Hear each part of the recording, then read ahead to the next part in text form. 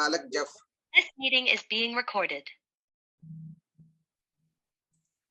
Professor Alec Jeffrey, he was working on beta-globin gene, and one fine morning he found that when he hybridized a DNA fragment with the class of repeats on human DNA, and he found every individual's profile looks very unique. Okay, so that was the first time it was identified in 85 that one can able to identify every individual very uniquely using their own DNA.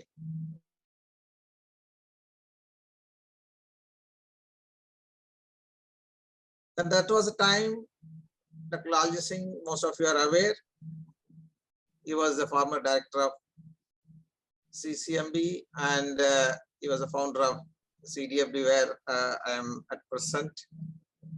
And he used to work on various snakes. His basic research was to identify the DNA which are responsible for sex determination.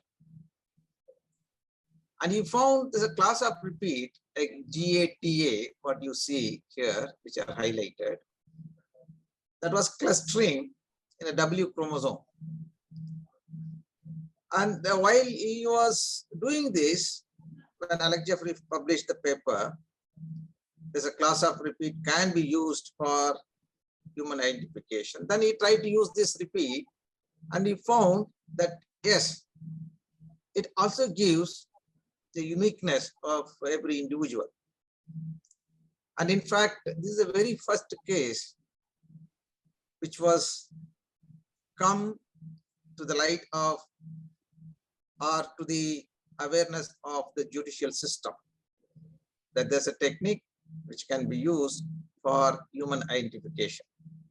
Very first case came from a village called Telicheri in Kerala. And he was a contractor, and he promised her to marry, and she became pregnant.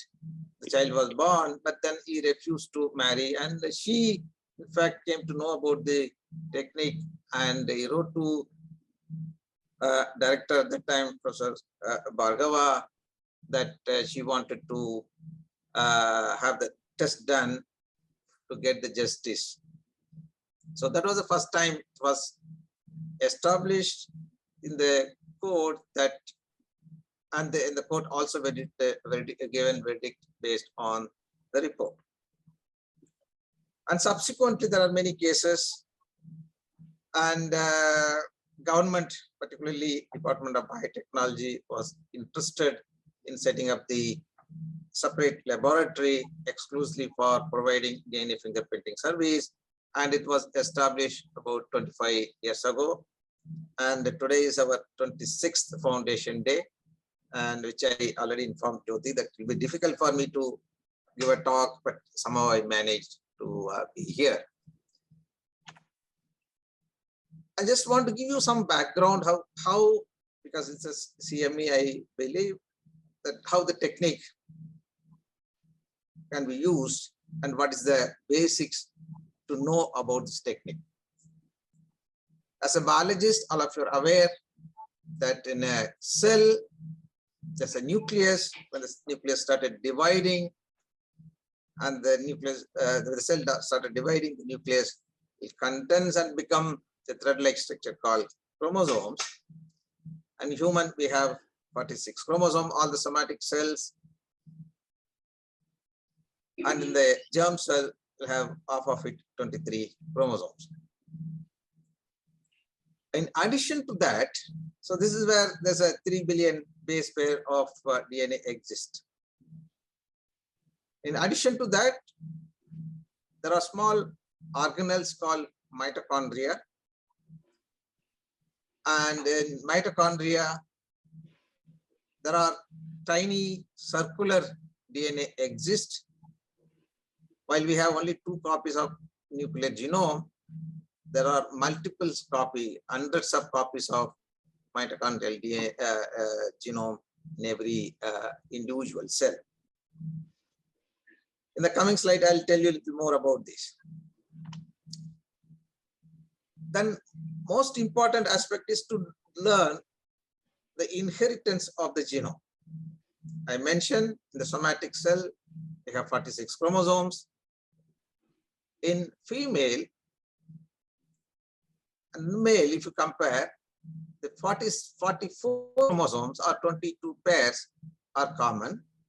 There's no difference. The only difference between male and female karyotype is the sex chromosomes. In case of female, there'll be 2 X chromosomes. In case of male, 1 X and 1 Y chromosome. The Y chromosome is the one which carries a gene called SRY, sex determining region of the Y chromosome, which is essential to make the individual as a male. So when the cell in the germ cells are dividing, the meiosis, the 46 chromosome become 23, right? Both in egg as well as the sperm. Then at the time of fertilization, again, these two union and become 46 chromosomes. So we maintain the chromosomal number. But when the cell start dividing, there's no organized way of segregation of the chromosomes. We never know in what proportion every cell divides. For example, when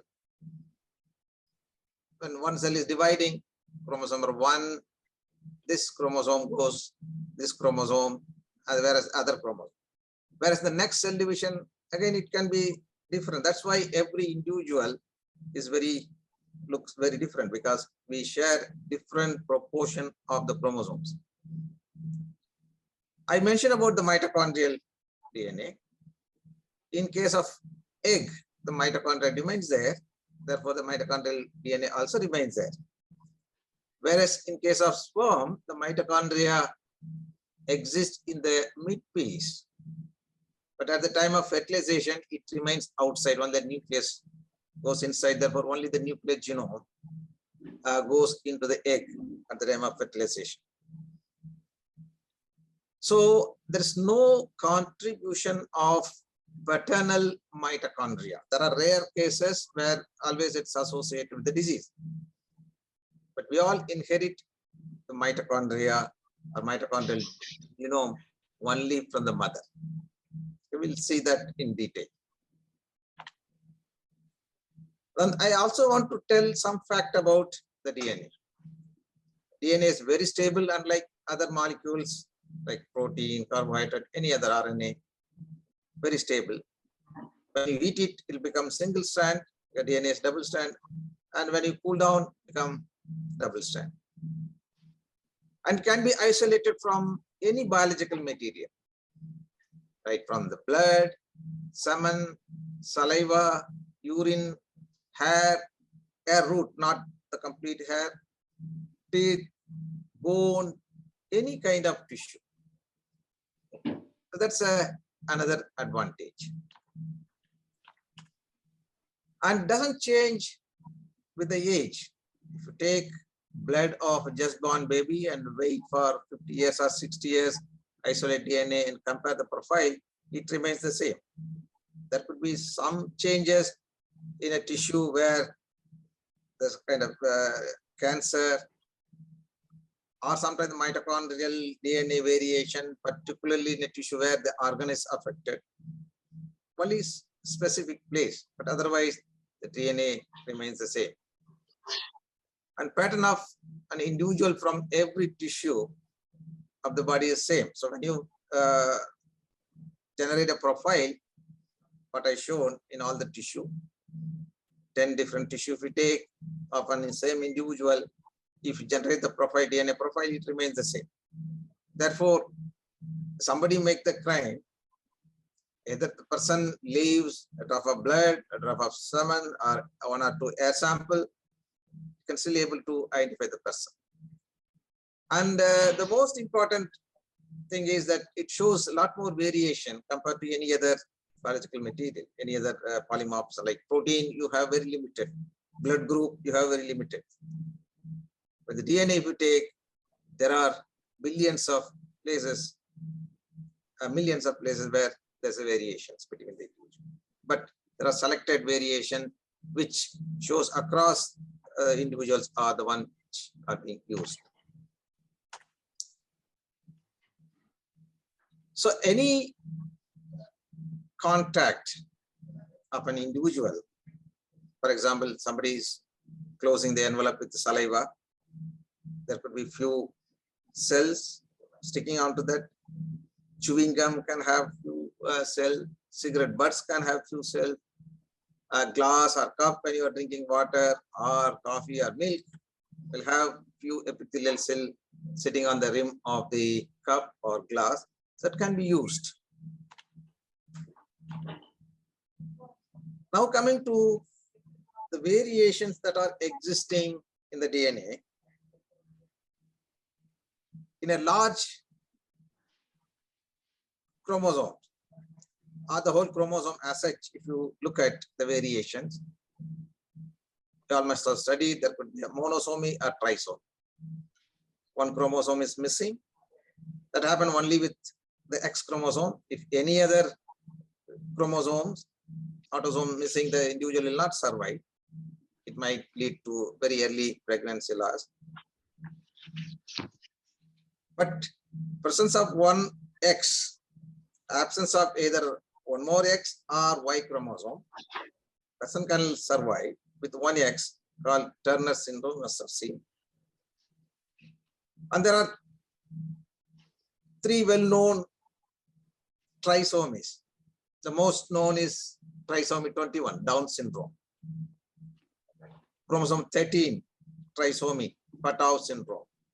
18, Edwards syndrome. So these are the one chromosome extra that happened due to non-distinction at the time of cell division. That exists at a whole chromosome level. There could be large either deletion of a chromosome or translocation of chromosome or inversion of the chromosome. That always happens. For example, here, different chromosome segment you are finding here.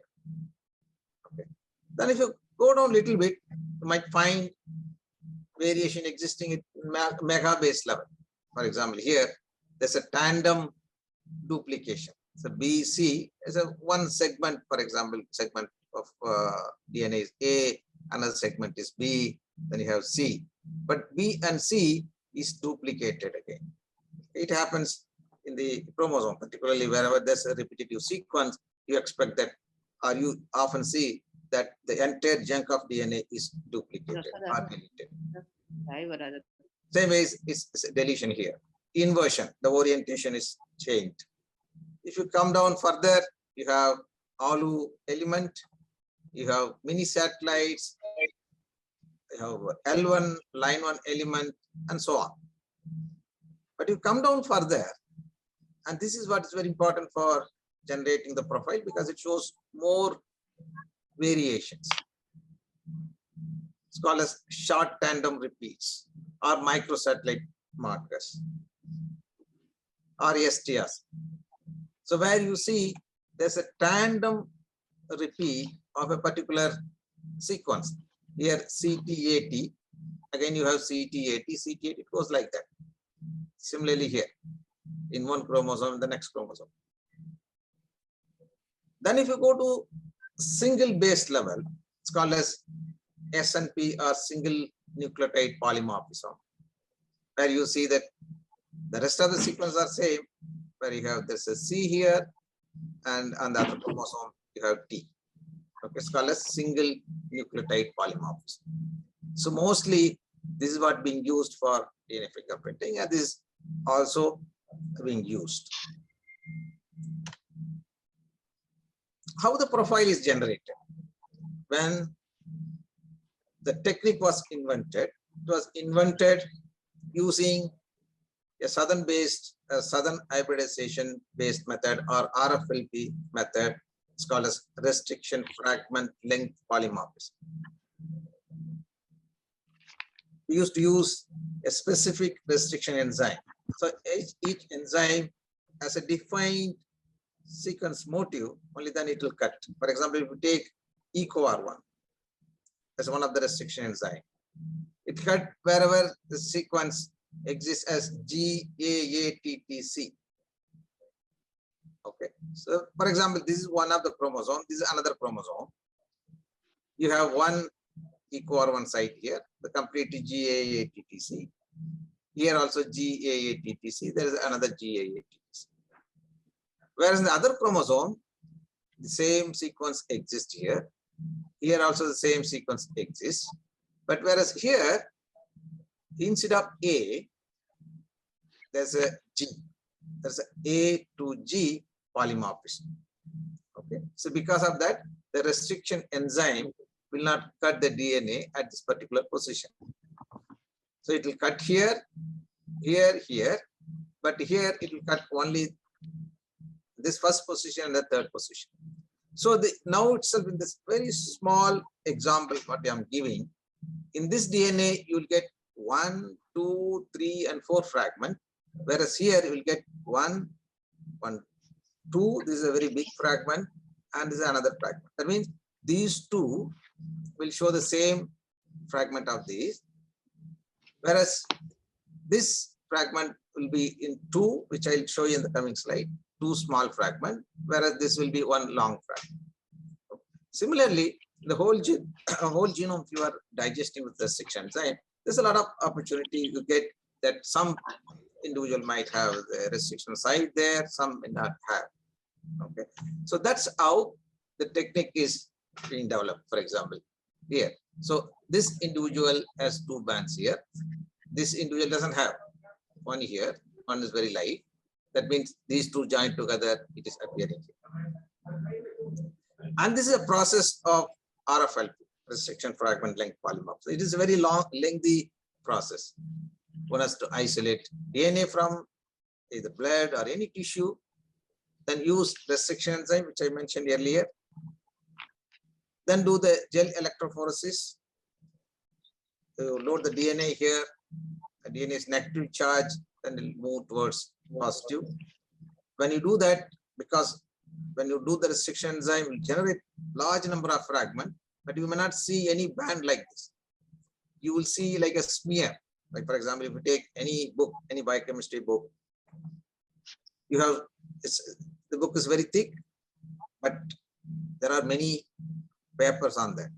Okay. Similarly, there are many fragments of DNA. That's why it's looking as a smear. Then transfer that onto nylon membrane because gel cannot be handled easily. So you transfer onto the nylon membrane. And the parallelly you prepare the probe, which I mentioned earlier. Probe is generally a repetitive sequence.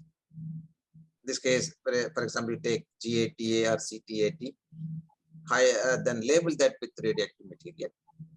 Then hybridize the labeled probe onto the nylon membrane where there's a DNA. While doing this, make the DNA as a single strand and make the probe also single strand. And when you're doing hybridization, then wherever it finds its complementary sequence, for example, GATA. So complementary to that is CTAT. Okay, G always anneals with A, C, A always annealed with T. Okay, that makes a base pair. Then you remove all the unhybridized radioactive material, then exposed onto X-ray film, then you get bands like this. So this is the old way, a traditional way of doing it. But nobody uses that. That technique is almost has gone. I was mentioning that there's a short tandem repeats. What you see here, CT, tandemly repeated. It's called as dinucleotide repeat. So 2 nucleotides are tandemly repeating. This is CAG, trinucleotide, tandemly repeating. This is a CTAT, again repeating tandemly, called as tetranucleotide. 4 nucleotides are tandemly repeating. And this technique is much simpler. You do design a primer flanking to the repeat. When you do the PCR, depending upon the number of repeat, you get the amplicon or amplified product.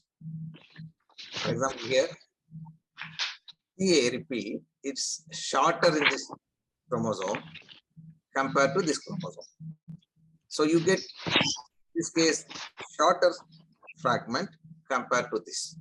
When you do gel electrophoresis, you will get band like this. This is shorter, so it's it moves faster, and this is a little longer, has additional 8 base pairs, so it moves slower. So it gives like, when you do in a population, then you always get very many alleles. Now I'm going to take you to even more simpler way to understand how one can read the DNA fingerprint. This is a pedigree, most of you are aware. When you put the square, that indicates male. When you put circle, indicates a female. And you put the line here, that means they are husband and wife. And you put the line below, they are their offspring. And if you put square, that means son, there are 2 daughters. Okay. I also put different colors. So that indicates the 23 pairs I was saying. Okay, so one of the pairs is in this color, another one is in this color. Okay, similarly, one of this is here, another one is here. Then also there are other colors. This tiny circle here, you consider that's a mitochondrial DNA, which I mentioned earlier. Same way here, the mitochondrial DNA. I put different colors to show you the inheritance pattern. Then this is present only in the male, that is the Y chromosome. Okay. So now, if you look at the next generation, how the next generation is inheriting their parents' DNA, it will be much simpler to understand. So let's take the son. Okay. This color, that means half of the genome, has come from the father. Right? Second half has come from the mother. Whereas this tiny circle is a mitochondrial DNA. There is no contribution from the father. It comes only from the mother. Because he is a male, he inherits the Y chromosome from the father. Okay. The next child you see, you don't see the autosomal pattern exactly the same. It's a different combination. So she inherited this half from the father, this half from the mother. Again, this half from the father, this half from the mother. So if you look at the autosomal combination, everything is different. That's why I mentioned earlier that that's the reason in a family, except the monozygotic twin, everybody looks different because the genome is inherited differently with the different combination. Again, the next generation, you see that this goes, the Y chromosome goes as such without any change to all the males, right? Same color what you are seeing. The mitochondria stop here in case of the male. Male cannot transmit to the next generation. Whereas if you put similar extended pedigree, then you will see that the mitochondria goes into the next generation. Okay.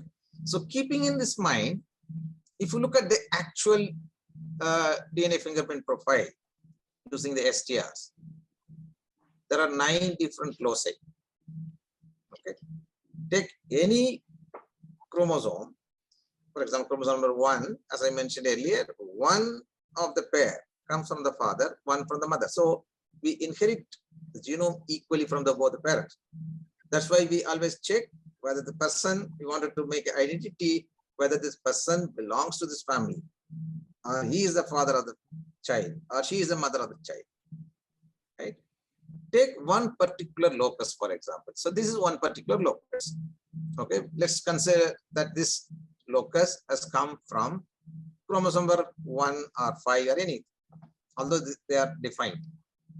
So what do you expect? This is the mother's profile The second one is son's profile. The third one is father's profile. So we always put like that so that comparison will be easy. So what you expect, as I was mentioning, that any locus, if you take, locus is a particular place on the chromosome. So one of the allele, what you expect should come from the mother. Okay, that's okay, because the number of the repeat is the same in both the chromosome. That's why it is in the same alignment. So this allele inherited from the mother. This allele inherited from the father. Okay. Similarly, if you take this allele inherited from the mother, and this allele inherited from the father. This allele inherited from the mother. This is from the father. Like that, you can actually, if you look at all the 9 loci, all are matching. Of course, now we use many more markers. Then you can conclude, yes, he is the father, or she is the mother, or this child belongs to this family. Okay. On the other hand, if you look at here, the same thing which I mentioned earlier. Let's take this locus. Okay. One of the allele is matching with the mother. This allele is not matching with the father. It should be either here or here. Okay, it's not matching. Similarly, you see here it's matching, but this is not matching. Same way here, this allele is matching with the mother. This either should be here or should be here. Okay, so wherever this arrow is not matching. So that tells that mother is the actual mother, but the father is not the actual father, biological father. So it's simple, straightforward. So now I'll tell you that how these techniques are used in forensic and medical application. In case of forensic, this is one example which I wanted to highlight, that this is a case of rape where the vaginal swab has been obtained and it was matched with the suspect and the victim. Okay, this is a swab. The profile generated from the swab, DNA isolated from the swab, and this is a DNA isolated from victim's blood, and this is a DNA isolated from the person who involved in the crime. If you remove the alleles which has been contributed by the victim, these two, and there's one allele existing here. There's one allele exactly the same, so exactly with the same, so it is added here. So leave this, and this allele is matching with the person who has been caught to be involved in this crime. Similarly here, and similarly here there are two alleles. So two alleles, both alleles are matching here. Same way here. So when you have similar situation, for example, one allele here. So these two are from the victim. This allele, these two alleles. Okay. When you match very carefully, then you can be able to figure out that yes, is a culprit who involved in this crime. Okay. I'll tell you example of how to use the Y chromosome, the same case, okay, later on. Then this is the example of application of DNA fingerprinting in medical legal application. So here, one lady has been diagnosed with breast cancer, and a sample has been sent to the pathology lab, and they confirmed that yes, she has a cancer. But she was not believing on that, thinking that there's an exchange of sample, that sample is not belongs to her. And she wanted to confirm by DNA fingerprinting whether the sample which was processed and diagnosed with cancer is her own sample or not. So the approach, we try to isolate DNA from the tissue which was embedded in paraffin. It was difficult, but still able to get the DNA profile. Now you see, this is the DNA, the profile generated from DNA isolated from the paraffin embedded block. This is a blood sample of that lady. You can compare and see that both the DNA isolated from the paraffin embedded block and the fresh blood obtained from the lady are identical. There are two alleles here.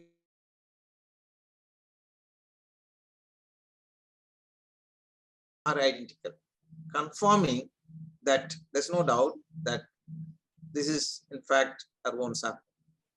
You might ask question that why these alleles are smaller. Okay, it's gradually reducing because the DNA quality is not good because it undergone a lot of process. So DNA has been fragmented. The smaller fragment, because when you run the gel, this is the smallest fragment, and as you go, this is a largest fragment. So the large number of fragments are fragmented. Therefore, and it's amplifying. It is amplifying the smaller fragment nicely, but not in the bigger fragment. Whereas the fresh blood is amplifying very uniform. Okay, this is a technical thing. So now I want to tell you about the use of the Y chromosome. Now, what I was discussing is on about the autosome markers, which we inherit from both the parents. Now, the Y chromosome, which is present only in the male, right? And it has very unique properties. It's an applied genome. There's only one Y chromosome. Sometimes, very rarely, you see in Klinefelter cases multiple Ys. And most of them are non-recombined. During the meiosis, the homologous chromosomes, as I was mentioning, that every chromosomes are existing in a pair. This is called as homologous chromosome. There will be exchange of the material between these two homologous chromosomes at the time of meiosis. That doesn't happen with the Y chromosome, majority of the Y chromosome, except in the pseudo-autosomal region. So therefore, it goes generation after generation without any change. Whereas the nuclear genome, there will be an exchange of genetic material. And it has a SRY, the sex determining region of the Y chromosome, essential to make the individual as a male. Then there are a large number of genes essential for spermatogenesis are present on the long arm of the Y chromosome. Azoospermic factor A, B, and C. There are many genes which are mentioned here. And half of the Y chromosome is full of repetitive sequence called as heterochromatic region. Okay. This is just some background. And most importantly, to see that haploid and non-recombined. And mostly it transmits generation after generation in the male age. This I showed you earlier that it goes generation after generation without any change. And this is the autosomal profile, which I showed earlier also. But if you do the son and the father's profile using the Y chromosome specific marker, this will be identical. You won't see any change. Okay. Because the chromosome, Y chromosome is identical in all the males of other particular family. Where it is useful when you have mixed sample. Again, it's a rape case where there are multiple samples here. This is an autosome profile. There are many alleles or bands which are very difficult to interpret. But if you use only the Y chromosome, and that can tell you that these are different samples of the same incident. If you use Y chromosome marker, this is what you get. There are 4 different source of samples are identical. Okay, that means one single individual. And this is another individual where the pattern is different. This is a third individual. That means there are 3 individuals are involved in this crime. But here, using only autosome, it's very difficult to predict. This I mentioned earlier, where we used the vaginal swab, victim sample, and the culprit sample. The same thing we used with the Y chromosome, where you see that the profile generated from the vaginal swab and the fresh blood sample of the individual who involved in the crime, and the pattern is identical. Wherever there's a peak here, also peak here. Okay, so again, this is confirmatory that this is a person who involved. So now I'll tell you that how the Y chromosome markers are useful to trace the paternity even after several generations, several hundreds of years. This is one best example, that Jefferson was the third president of United States of America, who lived between 1743 and 1826. And he had a habit of having slave. So one of his slave named Sally Hamming, and one of her son called Easton, he resembled phenotypically, I can say feature-wise, with Jefferson. There's a lot of news in 1873 in the Ohio newspaper. But that has been now established recently, maybe about 10, 15 years back, using the Y chromosome markers. Jefferson is no more, Easton also no more, right? You see that when it was happened. So there are three groups. Chris Taylor Smith from Oxford, Mark Jobling was a colleague of Alec Jeffrey from Leicester, and Peter Denif from Leiden, Netherlands. So all of them, although they're all good friend of me, so they have started looking at whether Jefferson is the real father of Easton.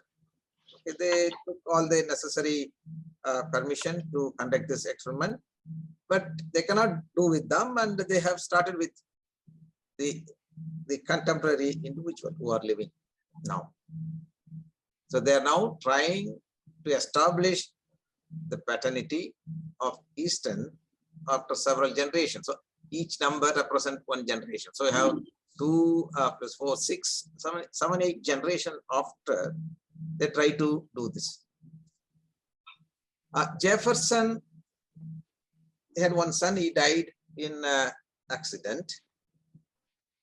So they have used Jefferson paternal uncle lineage. Okay, each one is one, as I mentioned, one generation. So they use different markers. Biallelic marker like ARG, like SNPs. These are microsatellite markers. This is a repetitive sequence, and these are mini satellite markers. Again, large chunk of DNA which varies. This is Sally Hamming's son Easton and his lineage. Thomas Woodson and John Carr, these two are other suspects, could be father of Jefferson. They generated the profile and he had given the code, color code. Okay. Now leave away these biallelic and mini satellite markers and look at only the microsatellite. Look at the color code here and here as well as here.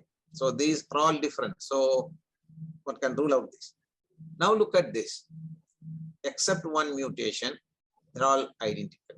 You remember that I was mentioning that males, all the males of a family will have identical profile. You can see that all of them are having similar profile, and it is matching with Easton's profile, and they confirm that yes, Jefferson is the father of Easton. Now you can imagine after several generations, several hundred years, it could be possible.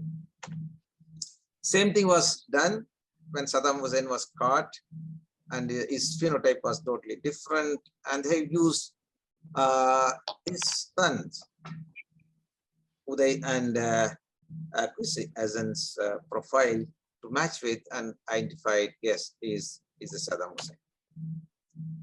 I told you about autosomes, I told you about Y chromosome. Now I'll tell you about the mitochondrial DNA. As I already mentioned, mitochondrial DNA, we all inherit from the mother, and it has many more applications. I'm not going to in detail because of the limitation of time. And this I already mentioned that this is a pedigree where you see that mitochondrial DNA goes from the mother to all her offspring, son and daughters. The son cannot transmit that mitochondrial DNA, whereas the daughter can transmit. So it's maternally transmitted. Again, one example where the mitochondrial DNA can be effectively used when the autosome or nuclear genome fails. For example, here, this is the case where somebody has been killed and has been thrown into a well. The body was recovered after several weeks, and it was totally mutilated. And the local forensic science department tried to establish the relationship. They could not find, they could not establish because the DNA was very badly degraded. And you can see this is the DNA isolated from the mutilated body, generated the profile only up to here, not up to here, very faint band. That means the DNA is very badly degraded. There are 5 families claiming that the deceased person belongs to that family because government gives the compensation. Now, how to use it? Because using only this profile, it's difficult to establish the relationship. And all the 5 families has been done separately. And one of the families where, as an example, I'm putting 2 brothers, mother was not there, the fathers has been put, but there's no information from the nuclear DNA profile. So we use the mitochondrial DNA profile. Here we used the mitochondrial DNA of the deceased person and 2 brothers. Also mentioned that all the offspring will have the same mitochondrial DNA, irrespective of male or female. So in this case, mitochondrial DNA, since it's a circular small DNA, it remains intact. You can also amplify smaller fragment and assemble them together. Here we could successfully analyze this. The first one and the third one are the 2 brothers. The middle one is the deceased person's profile. Now there are 3 dots here, and if you look at the nucleotides of that, there's a T here, and you have again T in the real brothers, whereas C in the deceased person. Similarly, there's A and A in the real brother, whereas you have C here. Similarly, you have A and A here, there's a G here. So in a very small stretch of DNA sequence, there are 3 different mutations, clearly showing that this person is not belongs to this particular family. So it's straightforward. Similarly, we also use this for case of organ transplantation. Some of the states ask the donor and recipient to prove that they are the blood relatives. So where we do both Y chromosome and mitochondrial DNA, wherever it is necessary, to tell whether they are either maternally related or paternally related. So in this case, both recipient and donor have identical sequence, whereas here there are several mutations between those 2, although they say that they are maternally related, but it definitely says that they are not related. Similarly, here there's one case where somebody has been killed and thrown into one of the IIT campus. The body was recovered after several months. They could get only the bones, which was there in a big bag. And there's a family which was claiming that the deceased person belongs to their family. And the profile was generated. You can see there's a profile of the skeletal remains, the mother, father, of course, there's no father's contribution of mitochondrial DNA. This could be different, but whereas you see mother and the deceased person profile showed same mutation, confirming that yes, this person belongs to this family. In a long term, identifying the origin of the people, we use a similar technique. Who is related? Somebody is related for several generations back, hundreds of thousands of years back. The mitochondrial DNA is the best marker to use. We wanted to trace the origin of the people. This is what one of our earlier study. We used the complete mitochondrial DNA and reconstructed the origin of the Andaman Islanders. In fact, we concluded based on the mutations exist in the Andaman tribes, there are very unique mutations. And we confirmed that they are the first modern human who migrated out of Africa about 65,000 years back. So this is one of the conclusions. Similarly, this you might have read recently that Prince William's ancestry, maternal ancestry, mother has been traced. Prince Diana's maternal ancestry has been traced to India during the British time. So I'm not going to detail. Quickly, how much time I have? Half an hour.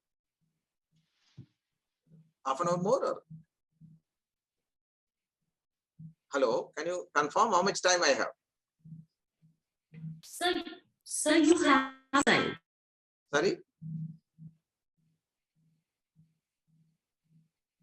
Can I have another 10 minutes?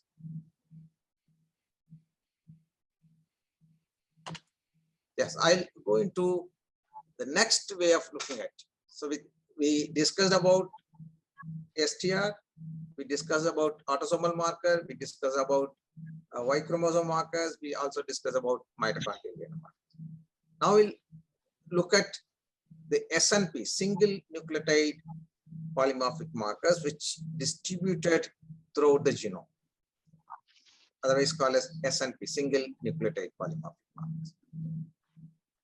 So here we used very effectively, there are about 1 million SNP markers to reconstruct the Indian population history. Okay. So what we did was that we used large number of population groups, and this is called as PCA plot, principal component analysis. And this tells that the Indians are in different clusters compared to Europeans, Africans, and Chinese. And while the Europeans, African, and Chinese all with the tight clusters, Indians are the gradient of clusters. Okay. So there are a lot more can be said about this, but I want to restrict because we are talking about the DNA fingerprinting. That when we don't have any clue about an individual, as for example, you will find something, some biological material, and you isolate DNA. Let's think that there's some incident took place in the border, Indian territory. You want to identify who is the criminal who came across the border and did this. You can in fact use the Y chromosome mitochondrial markers and also the autosomal markers. That will give you, for example, if it is a Indians, the sample will cluster here. If he is a European, it will cluster here. If he is a African, it will cluster here. If it's Chinese, it will cluster here. So this is one of the important way of looking at the tracing the origin of the individual who involves in the crime.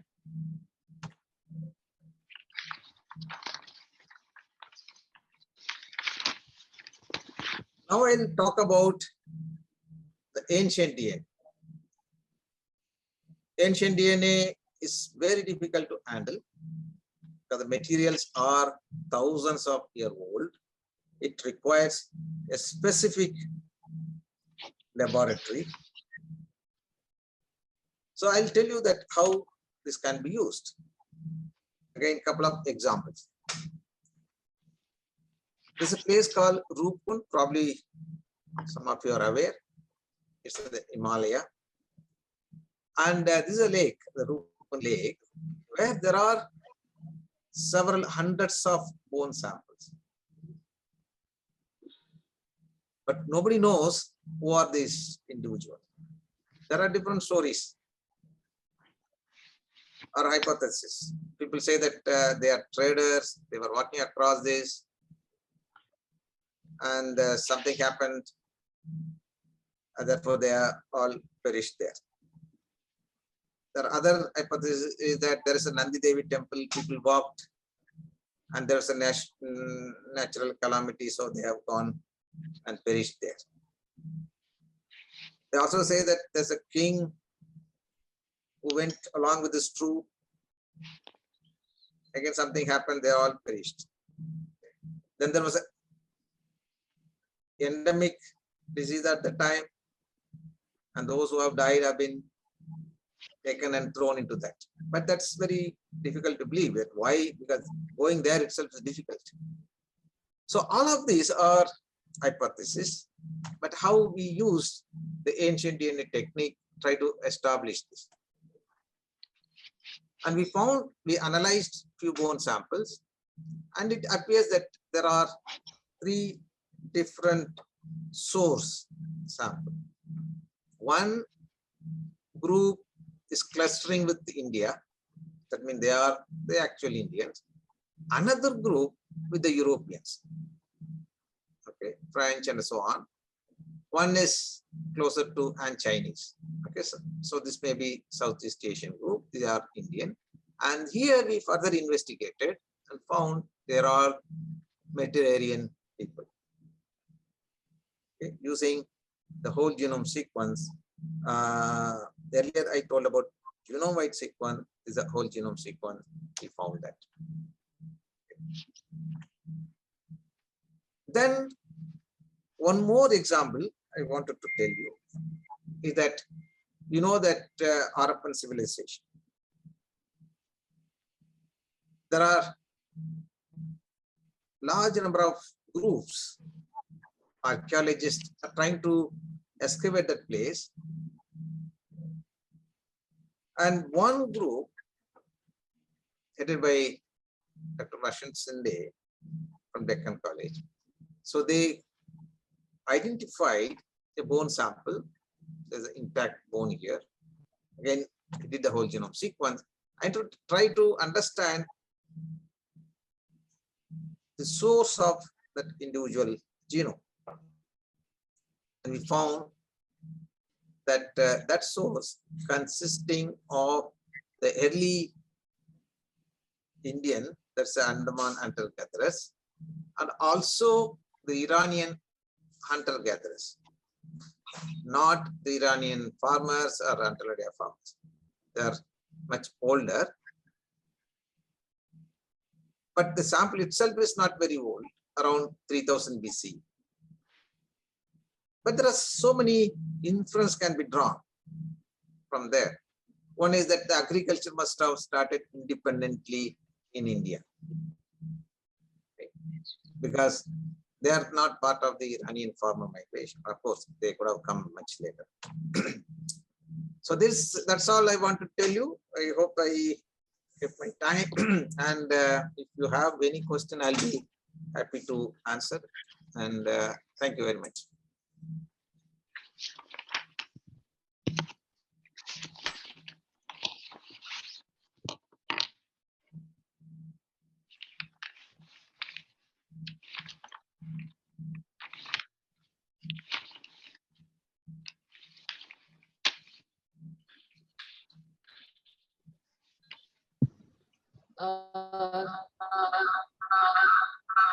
Thank you, Dr. Thangaraj.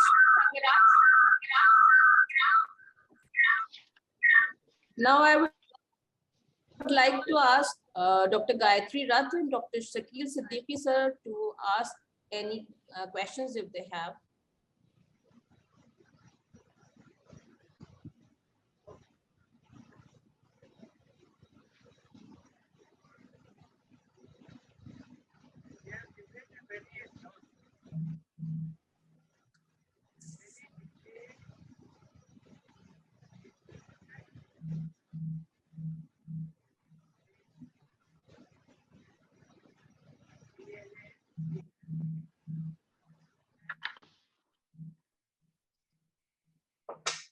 Yeah, I think no one has a question. Looks like. One question I like to ask. Yeah, please. Yes, you have described it in a very simple way, though it is a very difficult thing to carry on, because DNA analysis is not a very simple thing. One, and you have explained the history, you have explained the different markers and how the Y chromosome is responsible for the finding out the paternity, even several generations. It is a very, very interesting thing and it is eye-opener. Just I want to know that suppose in case of the postmortem cases, generally in the forensic department, you get the postmortem samples.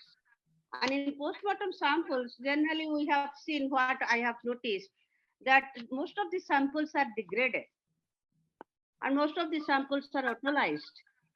And how authenticity you can give in giving the DNA report?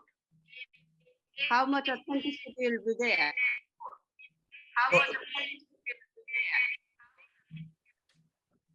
I think please others could mute the mic, it will be more clear. I think there's an echo coming. Your question is that if the sample is degraded and when you generate the profile, how authenticity is. Yeah. Yeah, if the DNA is not good, then you will not be able to generate the profile. Yeah, that is the thing. Right. Then there is also a way to do that. For example, I was telling about in the degraded DNA, there's a possibility that if you do the routine thing, any forensic lab, they may not be able to do that. Being a research institute, we can devise a method. For example, if the mitochondrial DNA is a 16.5 kb, if you are using 1 kb region of the DNA, you may not find any intact DNA for that 1 kb to amplify. Whereas you can design a primer to amplify only 150 base pair, very, very small fragment. Then you can also design a primer overlapping that 150 base pair, small fragment. Like for example, in the tiny the flower garland you add, no? Similarly, you can generate overlapping fragment, sequence them, and you can assemble them together, but still you can able to generate. Okay, so that's the way we do it. But it is, or you can go for different sampling from the bone, from the hair, from the different. But if the bone is there, then it's easy because muscle DNA will degrade very fast. Bone and the petrous bone is a very good source for DNA. Even the ancient sample, we get DNA from the petrous bone, a tooth pulp, right? So some biological material is sufficient. Yeah, because sometimes in crime cases, the samples you get very degraded. After months you get the sample. So I was thinking how you go on for it. Okay, thank you so much. It's a very interesting topic, and we come to know so many things. It is an really eye opener to me, because previously you used to think the fingerprinting means 3 types: arch and hole and loop types. And now the science has advanced so much, and really it is an eye opener to me and to everybody also. And from if you go deep into the subjects, and you can use different primers to find out different alleles, and you can find out the race, you can find out the origin, you can find out the paternity, etc. It's very good. Thank you so much. Thank you very much. Thank you, ma'am. Thank you, Dr. Jyoti. Now I would like to summarize the talk. I must say that the talk was very enlightening, and I came to know many of the things which I was not aware of.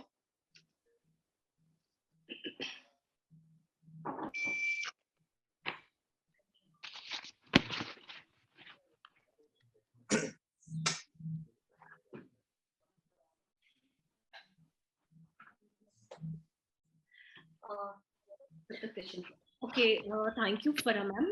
I guess there's a network issue or some technical error from their end. So before that, there is one question from the audience side. What is the success rate of DNA sample retrieval with prolonged formalin preserved specimens?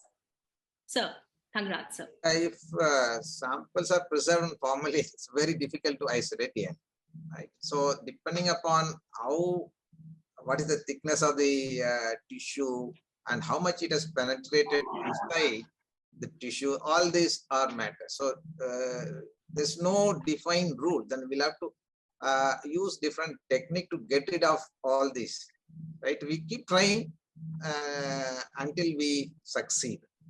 Okay. Okay, thank you, sir. As a thank you, really, in spite of your busy schedule, we came to know that you're having your foundation day at your institute, but you made your precious time for all of us. We really appreciate it. Yeah. Thank you so much, and wish you all the very best. Thank you. Bye. Over to Farah ma'am. Thank you. So the summary of the talk is DNA actually is a genetic material that we inherit from our parents. Similar to the human fingerprints, DNA sequence already varies significantly from person to person, and hence it is a technology that is being widely employed for individual identification. This technique has gained much importance due to its effective role in medical legal applications, and it's a powerful tool for understanding the basic facts and the aspects of the DNA fingerprinting. Dr. Thangaraj has very well elaborated the autosomal characteristics, Y chromosome, mitochondrial DNA, ancient DNA, and various other markers to identify the different unknown aspects of DNA fingerprinting. For once, I would like to tell you that DNA is very stable. It does not change with age, can be isolated from any material, and shows variation between different individuals. This genome is equally inherited from the father as well as the mother. And William Herschel was the first who used fingerprints 160 years ago on native contracts in India. These markers are very important to establish paternity. That was all about the summary of the talk. I would like to thank all of the delegates present in this session, along with the chairpersons, Dr. Shakil Siddiqui sir, Dr. Gayatri Rath ma'am, and Dr. Jyoti and Dr. Kaveri for helping us out in this conduct of the session. Thank you so much. Thank you very much. Welcome, ma'am.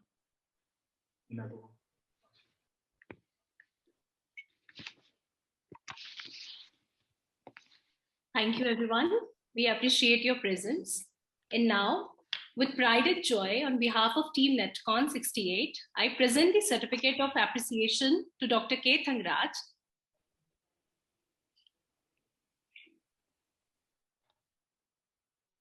Dr. M.S. Siddiqui, Dr. Gayatri Rath, Thank you. and Dr. Farah Ghaus. We appreciate your support. Thank you so much. Thank you. Thank you. Thank you for being with us. Thank you. Welcome.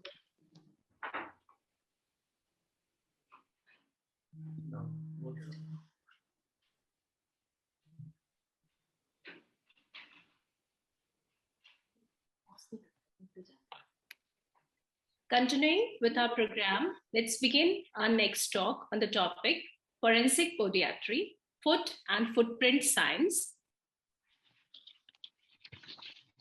Dr. Keval Krishnan will deliver his talk.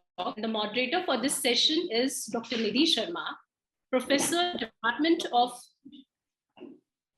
Anatomy, Tirthankar Mahavir Medical College and Research Center. She is the founder member of Society for the Healthcare and Research Development. Lifetime Achievement Award. She received the Lifetime Achievement Award for the World Association of Medical Editor. It's our privilege to have you, ma'am. And I request you to kindly invite and introduce the chairpersons of this session. Over to you, ma'am. Nidhi, ma'am. A very good morning to all my respected stalwarts of anatomy. First of all, I would like to thank Team NATCON 2022 for giving me the opportunity to become the part of this wonderful academic fest.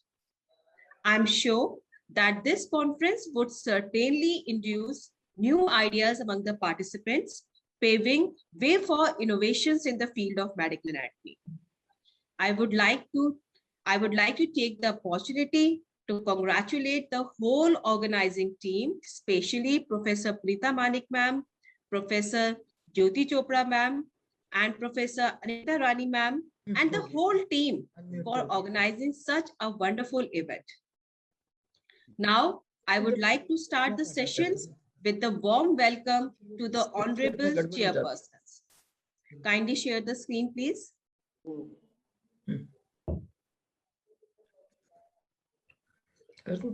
नहीं गड़बड़ हो जाती है मैं बाद में कर लूंगी Request Dr. Kaveri to kindly share the screen of the honorable chairpersons, the PPT of the honorable chairpersons.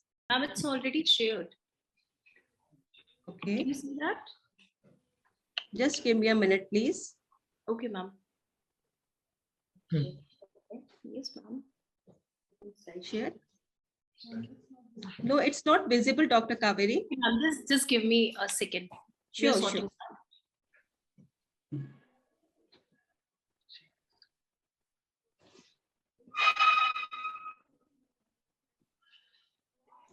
Thank you so much. Thank you, Dr. Kaveri. Thank you. Now, there are no words to introduce our first chairperson. He is a remarkable teacher with experience of more than 50 years, a great researcher with publications at national and international level. I welcome warm-heartedly respected Dr. S.D. Joshi, sir, Dean at Shri Aurobindo Institute of Medical Science in Indore, Madhya Pradesh. Sir was elected as Vice President of ASI 5 times. He is the member of the editorial board of JSI. He was given KG Saxena and Memorial Award for publishing best papers in JSI. He was also awarded Dr. Shamir Singh Memorial Oration in 2012. Sir, I welcome you warm-heartedly in this session. Our next chairperson.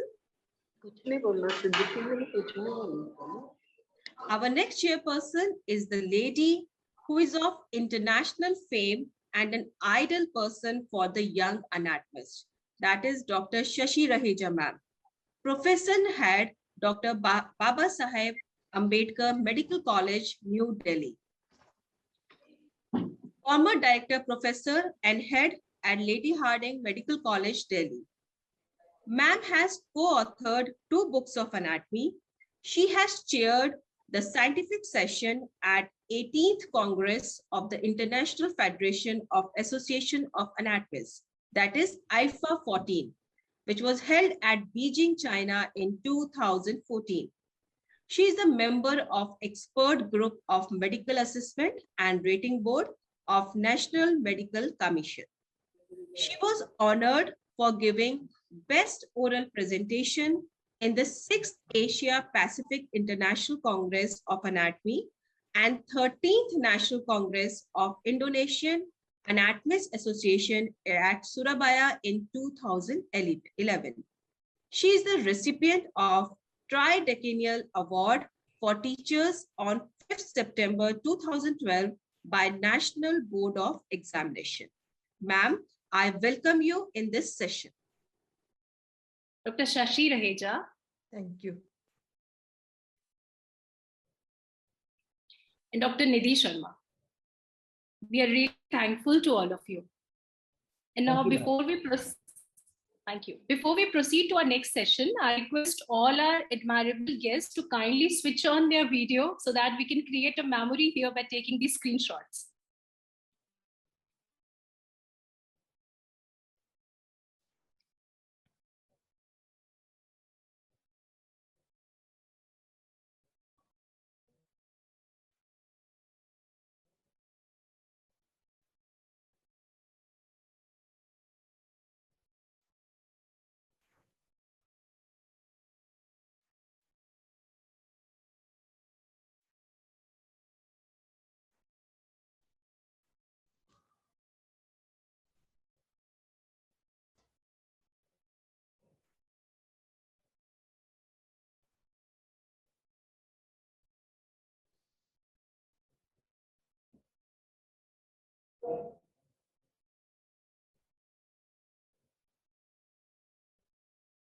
Thank you, ma'am.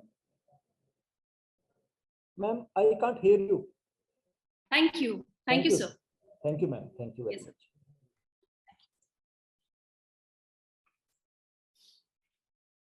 Proceeding ahead to our next session, entitled An Introduction to Forensic Facial Reconstruction and the Drive to Advance the Field.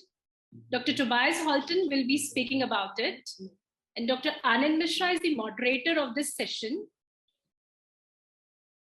a proficient and advisory member in various committees. It is a great honor to have you here, sir. And I request you to kindly invite and introduce the chairpersons of the session. Over to you, sir.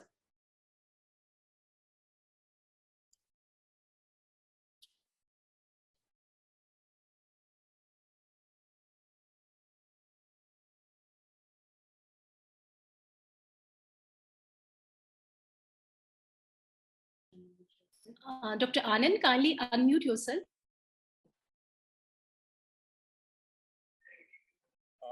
Hello, am I audible? Yes, sir, now you're audible.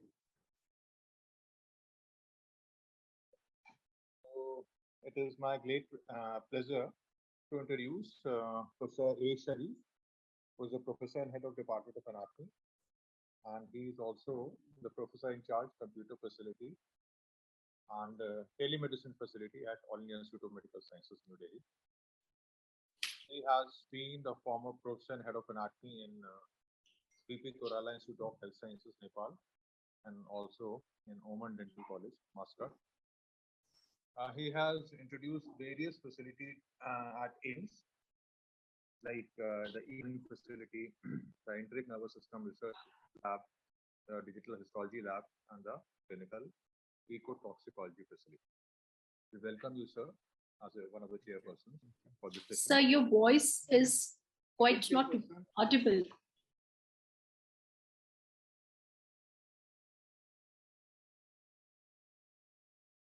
Anand, sir, you're not audible properly. Am I audible now? Am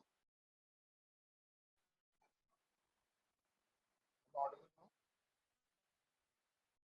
now? The second speaker, the second chairperson for this session is Dr. Bala Subramaniam. He is the professor, Department of Anatomy at Jefferson Medical College, Bangalore. So you're not audible. And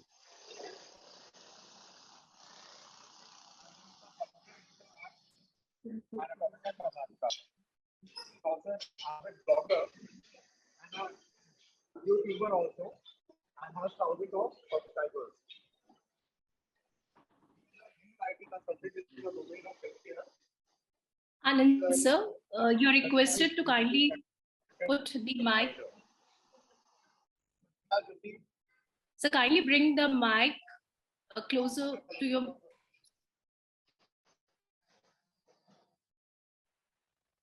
Am I audible? No, sir, you're not audible. We have received the So the mic is too far. So kindly pull up the mic and. Hello. Sir, I'm going to introduce Bala Subramaniam. Sir, I'm introducing Bala Subramaniam, sir. Okay, right. Dr. Bala Subramaniam, Professor, Department of Anatomy at St. John's Medical College, Bangalore, an avid researcher and a founder editor of Anatomica Karnataka, a blogger. His YouTube channel has thousands of subscribers. He is an IT consultant in the domain of healthcare e-learning and is certified digital content writer. Sir is a recipient of Founder Fellowship of the Anatomical Society of India. He receives Arjuna Award at Karnataka Chapter of Anatomist, Shushrit Gold Medal Award, which is a lifetime achievement. And sir have been also recipient of Professor Sameer Singh Memorial Oration in 2018 by Anatomical Society of India. It is our honor, sir, to have you here with us. And now I request you to kindly introduce our guest speaker. Thank you, organizers. It's my proud privilege. Am I audible, please? Yes, sir, you're audible. Thank you. It's my proud privilege to introduce the speaker for this session, Dr. Tobias Holten. Before I introduce this esteemed speaker, during our postgraduate exams, I'm talking of early 80s, we used to have this question as craniofacial morphoanalysis as a short note question in our postgraduate examinations. Subsequently, I've seen it quite often in other postgraduate exams across the country and elsewhere also. The point is, beyond academic knowledge, we have realized that this is an area of a tremendous clinico-forensic importance, because using multimodal approach, you can actually predict the face of the individual whose details are not very clearly available. So in this context, it will be best to hear a stalwart in this field, Dr. Tobias Holten. Sir, it's my proud privilege to make an introduction of you to our esteemed audiences. He is a facial anthropologist, lecturer in the Forensic Art and Forensic Facial Imaging Center of Anatomy and Human Identification from the University of Dundee. The title of his presentation is An Introduction to the Forensic Facial Reconstruction and the Drive to Advance in this field. Now, he holds an MSc in Forensic Art and a PhD in Facial Anthropology from the Center of Anatomy and Human Identification, called CAHID in short form, from the same university, namely the University of Dundee, UK. He has been a postdoctoral research fellow for 5 years now at the University of Witwatersrand in Johannesburg, South Africa.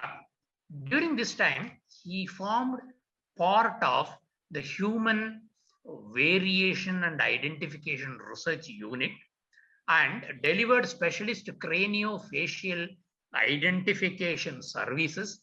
And now, presently, he has been appointed the course lead for the MSc in Forensic Art and Facial Imaging program at the University of Dundee. He continues in the same institution.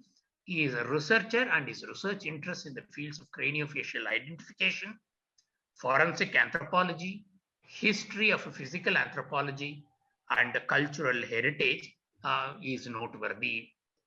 To his credit, he has lots of publications in established international peer-reviewed academic journals such as the Forensic Science International and the Journal of Forensic Sciences.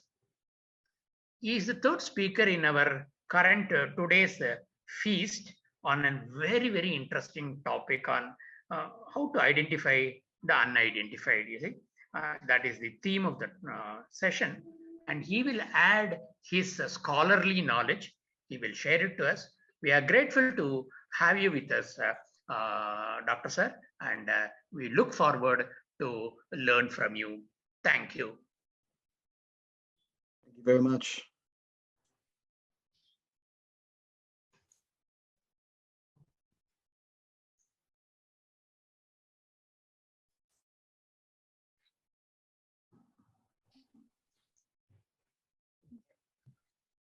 Dr. Tobias, we are shortly going to play your video.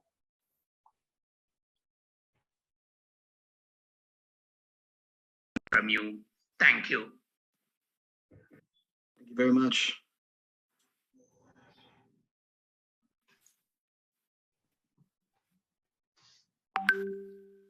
Hello, and thank you very much for the generous invitation to come and present at this online conference for the Anatomical Society Dr. of Tobias, India. we are shortly going I to am play Dr. your video. Tobias Holton, and I am presenting an introduction to forensic facial reconstruction and the drive to advance the field.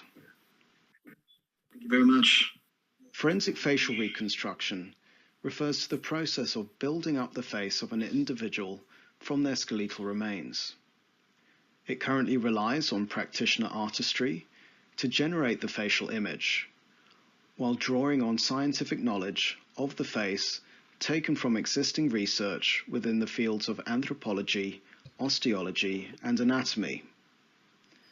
It is used in police intelligence to prompt recognition of unidentified cold cases, and it is a last resort that is performed when no other, more reliable means of identification, such as dental records, DNA, or fingerprints, is available.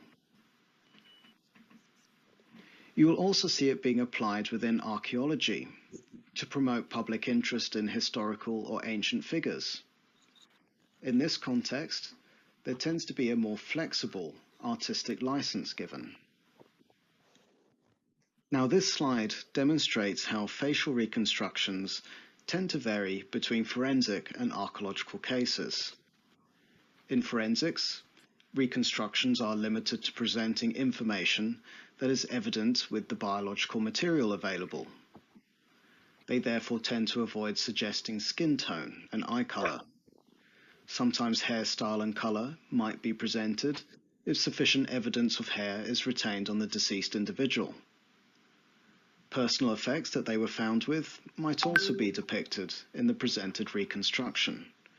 For example, the blue jersey in the top right forensic image.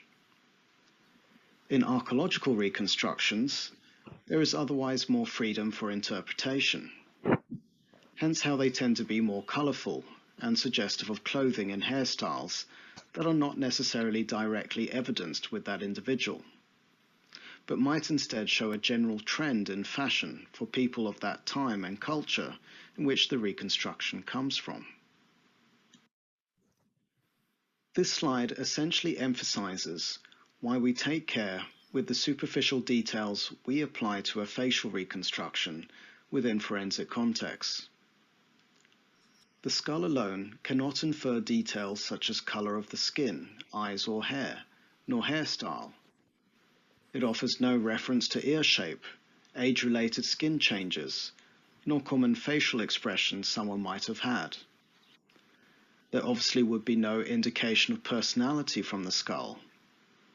We won't know if they had any superficial body modifications, and we won't be able to tell their body weight. The two photo portraits on screen show how much a face can be altered in appearance just by the superficial details applied. Both those photographs are taken of the exact same person, but the change in hairstyle, fashion, and application of glasses can make him appear like two completely different people.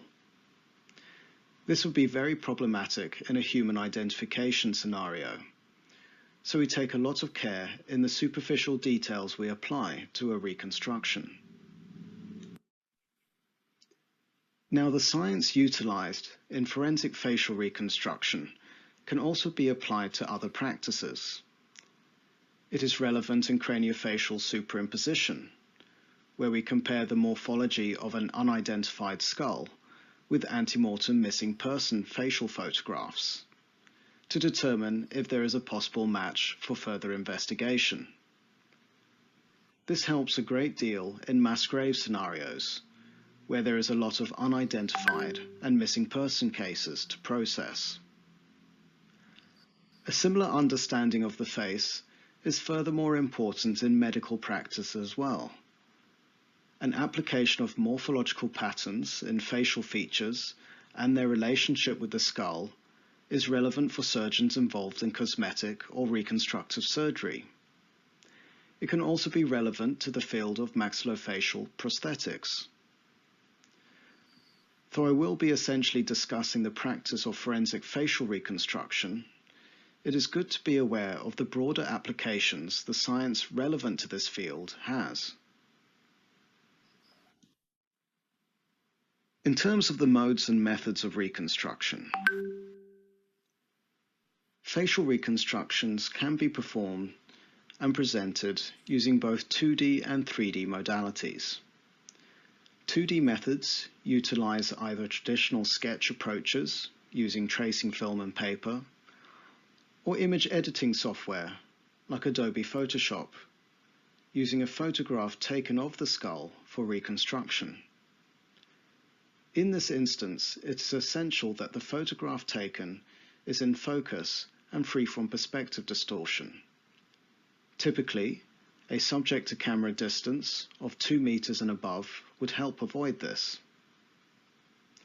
The benefit with 2D reconstruction is that it is a quick and affordable means, but it does not offer the same level of shape and dimension information as with 3D approaches. 3D reconstructions can otherwise be traditionally modeled by hand over a skull cast or 3D print of a skull using clay or modeling wax. More recently, preference has otherwise been assigned to 3D digital modeling approaches using software like Geomagic Freeform. 3D reconstructions tend to be more reliable than 2D because we have a better spatial awareness of depth and form when undertaking the reconstruction. Computerized 3D reconstructions also have an added advantage against traditional sculpted methods that use clay or modeling wax, because we can readily adjust the opacity of the skin and muscle layers to continually check how well the features are aligning with the skull. With the traditional manual approach, you need to cut into the model to expose the bone, which then requires remodeling of the modeling material to restore the face.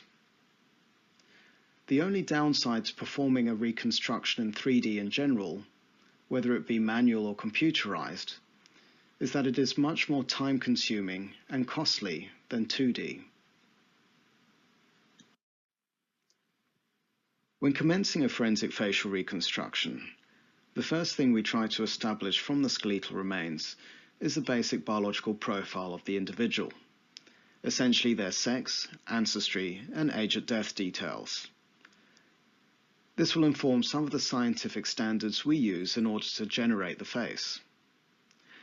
Now, even though we can use the skull to determine sex with some degree of accuracy, it is often best determined from the pelvis. The pelvis is obviously one of the most sexually dimorphic regions of the skeleton. The overall shape of the male pelvis is narrow and steep, and the female pelvis is generally broader, with a larger pelvic outlet to facilitate pregnancy and childbirth. An approximate age range can only be offered for age at death, especially with adult cases. In juveniles, a more exacting age determination could, however, be offered due to a more frequent and standardized pattern in musculoskeletal changes occurring during early growth and development. More characteristic details we would otherwise refer to for facial reconstruction include any signs of facial pathology or trauma that is evident on the bone, which might impact how the soft tissue presents. We also refer to various bony details across the skull, which indicate how the soft tissue facial details would appear. With regard to how the face is estimated from the skull, there have been a number of morphoscopic qualitative observations and morphometric quantitative approaches indicated by scientists over the years.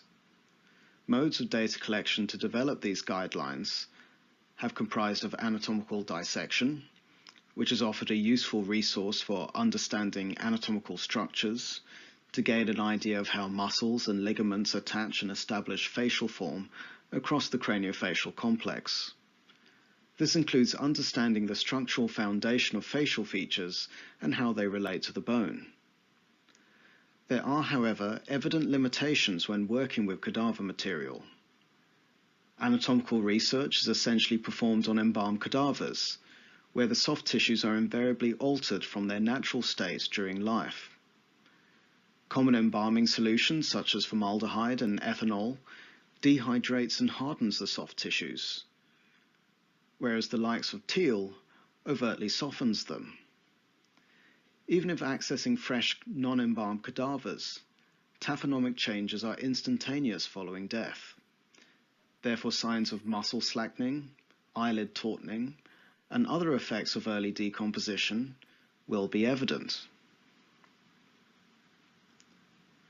The uses of palpation or the taking of direct measurements have been applied. This can be a useful approach for relating the soft tissue surfaces to bony features, but you may not be reliably locating the actual position of a palpated feature. This issue has given rise to the fact that you are unable to simultaneously visualize the bone and soft tissues using this method.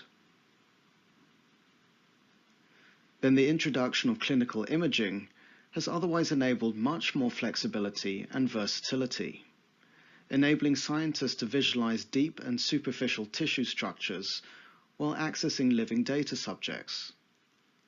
Clinical imaging modalities include X-rays, MRI, CT, cone beam CT, and ultrasounds, and they all come with their various advantages and disadvantages. In terms of how the general face surrounding the facial features is built, there are three methods frequently cited in existing facial reconstruction literature. The Russian method is one of the earliest established techniques founded by Soviet archaeologist and anthropologist Mikhail Gerasimov. In this approach, anatomical insight is used to sculpt the larger muscles of the superficial face, which are specifically the temporalis and masseter muscles.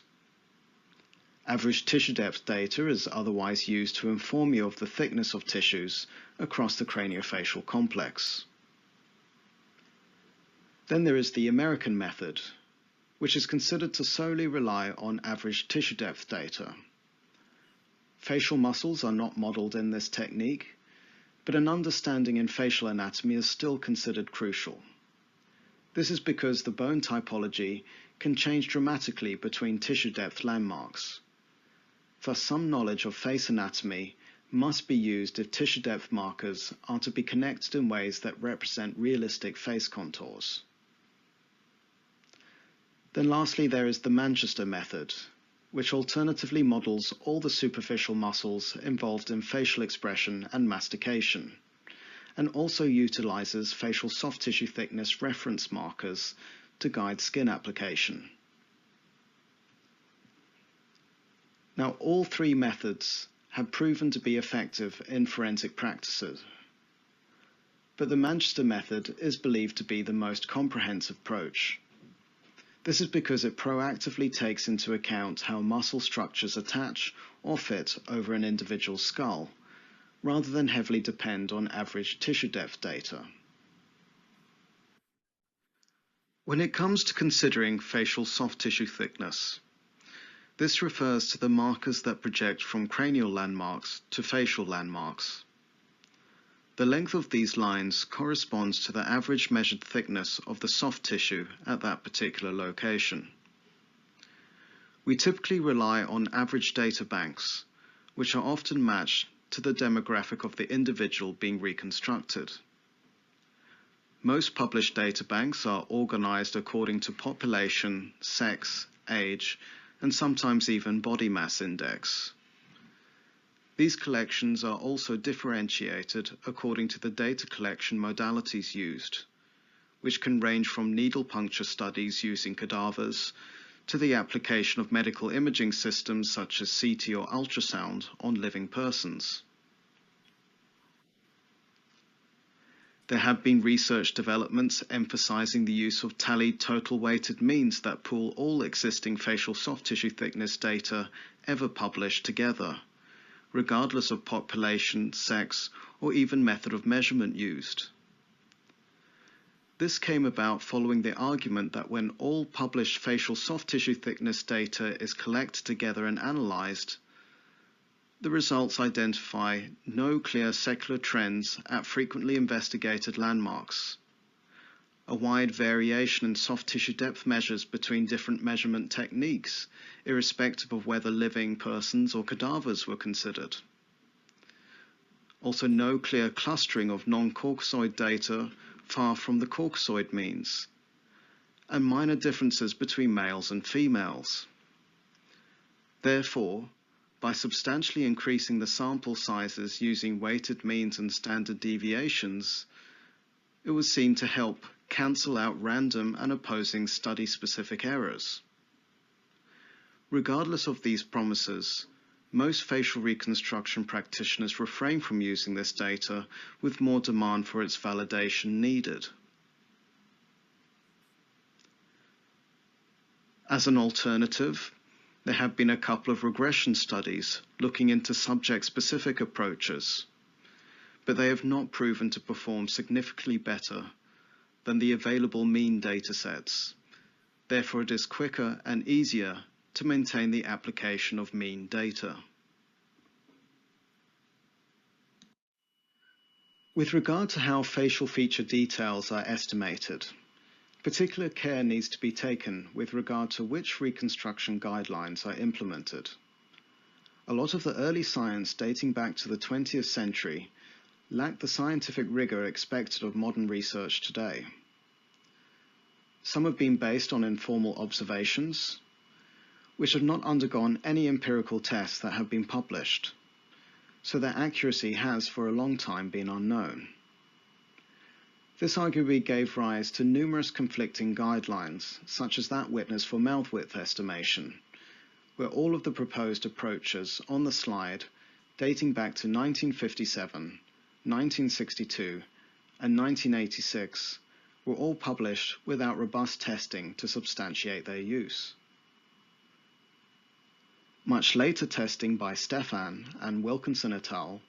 Has, however, suggested that given these three options, mouth width is most reliably estimated as being between the medial borders of the iris. One could, however, argue that this guide remains a problem when dealing with skeletonized remains, where mouth width is now highly dependent on the accuracy of eyeball placement and prediction of the iris parameters. Many facial reconstruction practitioners thus prefer to use Krogman and Ishkan's method because it eliminates that risk in error and has been considered as the next best available option. So, as implied by the previous slide, developments in testing the validity of existing facial reconstruction guidelines have been started, predominantly since the noughties. And existing validation tests have highlighted significant errors in some of the original guidelines, and consequently prompted the development of new ones. Original nose prediction guidelines experienced this, and more successful regression equations have since been introduced, a development that was likely made possible with the introduction of enhanced clinical imaging modalities and a better appreciation for rigorous statistical analyses. This is a scientific trend that will help to continually enhance the facial reconstruction practice as time goes on. Evident limitations in past guidelines relate to issues with sample size, mode of data collection, and the deficient practical application the proposed guide might have in facial reconstruction, has also prompted more comprehensive standards. A good example would be how the method for estimating eyeball position in the bony orbit of the skull has evolved. For a long time, early cadaveric studies by Whitnell was referred to, which very specifically determined that the outer circumference of the globe of the eye is positioned approximately 4 millimeters from the orbital roof, 6.8 millimeters from the orbital floor, 4.5 millimeters from the lateral wall, and 6.5 millimeters from the medial wall. A later cadaveric study by Stefan et al. Approximately agreed with Whitnell's findings, but identified that there was more of a lateral bias in the positioning of the eyeballs. Stefan et al. Furthermore identified a problem with the proposed approach in approximating eyeball position, where fixed measurements are indicated between the outer circumference of the eyeball and the orbit, in that not all orbits are obviously the same size. To overcome this, they identified that the eyeball had a 1.4 millimeter superior and 2.3 millimeter lateral median divergence from the orbital center.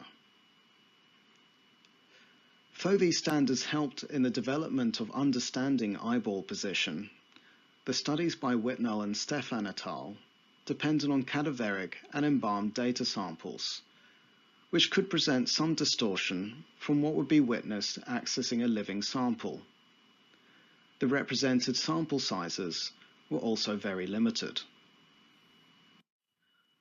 Guillaume et al. Has since performed the most recent and comprehensive investigation into eyeball placement, accessing a large database of 375 CT scans of living persons. This by far delivers the best study for predicting eyeball placement to date. They identified regression formulae and presented simplified proportional predictive models using maximum orbital height and maximum orbital breadth measurements taken from the skull to estimate the distance of the center of the eye from the superior and medial orbital margins of the skull. They report the R-squared, or coefficient of determination value, which indicates the predictive accuracy of the statistical models, which are 0.49 or 0.42.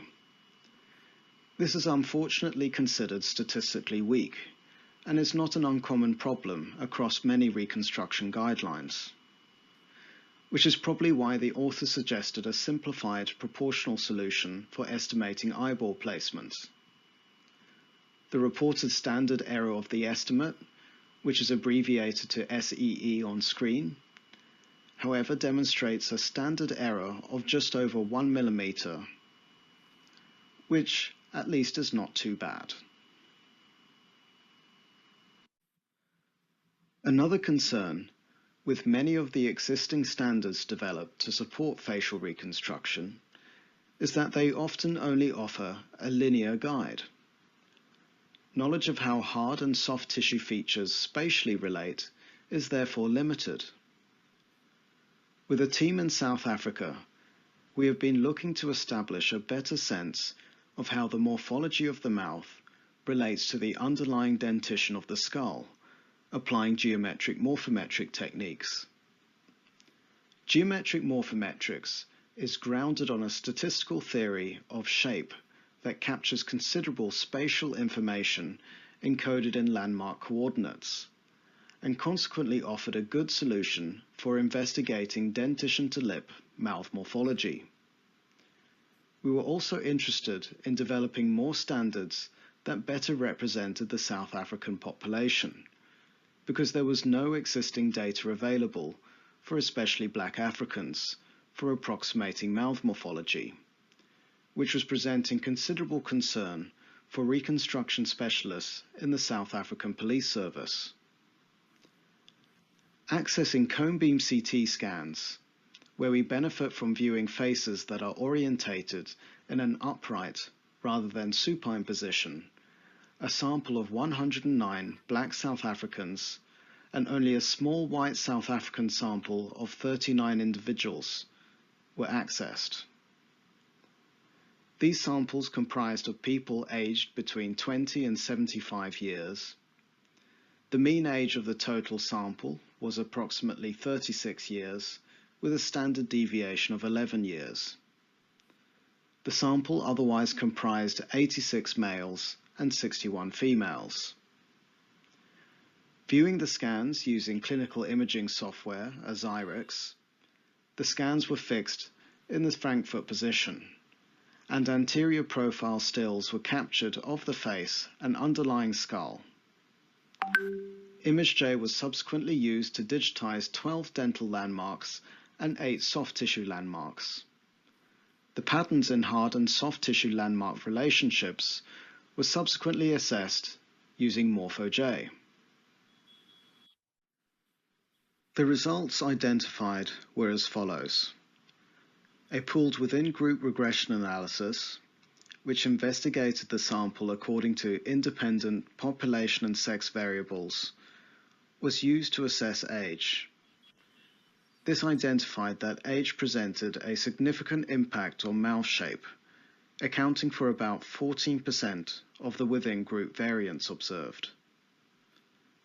An increase in age was affiliated with a decrease in lip and teeth height, while mouth width was seen to increase. The oral fissure and Chilean placement was otherwise seen to enter a more inferior placement with relation to the teeth. When sex and population groups were compared, the influence of age was not seen to significantly differ between them. But it is noted that the sample would have benefited from a greater number of white South Africans and a greater number of older-aged individuals, in order to gain a more substantial understanding of the influence of age. After accounting for age, principal component analysis was performed. Common patterns in morphological variation are expressed in principal components 1 to 4, which accounted for 84% of the total variance. Statistically significant population differences were visibly presented in principal components 1. This was confirmed in two-way ANOVA tests, which was furthermore identified along with significant sex differences. General trends in dentition to lip morphology is illustrated in the given wireframe diagrams. Consistent with existing literature, the white South African sample demonstrated a soft tissue mouth that sits within the margins of the teeth, closely aligning with the cemento-enamel junctions. The oral fissure being located approximately 1/4 the maxillary incisor crown height superior to the dental occlusal line. In contrast, black South Africans presented with thicker lips in relation to the teeth, with the oral fissure closely bisecting the dental occlusal line. A downturned oral fissure was common in white individuals, whereas a more horizontal alignment was prevalent in black individuals. Males generally presented larger dimensions than females, but females had a greater lip-to-teeth height ratio than their male counterparts. And in general, the points of the Cupid's bow typically sat within the margins of the maxillary central lateral incisor junctions. Currently, this study is the first of its kind to graphically demonstrate how hard and soft tissue features of the mouth relate, offering a visual guide that is designed to support existing approximation methods that utilize linear data, which we have already recently published for South Africans. This study continues to be a work in progress. We hope to build on the study with an increased sample size to better represent sex, age, and population variables. we also wish to explore 3D geometric morphometric techniques, because we believe this will offer a more reliable method for landmark allocation and will yield more comprehensive results. In terms of other visual approaches being established to assist with facial reconstruction, I work with another South African team for a master's thesis developed by Smidlen, looking into patterns in facial aging. Previous studies mostly investigated facial aging in European faces, so this research aimed to provide data on patterns of facial aging in an African sample. Data collection comprised anterior and lateral photographs of 189 Black South African males aged 20 years and older. 30 individuals per decade were included, though only 9 individuals could be accessed for those aged 80 years and older. A facial aging scoring system, based on previous research, was constructed for non-metric age changes, such as appearance of wrinkles and sagging around the orbital area. Metric age changes, such as ear lengthening and lip thinning, were investigated separately using 3D photogrammetric surface scans taken of participant faces. The results indicated that Black South Africans tended to show delayed crease formation compared to Europeans. Also, features such as nasal elongation, nasal tip drooping, ear width increase and ear length increase did not show a clear change with increasing age. To visually aid forensic facial reconstruction practices, where the suggestion of age is often required, an average face per decade model was generated by morphing all faces within that decade to produce a visual mean, using Abrasoft Phantomorph software. This has proven to offer a very useful and more intuitive visual guide to assist reconstruction specialists within facial reconstruction. Besides research that deliver improved standards to support the manual and more artistic process of reconstructing faces, there have been some very interesting alternative approaches explored to generate facial images for the recognition of unidentified persons. There have been several attempts at automating reconstruction. A recent example is research by Geitzen et al. They attempted to generate automated reconstructions using an amalgamation of mean facial tissue depth data and principal component analysis, using reference model data derived from CT collections. This offers an interesting alternative to the manual method of facial reconstruction, but has experienced considerable problems when it comes to building a substantially sized CT reference sample to offer more robust results. Another very interesting approach worth mentioning is the development of DNA composites using DNA phenotyping. This has advanced rapidly with the application of machine learning approaches, but the extent of its current capabilities is hotly debated. Akin to voice concerns with automated facial reconstruction, scientists and artists alike have argued that the face can appear very generic and are not always good at characterizing the individual's face. There will also be a number of population groups who are not yet adequately represented, if at all, in existing DNA research. This might, however, change given time and continued investigation. In terms of the reported accuracy of facial reconstruction in general, not referring to the automated or DNA composite methods, but the original methods of reconstruction requiring a forensic artist, the first accuracy assessments ever made were initially based on forensic case success reports. Facial reconstructions that had been successfully identified were compared against existing ante-mortem photos of that individual. This approach was, of course, heavily biased towards successful cases and would not necessarily help in identifying where a practitioner might be going wrong for reconstructions that were not being successfully recognized. Blind studies, where a forensic artist approximates the face of a skull that has an existing ante-mortem facial image available for comparison following reconstruction, has since been used to better assess how reconstructions perform. As with the example on screen, some studies test accuracy by presenting the reconstruction along with an array of ante-mortem facial images known as a face pool to examiners that then attempt to match the reconstruction to the actual target face from the pool. This method does, however, pose one problem.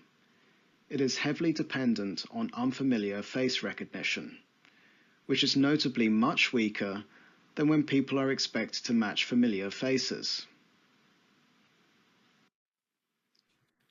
A more recent method of blind study testing that is perceived to be more favorable is one that matches the 3D facial reconstruction directly with a scan of the actual face, either from clinical CT data or a 3D surface scan.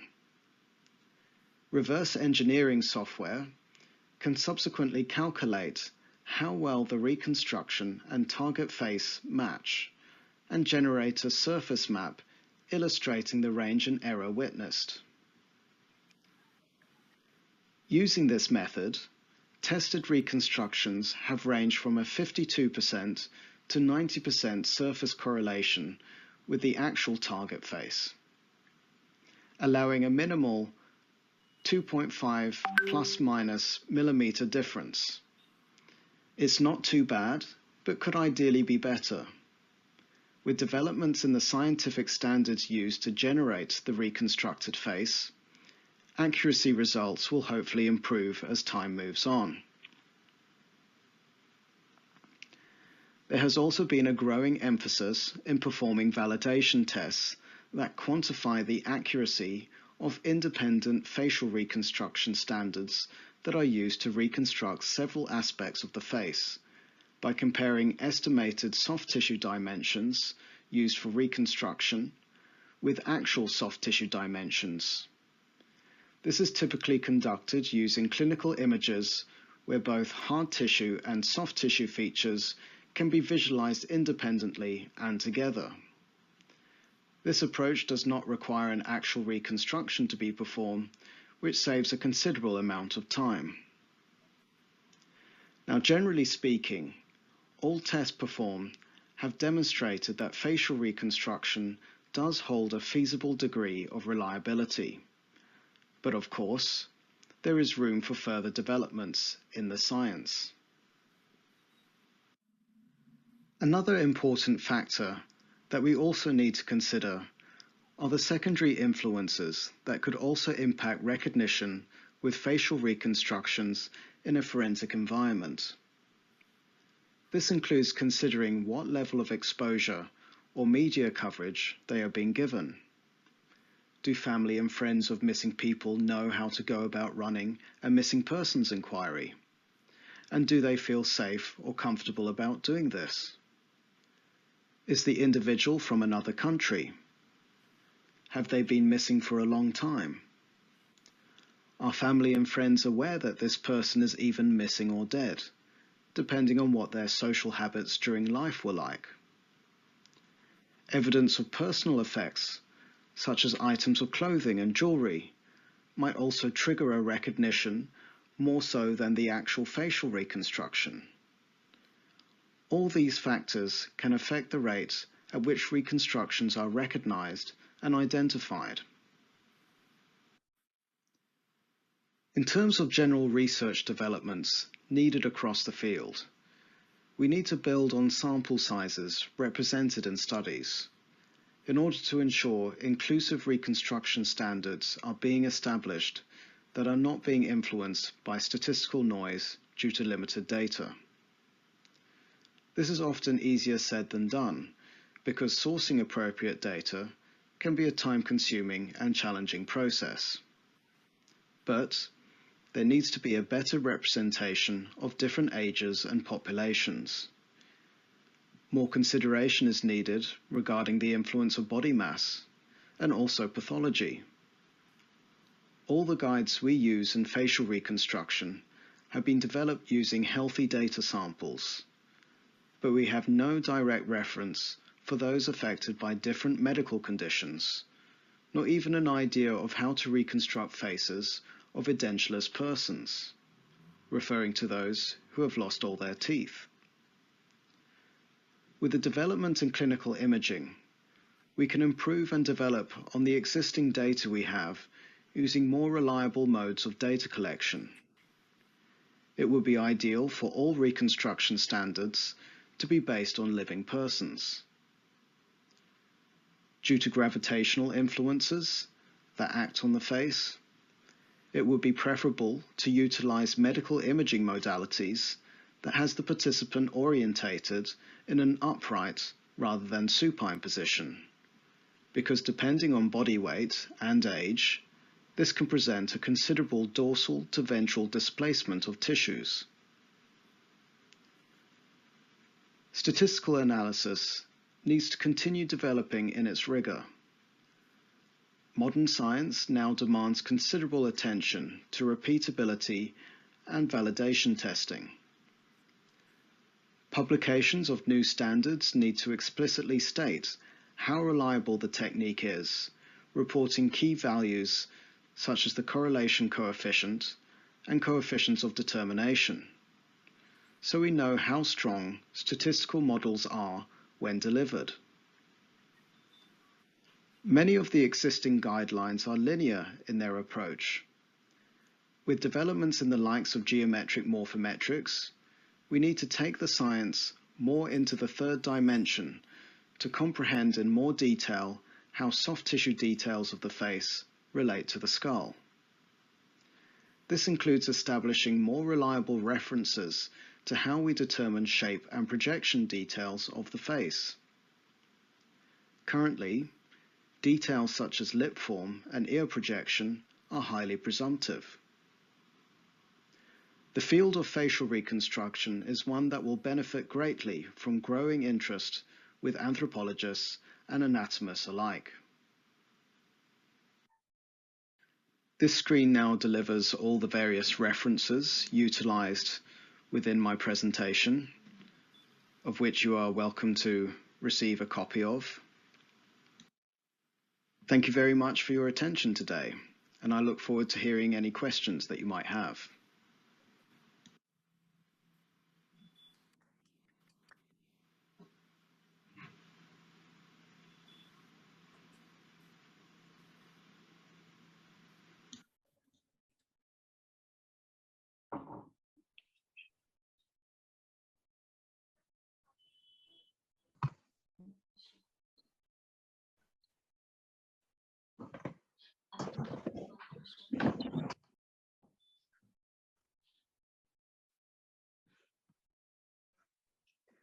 Thank you, Dr. Tobias Holton, for giving such a beautiful insight on facial reconstruction.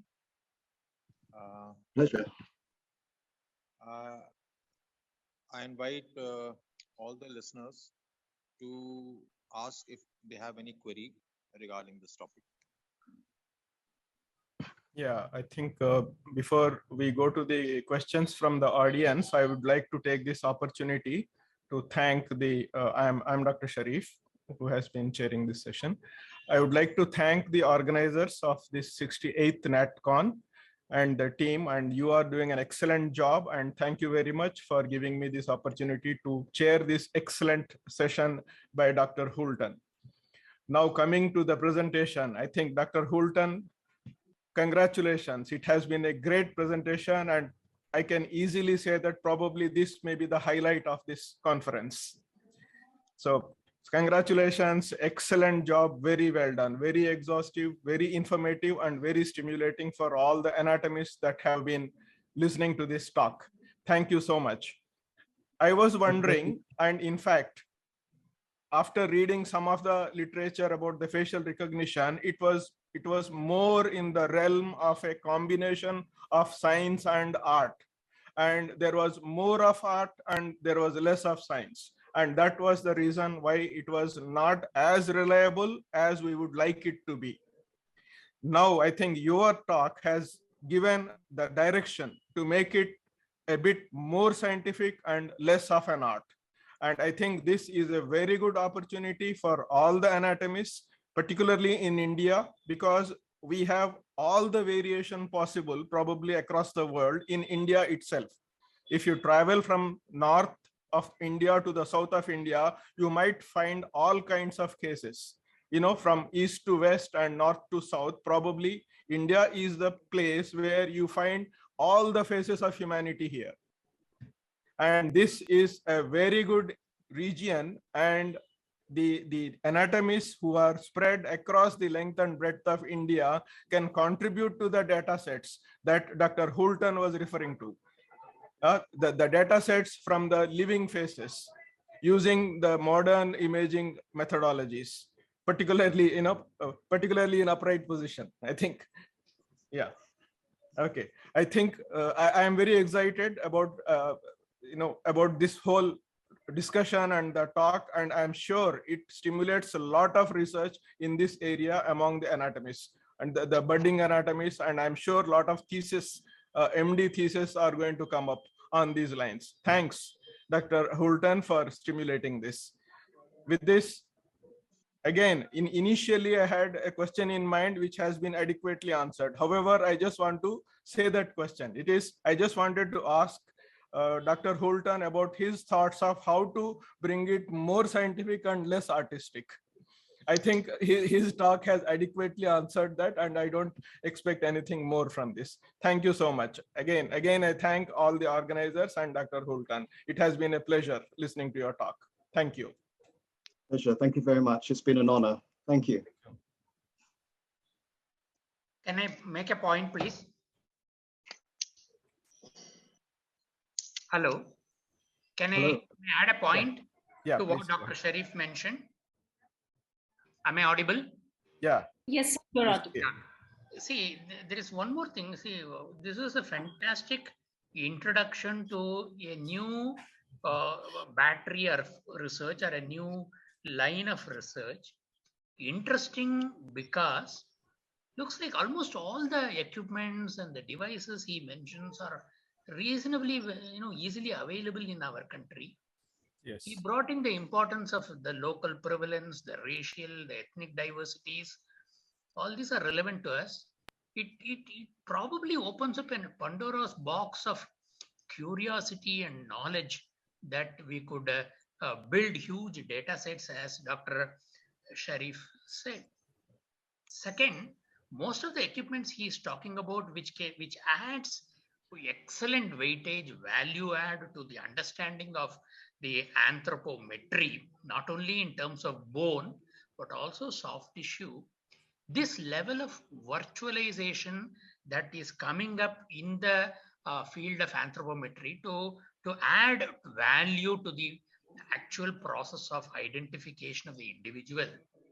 This raises tremendous scope for younger generation to take this up on a more rigorous and a more energetic basis. So it was a great learning experience, and at least as the sessions are progressing, we seem to have got the impression, Dr. Tobias, that here is one methodology which we can develop on the lines that is suited for our local ethnic and local population requirements. Thank you for this enlightenment. Over to the audience. Okay, I invite anybody to ask any query from Dr. Tobias.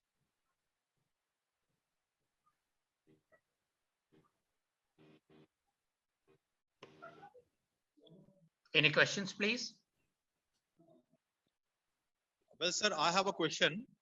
Dr. Tobias, sir, that how much a 3D printer is applicable in facial reconstruction?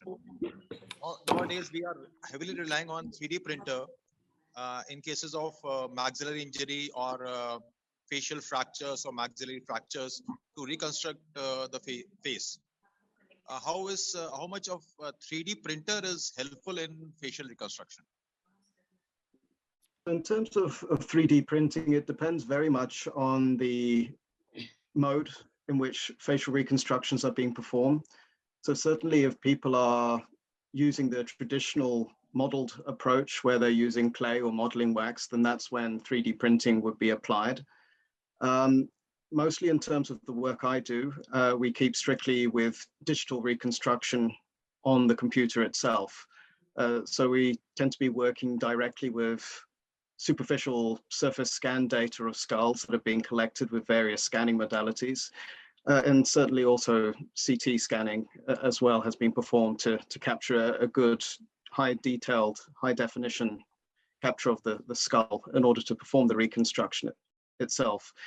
So certainly in terms of 3D printing, if that is to be performed, as long as you've got a good reference to the actual skull available, that is very practical to aid with facial reconstruction. So you can refer directly to the details of the bone always, because of course with 3D printing, there will always be a degree of detail that would be lost depending on the quality of the 3D printer.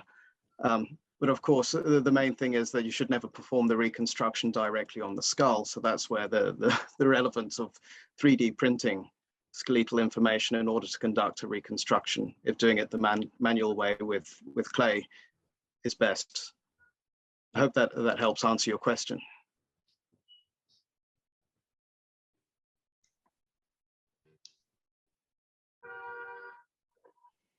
Any other question, please?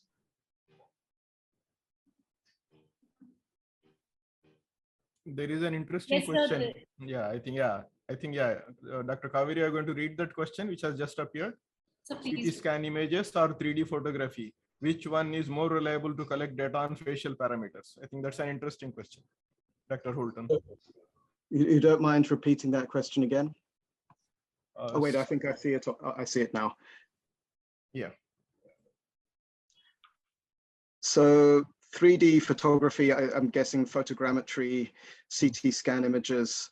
So there has been studies looking into the sort of error rates in which skeletal data is captured using CT, and also studies looking into the success of 3D scanning, whether it be laser scan or photogrammetry.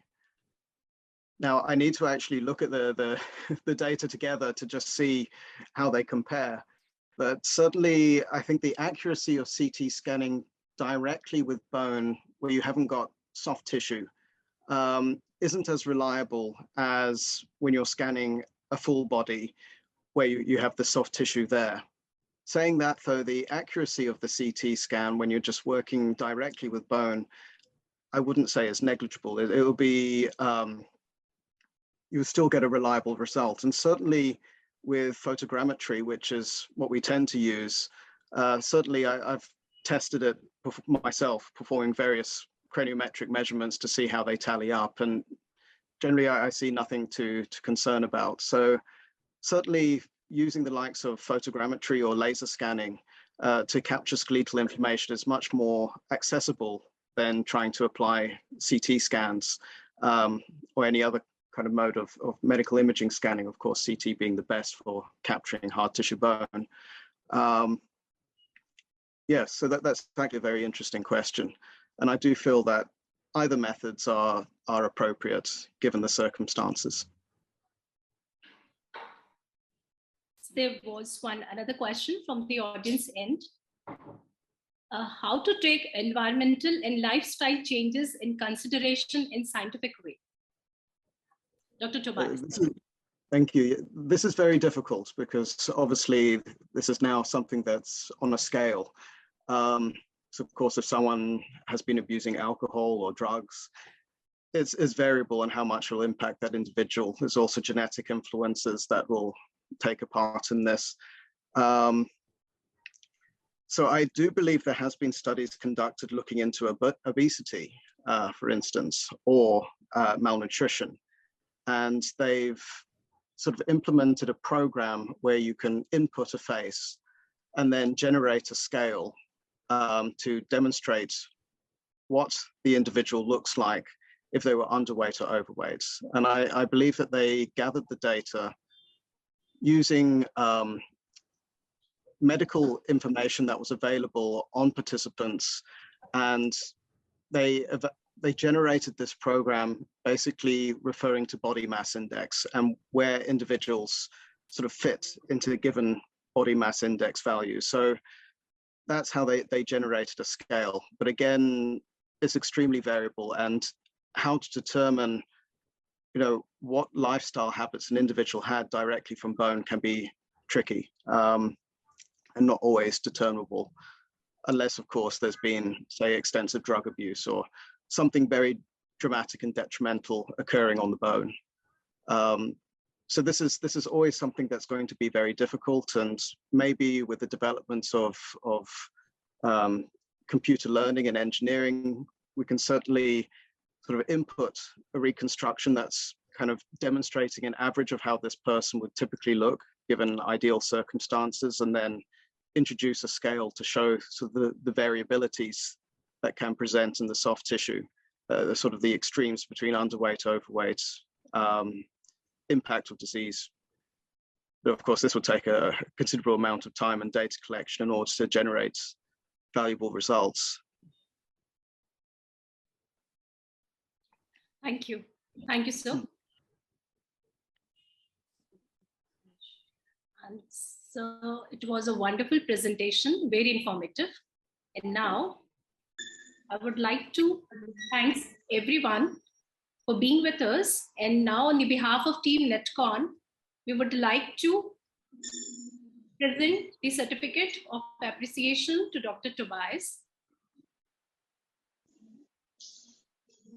Dr. A. Sharad, Dr. Bala Subramaniam V, and Dr. Anand Mishra. Thank you, everyone. Once again, thanks for your support. Thank you. Thank you.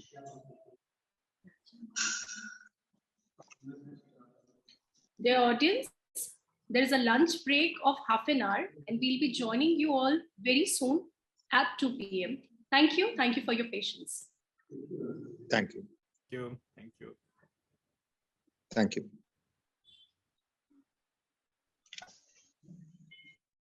Thank you for being with us. You're most welcome. Thank you very much.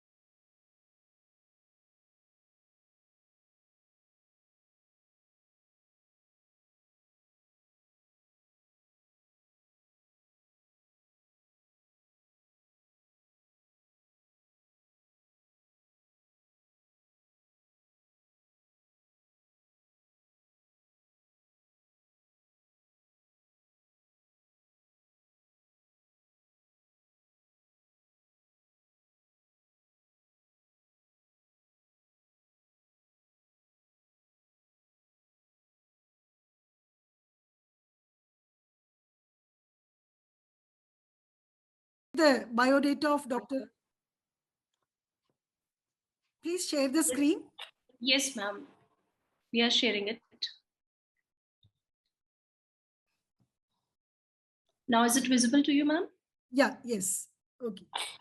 As I said, Dr. Ashok Sahai is one of the senior most anatomists of India, former professor and head of Department of Anatomy of King George's Medical University, Lucknow. He is currently honorary professor of anatomy at Dayalbagh Educational Institute, Faculty of Integrated Medicine at Dayalbagh, Agra. He has edited and reviewed 10 chapters of 40th edition of Gray's Anatomy, and he's also published many prospectus for various medical colleges. Next slide, please. Sir is former advisor of Federative International. Hello. Yes, ma'am, you're audible. Yeah. He's a former advisor of Federative International Program of Anatomical Terminology of IFAA, and he's also a member of South Asian Advisory Board of Walters Clovers as well as Lippincott Williams Wilkins.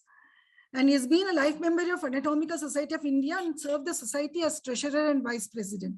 He has won many honors, of which the foremost is he has been the first anatomist in India to be portrayed by the Anatomy Constellation as discovery of special anatomists from India. He has also won awards like Legend of Anatomy, Dr. APJ Abdul Kalam Award, Rashtriya Gaurav Award, and Saraswati Samman. So we welcome you to chair this session. I request you to show. Yeah, thank you, sir. The next chairperson is Dr. Brijendra Singh, who is a professor and head of anatomy at AIMS Rishikesh, India, and is also the Dean Social Outreach at the same institute.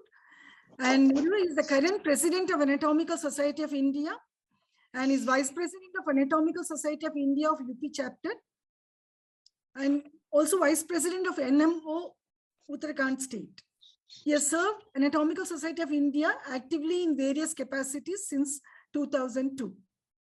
He has served as chief editor, executive editor, and joint editor in several national and international journals. Next slide, please. Yeah, Dr. Brijendra Singh has also published 11 books and contributed a chapter in a book. He has won many awards like Best Teacher Awards in the year 2017 and 21 from AIMS Rishikesh. He's been awarded with Seva Ratna, Him Ratan Award, Delhi Ratan Award, and Gem of India Award, and also Atal Sikitsak Shikar Samman, and many more. We welcome you, sir, for this session. Now, I request Dr. Brijendra Singh to introduce the speaker of the session, Dr. Anil Agarwal. Thank you, ma'am. It's my privilege to introduce Professor Anil Agarwal, sir, who is a very well-known, reputed figure from medical sciences from India. As such, he has been head of the department from forensic medicine, Maulana Azad Medical College, New Delhi.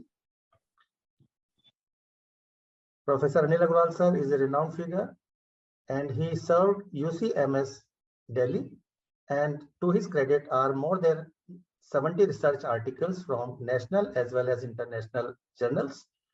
His research are so important that these researches has been cited in more than 500 studies. His proposed new classification about necrophilia, and one of the leading authority of, he is one of the leading authority of necrophilia in his subject of the forensic medicine and anatomy. Dr. Anil Agarwal's Internet Journal of Forensic Medicine and Toxicology is most widely read and popular peer-reviewed forensic medicine journal.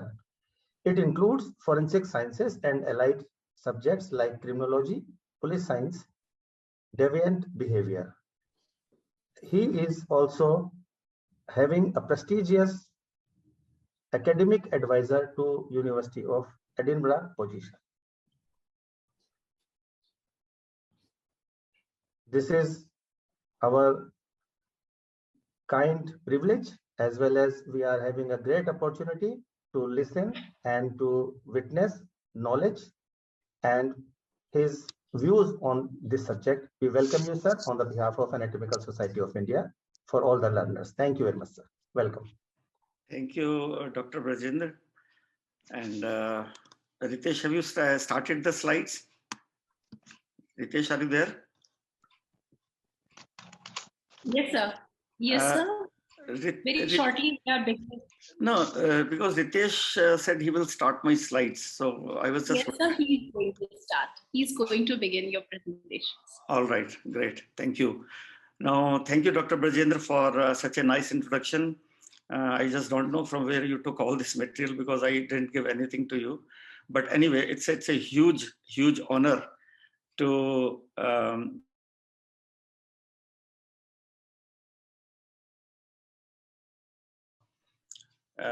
quite overawed by the biography of our respected chairpersons. So I hope nothing goes wrong in my presentation. Now I welcome you all to my presentation. Now today we are going to talk something about identification from prints. Now we chose this subject because I thought it would go well with your theme of anatomy, because there are certain areas in anatomy where we use, these areas we use for identification and for several other purposes. May we have the first slide, please? Ritesh? Okay, let me start myself. Sir, we are taking a bit of time. Please allow me a minute. I'm just starting. Just 1 minute. Are we okay now? Please continue, sir. All right. So this is our topic, identification from prints, and I tried to make it very worthwhile for anatomists, because I know anatomists are there and not forensic people. So basically, my idea was to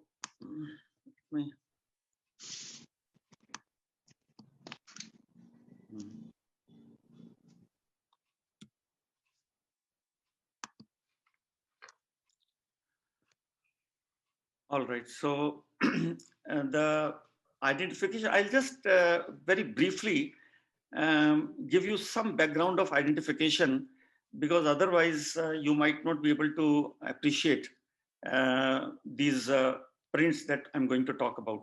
Now, identification, as you probably know, is a problem with us. We, several places, we have to put our thumb to gain entry inside a particular place, or sometimes we have to do some other things, passwords are there. And it is a issue both in, living as well as in the dead.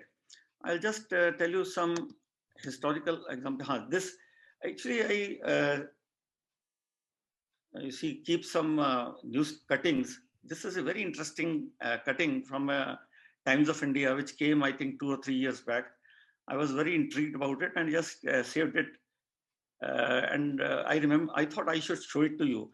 You see, this is a very interesting case where a man spent 10 years, simply because he was misidentified. And he kept on saying, that, I've not done this crime. And yet nobody believed him. And for almost 10 years, he spent in prison only because of misidentification. And you see here, you see that cops take 9 years to verify his fingerprints. This is a real story.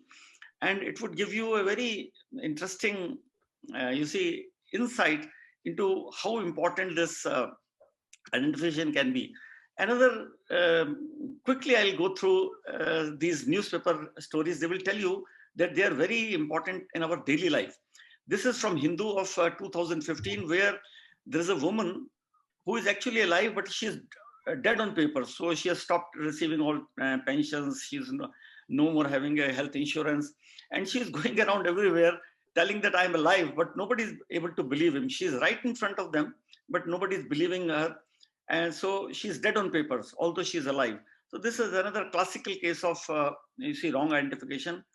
And then again, a very interesting thing, most cases which we do are where, a person fakes his own death. by killing somebody else who is very similar in appearance to him, or similar in height, similar in physique. He finds a person, then kills him, distorts his face completely so that police cannot know who this person is. And then his wife, who is an accomplice, she goes to the life insurance and says, look here, my husband has died and you give me the money. But here this man has faked death because he doesn't want to pay alimony to his wife with whom he has got divorced. So he actually killed somebody so that he could, I mean, people would think that he is actually died and he doesn't have to pay alimony. So these are the very strange cases where people try to snatch identity of somebody else. And these misidentification cases can actually be solved by several of our anatomical, techniques.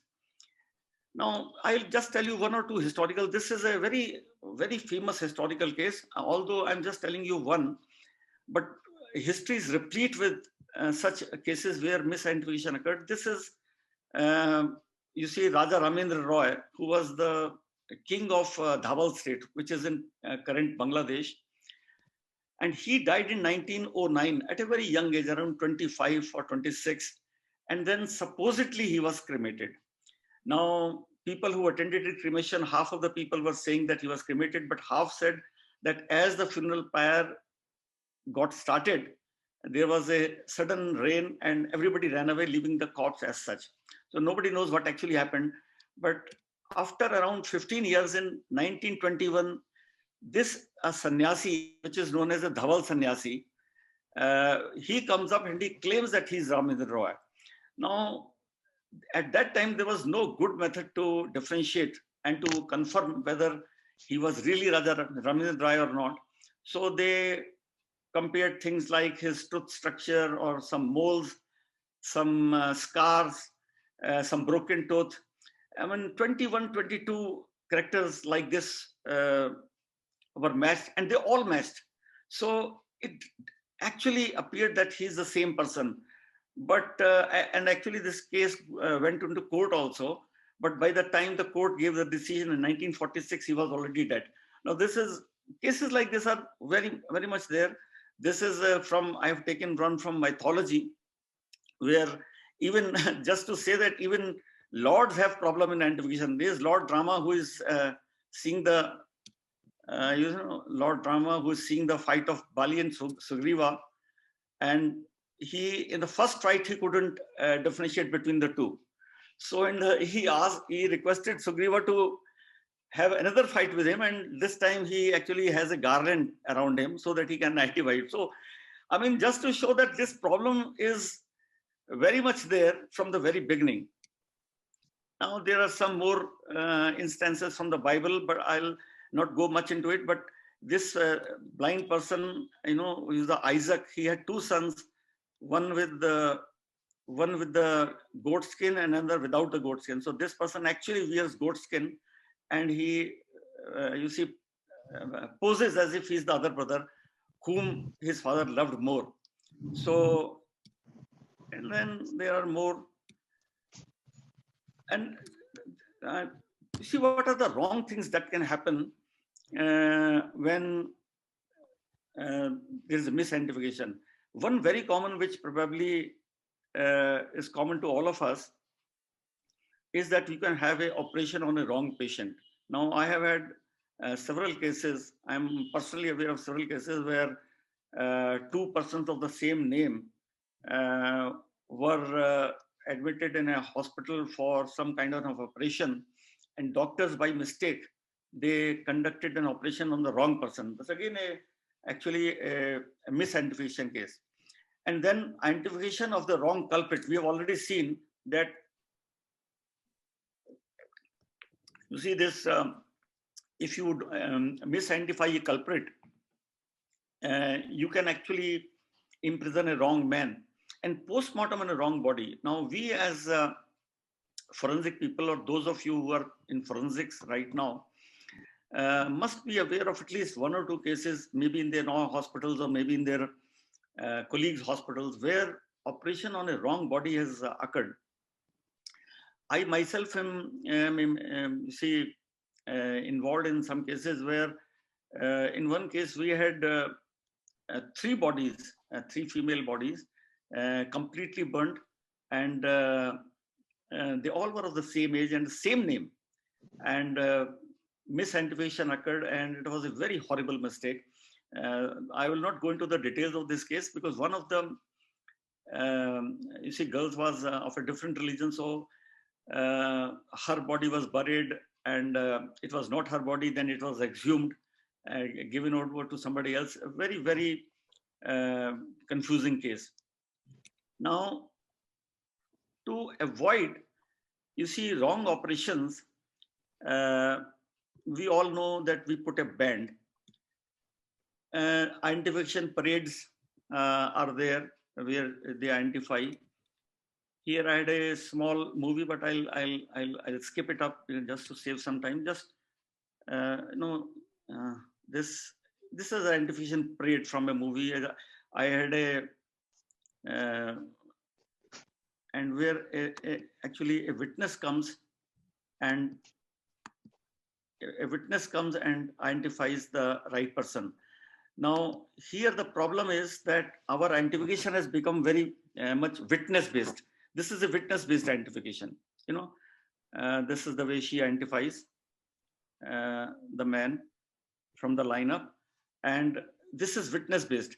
But we don't want a witness based system, because witnesses may speak a lie, or they may genuinely be misconceived.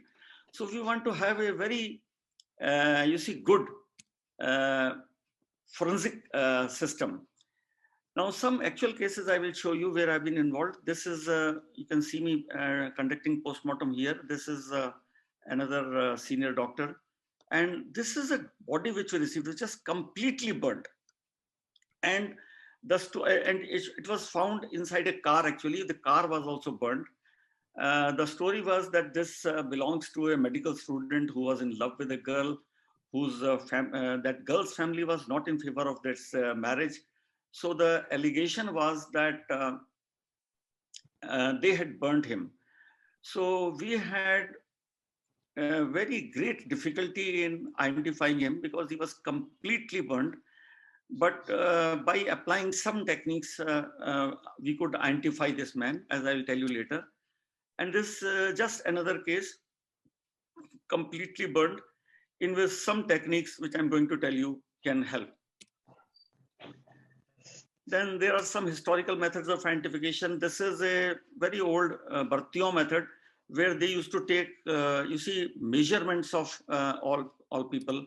So they would take the height, they would take the reach, they will take all kinds of measurements. Around 11 measurements were taken, and then they thought that these 11 measurements are never the same in 2 people. But you see, a good identification method is something which you can find at the scene of crime. For example, fingerprints. Fingerprints you are going to find at the scene of crime so that you can actually apprehend him. There is no way a person is going to leave his 11 measurements at the scene of crime. So that's why this method actually never caught up. And it was replaced completely by fingerprints. Now we are, with this background, let us come to the prints that we are going to discuss. First, we'll talk about ear prints. Ear prints are not very well known, but they are quite similar to, fingerprints. When we touch a surface with our fingers, sometimes you can have a visible print. For instance, I have my hands drenched in blood. Let us say somebody has committed a murder and his hands are drenched in blood. And then he puts his hand on maybe some cloth or some wall or something. Then you can see that print very clearly. This is called a negative print, a positive print, because you have left something. But if let us say it's a painted door, and on that you put your hand, and then you take it away, then it's a negative print because you take away something.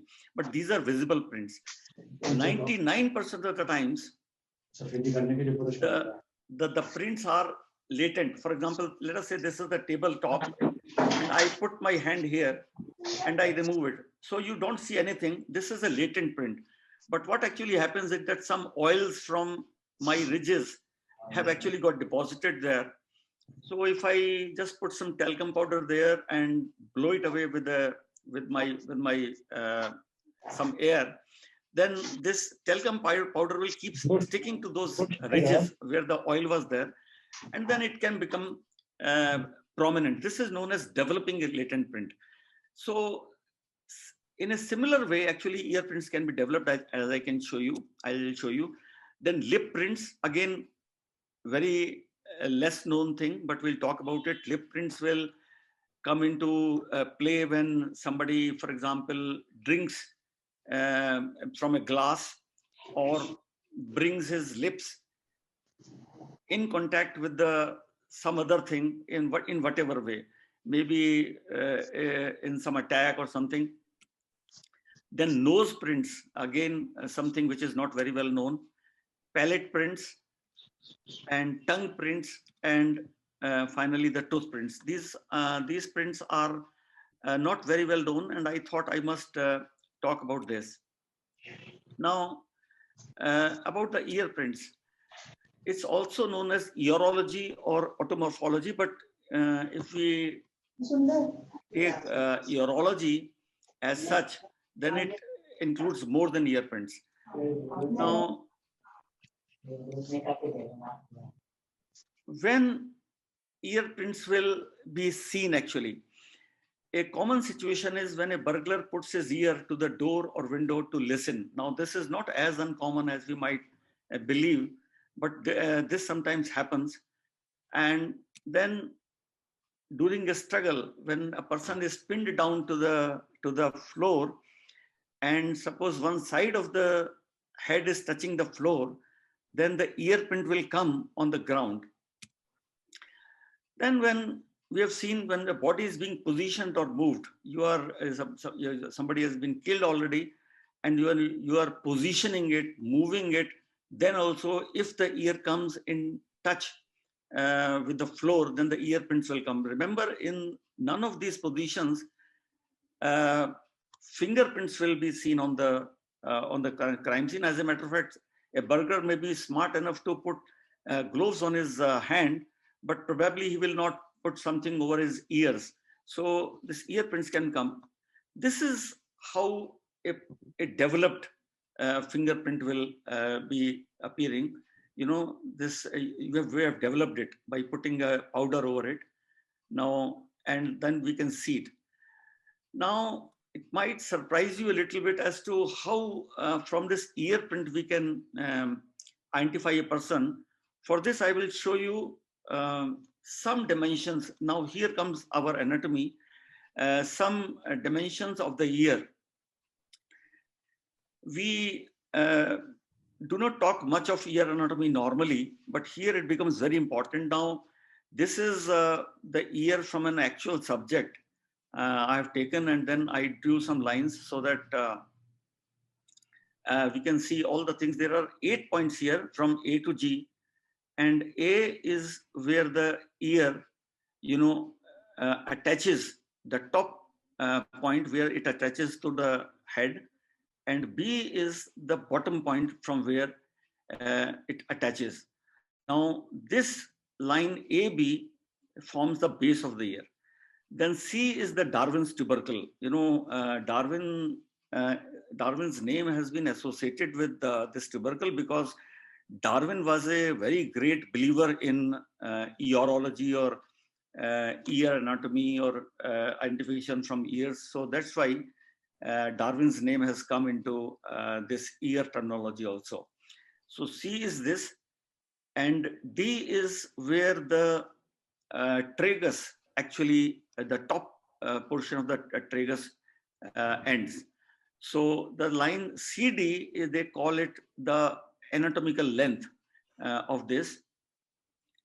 Then E is the topmost part of the ear, and the F is the bottommost part of the ear, which is known as the true length or the actual length of the ear.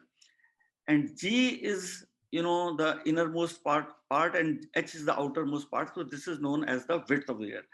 Now these 8 points and these 5 lines, they are supposed to be unique for every person, and the main idea is to look for these points and these lines in those ear prints.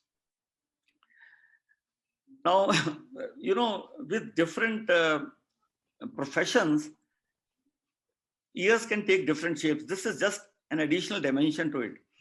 So once I went to Sports Authority of India, and I saw some wrestlers there, and I had a sudden impulse to look at their ears, because I know that wrestlers have very peculiar ears. So now if you start touching somebody's ears, and you don't want to annoy them. So first I just had a friendship with them and told them that, look here, I want to have a look at your ears. And they said, why? Because I said, because this has got an anatomical interest. So, they were quite happy. So I was sure that they are not going to harm me in any way, because otherwise, if I annoy these 5 people, then I'm in trouble. Now, you see, this is a cauliflower type ear. And I saw virtually on all of them.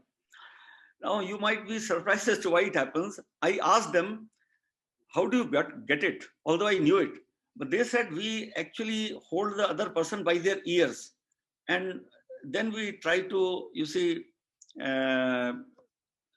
overpower him. And that's why this ear is actually going repeatedly, it's going trauma.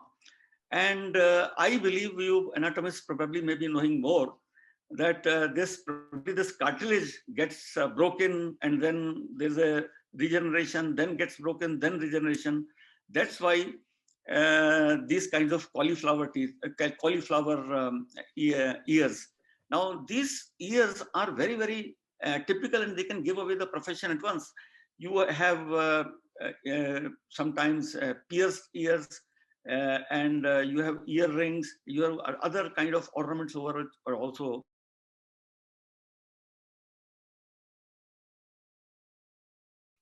And now a very important thing is not that you can now take DNA from all prints. So you can take DNA from fingerprints, you can take DNA from ear prints, you can take DNA from limb prints. Now, if this DNA is recoverable, then it adds an amazing amount of dimension to it. So that just adds to the prints. That doesn't lessen the value of the prints, but that adds to the prints. And let us talk something about lip prints. Now, I told you lip prints can be there in sexual crimes. They may be there like saliva, tooth marks, lip prints. And most often they are seen on glasses or cups or plates when this burglar has a desire to drink something from there. This has happened. This doesn't happen very commonly. These ear prints or lip prints or these things are not going to come into use in everyday practice, but we must be aware that they are valuable, maybe in an offbeat case. Now, they have classified these prints into several these things. I wouldn't go into the details, but just the type 1, they call it type 1 and things like that. But what we have to see is sometimes these fissures or these cracks will run vertical and they will reach the other end. Then we call it type 1 or the vertical one. But sometimes they will not reach the other end. This is known as type 1 dash. Sometimes they are branched, then we call them actually type 2. Sometimes they are intersecting, we call them type 3. And then there are grooves that form a network. And then there's some miscellaneous types. Now, if you look at your lips carefully in front of a mirror, whenever you have some leisure time, you can actually identify which type you have, and you are not going to have the same type all over. Actually, you can actually divide the prints into 4 quadrants, and each quadrant might actually have different kinds. Now, this is a project which we gave to our student. I gave to my students, where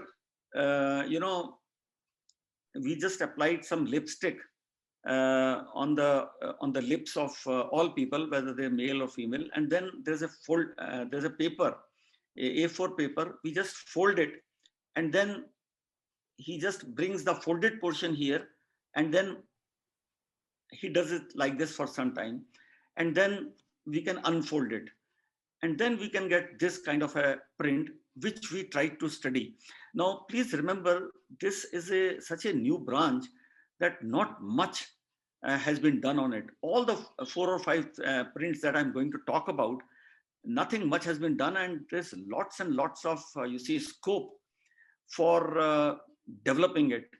These might be given as thesis. I personally gave many students of my college ICMR projects on these, and some of these won good prizes also, surprisingly, only because this is such a nascent branch, such a new branch, that virtually whatever you do is going to be new to everyone. Now here, we just try to see whether these things really happen in real life or not. So this is what my classification was. I could see some vertical lines from here to the other side, so we call them type 1. Then I thought that these are the branched ones. Whatever you say, people are going to take it because nothing much has been done on it. So this is branched, so we called it type 2. And then here I found you are having some intersecting lines here, here, here. So we called it type 3 or intersecting. I mean, these types are not mine, but we just try to classify our subjects according to that. And then this appeared very much like reticulating to me. So we called it reticulating, and our project, I mean, it went on well. Now, this is how we actually divide the lips into 4 quadrants. And you have left upper, right upper, left upper, and like this. And as you can see, these prints are not same in all the thing. So according to each quadrant, you classify it, and then the overall profile becomes your real lip print. This is the real lip prints of one subject before applying the lipstick. Now you can actually see, if you stand before a mirror, you can actually see these kinds of things. See, this is a vertical line, but it is reaching the end. So I would take it as type 1 in the lower lip. However, the top lip is very much reticulated, type 4. So we can take it as type 4 in the top lip. Then something about nose prints. Now this is again very, very new branch, and you may not believe it, but nose prints actually started in animals. This is a very old photograph from 1930s, which was taken during a dog show. Now in dog show, you have thousands of, dogs, and there's every chance of these dogs getting mixed up. So at that time, there was a counter where they said, you bring your animal here and we will register their nose prints, so that in case of any mix-up, a wrong dog being claimed by a wrong owner, you can always go back to the prints and you can assign the right, dog to the person. So nose prints used to identify, these dogs. And in some cases, I personally know that in order to prevent people from stealing their cattle, they actually take nose prints of their cattle so that they can always go to the thief and say, look here, this is my cattle, and this is the nose print I have already taken. This has actually been done. This is a picture from the same competition where another dog is being nose printed. And this is from a cow. Actually, this is actually a particular clone. So they were just trying to see whether if we clone the same cow from several, whether these prints will be different. And surprisingly, these prints came different. You see these lip prints, these ear prints, and the tongue prints, which I'm going to talk about. They are not same even in identical twins. That's a very, very important thing. You know, DNA, which is supposed to be such a good technique, that is identical in two identical twins.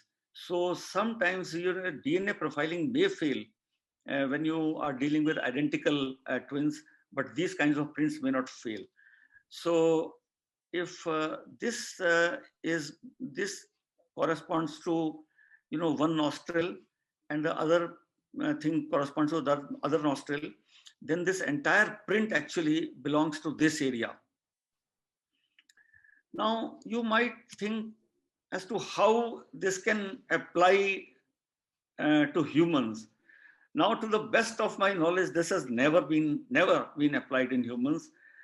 But if one were to duplicate it, then the area to print would be this. But I've never done it. But again, it's a very new thing. Area to do will be this. But what we can do right now, and what is well known, is the various shapes of noses, you know, so many shapes. And I will show you this is a picture from not a forensic journal, not an anatomical journal, but from a journal of plastic surgery. I was amazed to see that they have done a lot of work on these facial structures, especially the nose. They have, for example, measured the protrusion of the nose, the width of the nose, and they have found them quite unique. Another, you see, picture from the same journal talks of a nasolabial angle. So this, if we take things like this, and if we make a comprehensive, you see, comprehensive thing out of it, it's my belief that we can probably come to something big. So this is again a very, very nascent branch, and a lot of work needs to be done in this case. Palette prints is not so much unknown. We probably know it most about it.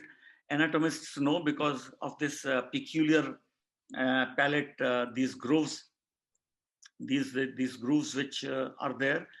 Now, the interesting thing in this palette prints is that palette, being a structure which is inside the mouth, a murderer may mutilate your face, burn your face, but he would not think of mutilating the palate, because he doesn't know that you can actually be identified from palate also. I have seen in mass disasters, like even in air crashes, the body may be completely destroyed, but the palate is remarkably preserved. That's what I've seen. So you can actually retrieve the palate prints. However, the big problem is, suppose I go to a mutilated body, retrieve his palate prints. How am I sure that this is the same person whom we are looking for? So remember, one drawback of all these prints, I'm talking about drawback, not the advantage. The drawback of all these prints is that you need to have a print of the person whom you are trying to trace. Because if you don't have that print, you cannot compare. Now, fingerprints, you can always go back to the person's house. You can look for his articles, his comb, his toothbrush, his glasses, and probably you can take some fingerprints. Ear prints also you can probably take. But how you're going to get palate prints, that's a very big dilemma. Now, palate prints can be taken in one position that comes to my knowledge. People who have had dentures, when you make dentures, the dentists actually take a print of your entire palate actually, because the denture has to be fitted in a particular place. Now, if this person has a denture, now we are asking for a very big if. This is not, we got to admit that this is not going to be the normal case. But then you can definitely identify this person. So this is some cases which I tried to take pictures from, but unfortunately, our camera couldn't go inside the mouth. Otherwise, you would have got pictures like this. but we just took pictures from outside. So you can see these palette prints there, and they're very peculiar. This is from another subject, very peculiar prints. And this is a cast which I borrowed from a dentist friend of mine. So these are the prints which you can have, and I believe that the people who have had dentures will have prints like this. This is another cast. And then we'll talk about tongue prints. Now, tongue prints are not something which you are going to leave at the scene of crime, or, I mean, even if you touch your tongue with something, I'm not sure if any print will come. I think it will not come. Then how in the world is this tongue prints going to help you? Tongue prints are best used as a biometric aid. Just like I put my finger. Now these days there's a lot of scare that I will not come into contact with anything. I don't want to touch my thumb with something because of this corona or whatever. So what about sticking your tongue out? Because just like our friend Mr. Einstein, this picture was taken during a very famous conference when he stuck his tongue out. So don't have to do anything, but you just stick your tongue out, and there'll be a tongue scanner which will take your, you see, tongue geometry from front. Now, tongue geometry is not the only thing that's going to help you. This is a profile geometry. Then there are some tongue surface cracks. So they are also very peculiar. And then the tongue surface textures. So if you actually combine all these into one particular thing, then we can probably have a good tongue print for biometric identification. So I think that's all with the presentation. And if you have any questions, we can take the questions now. Thank you very much. Any questions, I would be happy to take.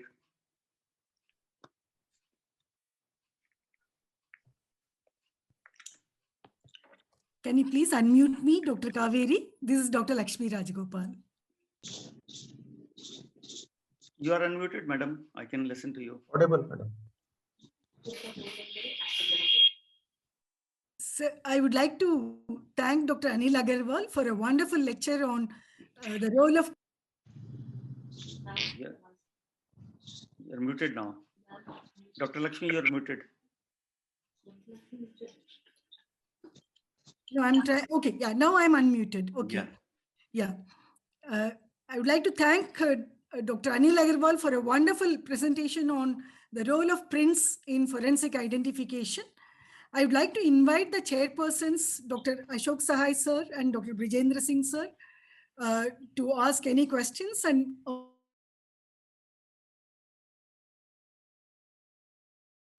Thank you for calling me.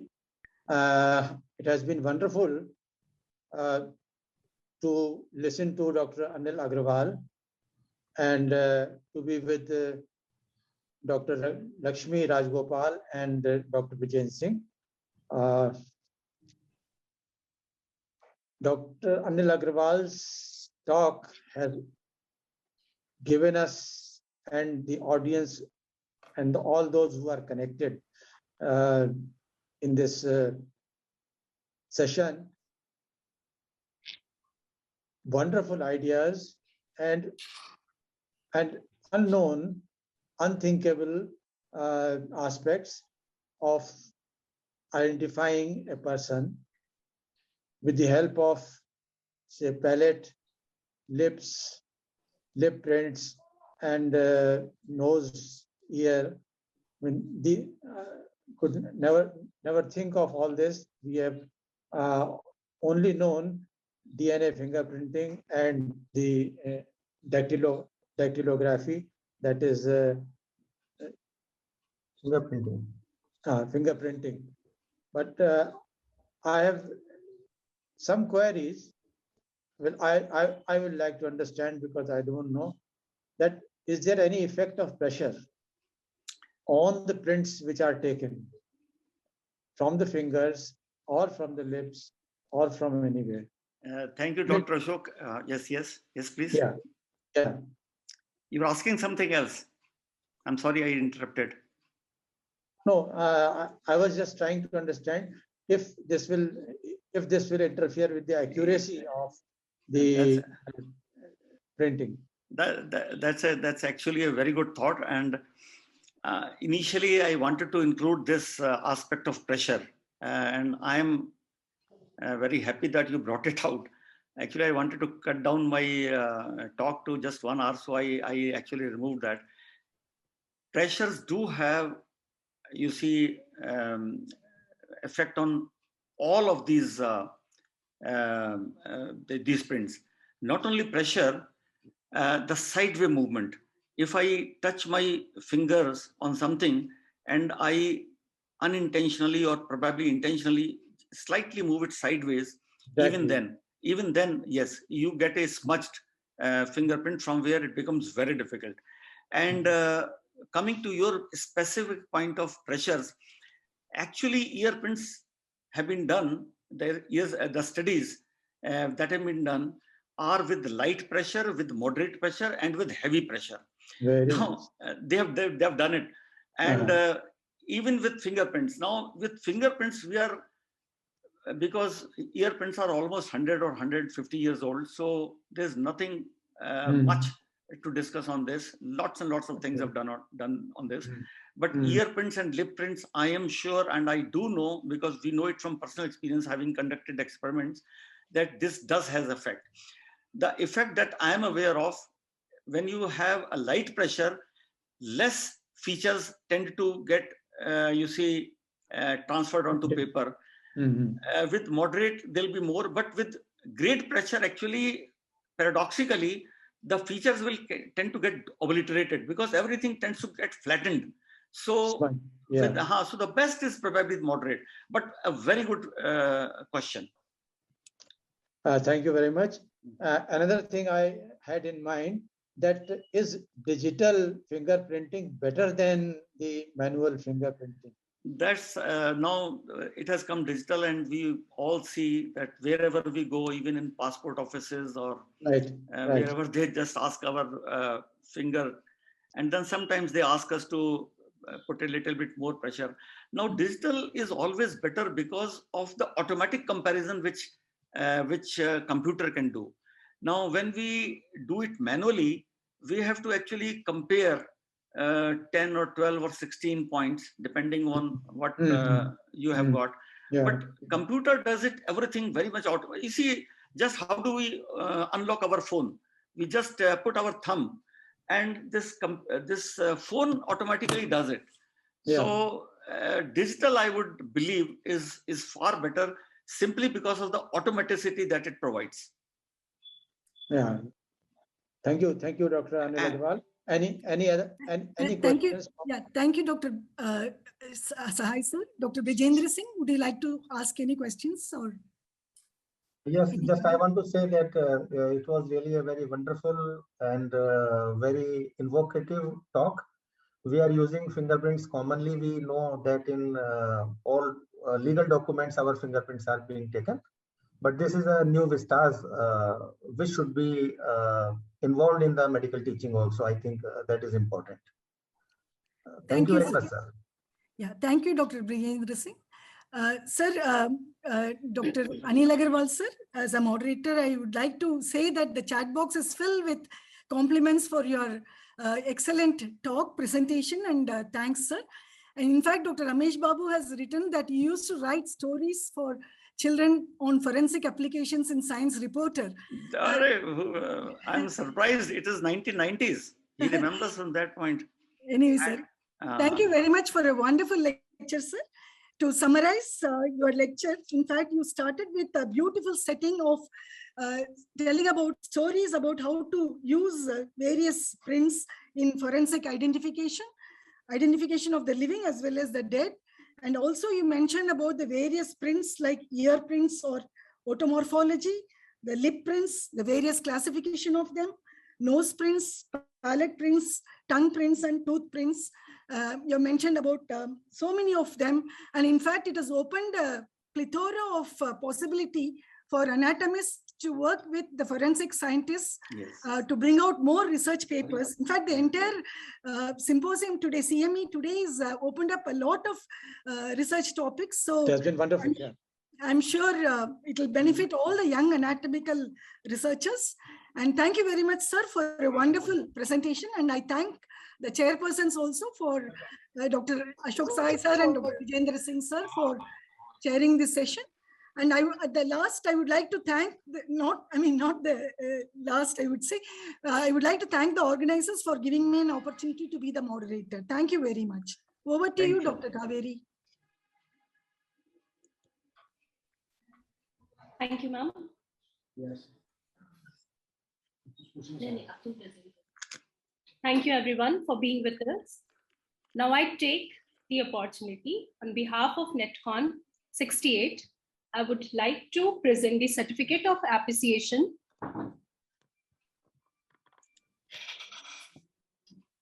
to Dr. Ashok Sahai, Dr. Vijendra Singh,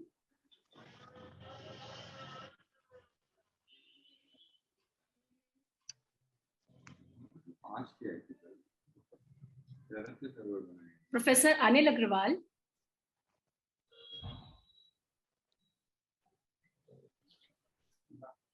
and Dr. Lakshmi Rajgopal Nam. Thank you. Thank you for being with us. Thank you. Thank you. Thank you very much. Thank you, sir. Thank you, everybody, sir. Thank you. Hi, Vijayan. How are you? Blessing, sir. आपका आशीर्वाद. बहुत अच्छा लग रहा है. Nice to see you. Thank you, sir. Thank you. सभी गुरु लोगों का आशीर्वाद. Sunil Dutt. Thank you, Paul, sir. Thank you. Thank you. Thank you. Thank you very much. Now moving ahead to our next talk entitled Cortical Bone Microanatomy for Forensic Identification Purposes, Estimating Age at Death in Unknown Individual. And Dr. Julieta Gomez Garcia Donis will be presenting this topic to us. Dr. Prashant will be moderating this session. Dr. Prashant is a member of editorial board of various national and international journals and has the experience of chairing several scientific sessions. We are pleased to have you, sir, with us, and I request you to kindly invite and introduce the chairpersons of this session. Over to you, sir.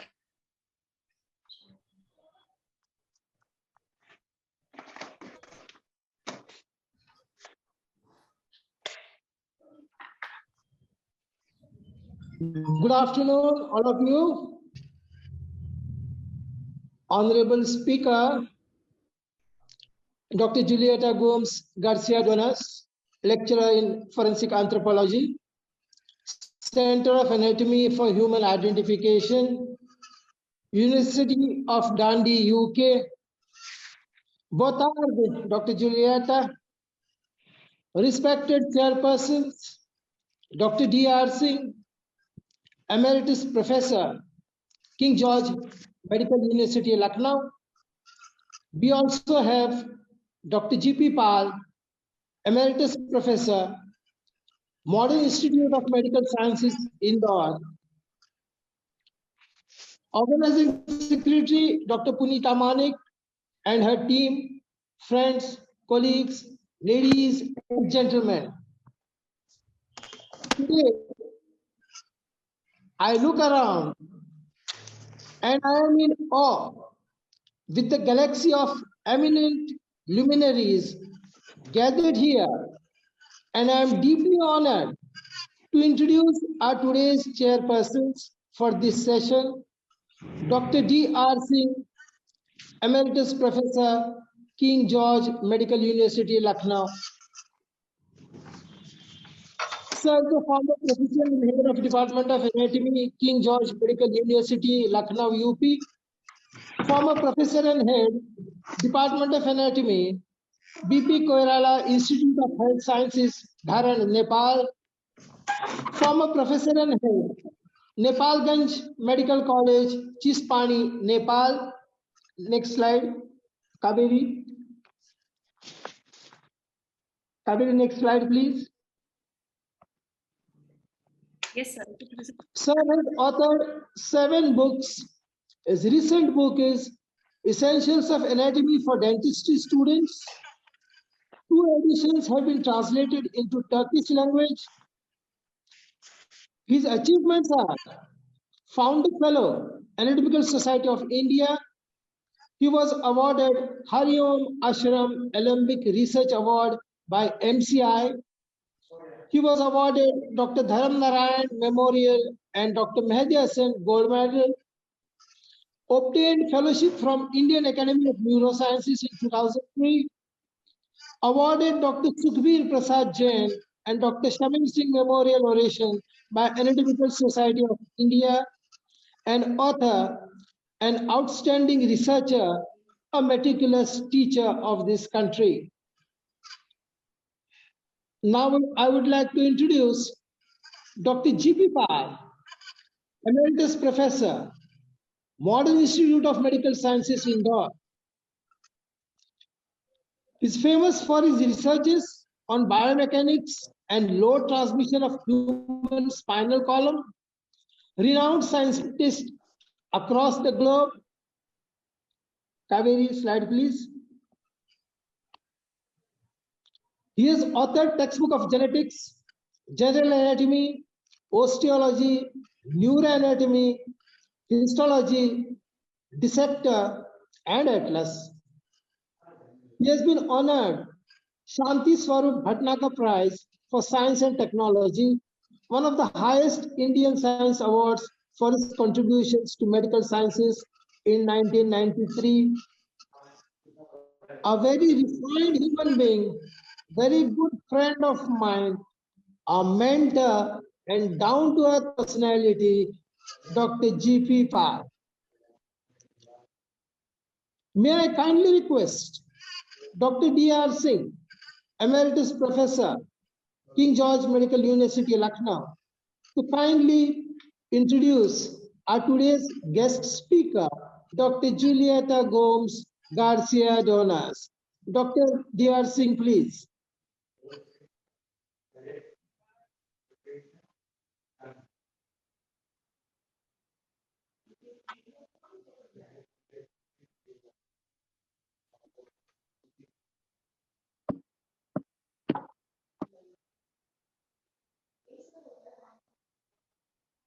Good afternoon to everyone.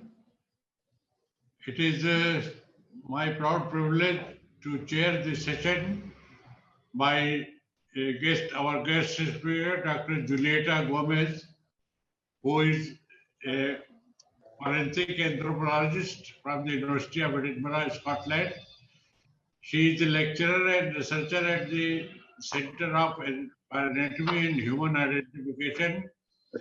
She has performed researches on sex, identity, ancestry, and age estimation, developing population-specific standards, and she has specialized on age estimation using histomorphometry, that is the bone microstructure for forensic identification purposes.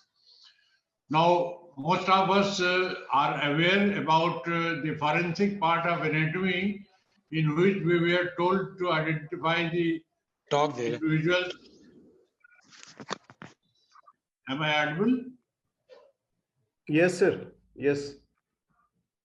So we were taught in our college days that the identification of a person is mainly done by the bones and gross bones and the other parameters, for example, the teeth, the pelvis. But sometimes, as we are all aware, that all these bones may not be available for identification, and therefore some more sophisticated methods are available now.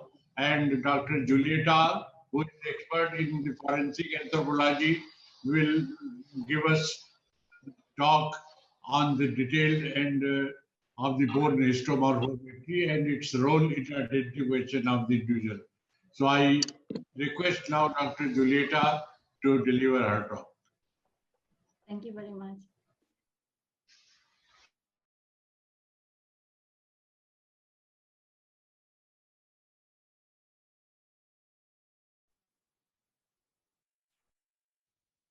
Can everyone see my screen now?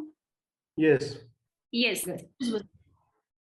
Thank you so much for the kind introduction. I am so pleased to be here with you today. I am in Dundee in Scotland, so it's 9 in the morning. It's very different than 3 in the afternoon for you. I'm still with the coffee.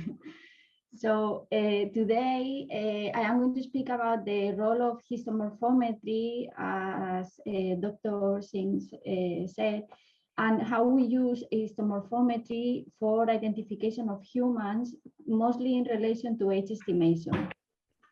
I would like to say also that histomorphometry is not only used for age estimation, but also for identification between animal and human remains, which is actually the first step that we do in the identification process, because if the remains turn to be animal, there is no medical legal investigation to be conducted. As it was said, I work in Dundee in the Center for Anatomy and Human Identification, and this is going to be just an introduction for you to know the studies, the principles, etc. So we start, the presentation will be organized and we will speak a little bit about bone tissue. I was not sure if the audience was, I am sure that they know what bone is, but I would like to remind or refresh the knowledge about what type of tissue we find, then the principles and the fundamentals of bone remodeling, which is the age estimation methods that we use are based on these principles. Then the main parameters that we use for age estimation, and we will review some methods that has been developed in forensic anthropology for estimating age at death. And finally, some advantages and limitations of histomorphometry for forensic identification. First of all, because I am not purely an anatomist, although we use anatomy for identification, I would like to introduce you what is our field. And what we do is based on biological anthropology. If we come back to the roots of the words, they all come from Greek, and is bios, that means life, and logia, that means the study of. And then if we said anthropos, it comes from anthropo, that means human in Greek, and logia, the study of. So biological anthropology is the study of humans, anthropos, based on their biological, physical, and behavioral characteristics. And then we have forensic anthropology. And what we are doing is to use the principles of biological anthropology applied for the medical legal context. For forensic anthropology, we don't tend to be called for remains that have soft tissue, like for example, individuals that are in the early stage of the composition, because that will be the work of the forensic pathologist, but we analyze skeletonized or semi-skeletonized remains, and we try to identify the individual. So biological forensic anthropology, will be biological anthropology applied to modern human populations for forensic identification. And when we said human, it depends a little bit, because depending on I am from Spain, for example, and in Spain, they consider that if the individual died 100 years ago, then it's a forensic case. But there are some cases, some countries, in which this will vary between 70 years and 100. If it is more than 100, for example, the remains will be considered archaeological and there will not be a medical legal investigation. Okay. Now that we know what forensic anthropology is, that is based in biological anthropology, what the forensic anthropologist does. And what we do is to construct the biological profile based on the skeletal remains, on the bones that we find. For the biological profile, we need to gather several pieces of information, and these are sex estimation, age estimation, ancestry, which is the biogeographical origin of the individual, and stature, the height. And because this presentation is about histomorphometry, we are going to focus on age estimation, in this case, on adults, And for this, we have macroscopic methods that are the first thing that we do, because these methods are easy to apply. You just need the bone and observe the surfaces. For example, for age estimation, we observe, as you have in this image, the auricular surface of the pelvis, and we see the degenerative changes, and that will give us an indication of the age. We also use, for example, a method developed by ISCAN, one very famous forensic anthropologist, the external end of the rib, as you can see on the image, and the calcification of the cartilage. And then what we do is to estimate age. Now, this is the first approach. Everyone knows how to do it, but then what happens when the remains are highly fragmented or taphonomically affected? By taphonomy, I mean that due to the deposition of the remains in the environment, the surfaces have been damaged, so we cannot observe anything. And the only option that we have DNA or the molecular methods, but the only option one of the only options, therefore, that we have is the microscopic approach.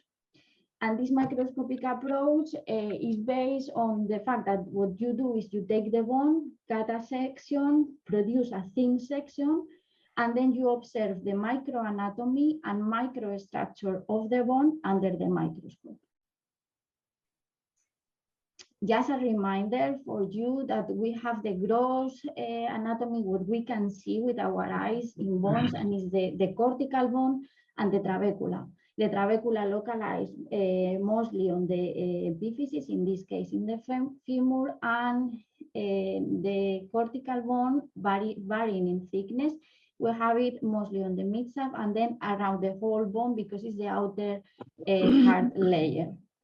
What we need to see, or what we would like to see, is within the microstructure what happened with age in the bone. And there has been some recent studies that has used the trabecula for age estimation for medical legal purposes or for forensic science, let's say. But this is a more undeveloped area or field. And what we are going to talk about today, and is one of my specialties, is the cortical bone.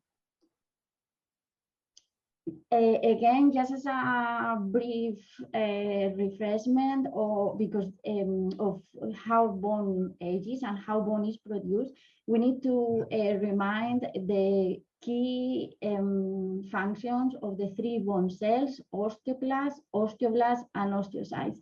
And this is important because at some point, when you see on the cortical bone, is the ones responsible of these are these type of cells, and any imbalance of their activity will produce changes in the microanatomy and microstructure that we see.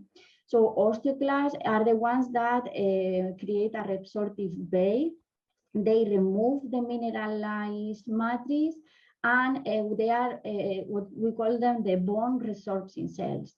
We have the osteoblasts that are the ones responsible for synthesis of organic and inorganic components. So these ones are the ones that will be the bone forming cells. They are depositing the bone. And then the osteoblasts can either die or become osteocytes. And the osteocytes are amazing because they are the ones that are regulating everything that happens in the bone once the bone has been formed. And these ones, therefore, are the responsible for the maintenance of the bone matrix. And I am telling you all this story because these cells are the responsible for the mechanism that we observe and we use to apply age estimation methods, which is the terms modeling and remodeling. And modeling is something that is mostly used, is mostly happening during growth, childhood, and in special circumstances in adulthood. And the modeling is these cells that are working together in order to change the size and the shape of the whole bone. So it's adapted, is related to growth and adaptation. But what we are interested in forensic anthropology for age estimation is bone remodeling. And the remodeling is the coordinated and coupled activity of osteoblasts and osteoclasts. And these are, what they are doing is trying to maintain and repair the bone. You need to think that when the bone is already formed, then we live through our lives. And what happened is that the material and mechanical properties of bone start deteriorating. So osteoblasts and osteoclasts are trying to replace the existing bone by new bone that is better, has a better quality. If you see this table, we see that the remodeling is going to produce new bone will happen on all the bone envelopes, periosteal, endocortical, and intracortical, and also trabecular. Is a cyclical period, a cyclical phenomenon, and then it happens throughout the lifespan. And that is why we focus on histomorphometry for age estimation on bone remodeling. So I hope that this introduction about the type of skeletal tissues, bone cells, and modeling and remodeling will help us to understand the methods that we are going to review in the next slides. Age estimation methods are based on the physiological basis of cortical bone remodeling related to aging. And we know now that the bone is being replaced in a cyclical phenomenon. And the key structure that you probably know, all have heard about it, is the osteum. And that is a microstructure that we will see in cortical bone. Obviously, age estimation for forensic anthropology has its limitations, and we will discuss them later, but I would like you to have them in mind while I am reviewing the methods. And obviously, it's destructive. We need to cut the bone, and sometimes that is not possible. We have seen that it is population specific. That means that depending on the biogeographical origin of the individual, the remodeling, the bone turnover will be different. We know that there must be some sex-specific differences in bone microanatomy and microstructure, and that there are other factors such as pathology, diet, environment that will affect the microanatomy that we see. So have these limitations in mind, so you can maybe later ask me some questions when I finish the presentation. And let's have a look at the osteum. And you see in this image, this is a cross-section of a bone. Is let's say a femur. You have the trabecula in the middle, and then the cortical area around. And the osteum is this tubular structure that are like columns that form the cortical bone. And they have in the center a canal that we call the Haversian canal, because the osteum is also known as the Haversian system. And this Haversian canal houses blood vessels and nerves, and it's important because this will give or distribute the blood and nutrients that are necessary in this highly mineralized environment that is the cortical bone. As you can see, there are several, we will see it in the next slide, but there are several rings around the central canal, and this is lamellar. This is a beautiful image of one of our samples, and this is what we see actually in real bone is a rib of an individual, 45 years old. I just did this close-up of the osteum for you to know how it looks in real life, let's say. So you have the central canal here. Then you can see the concentric lamella that is going around. These black dots are the osteocytes that are there, as we said, to maintain and repair the bone. And then, as you can see, there is a line that you can even draw. I don't know if you can see my mouse. Can you see it? Yes. Okay. So you see this line that goes along around the osteum, and this line is we call it the semen line. And it's very important for age estimation because this line will tell us if the osteum is a primary osteum or a secondary. A primary bone means that the bone has been deposited where there has been not resorption or remodeling. And secondary bone, that is the one that we use for age estimation of secondary osteons, means that they have followed the sequence of remodeling, which means activation, resorption, and formation. So this line, as you will see when we speak about the parameters that we use for age estimation, will be very important because it's also the delimitation between the osteonal structure and the remaining bone tissue. And this case is parallel lamellar. So what happened in the life cycle of human bone? What we see is that at the beginning we have primary bone. Well, we can start from the beginning, but we will see that first is a primary lamellar bone. Then some resorption happen. The osteons start appearing. As time passes, more resorption happens, and then we have a higher number of osteons appearing. And if you can see in the diagram, in the lower diagram, what you see is from birth, we have the fetus birth 1, 2, 3, 6, and so on until 70 years. And what you can see is at the beginning, obviously the bone is still developing, but then after 6 years, for example, we have already, let's say, a thick cortical area. The osteons start appearing, and then finally the cortical area gets crowded with the osteonal structures. And we will use what we know that this is the life cycle of human bone in order to understand when we find an unknown individual, what was the age at death. So if we want to see it actually how we do it in histomorphometry, we will see that this is an individual. I am working with ribs. So this is a cross section of a rib.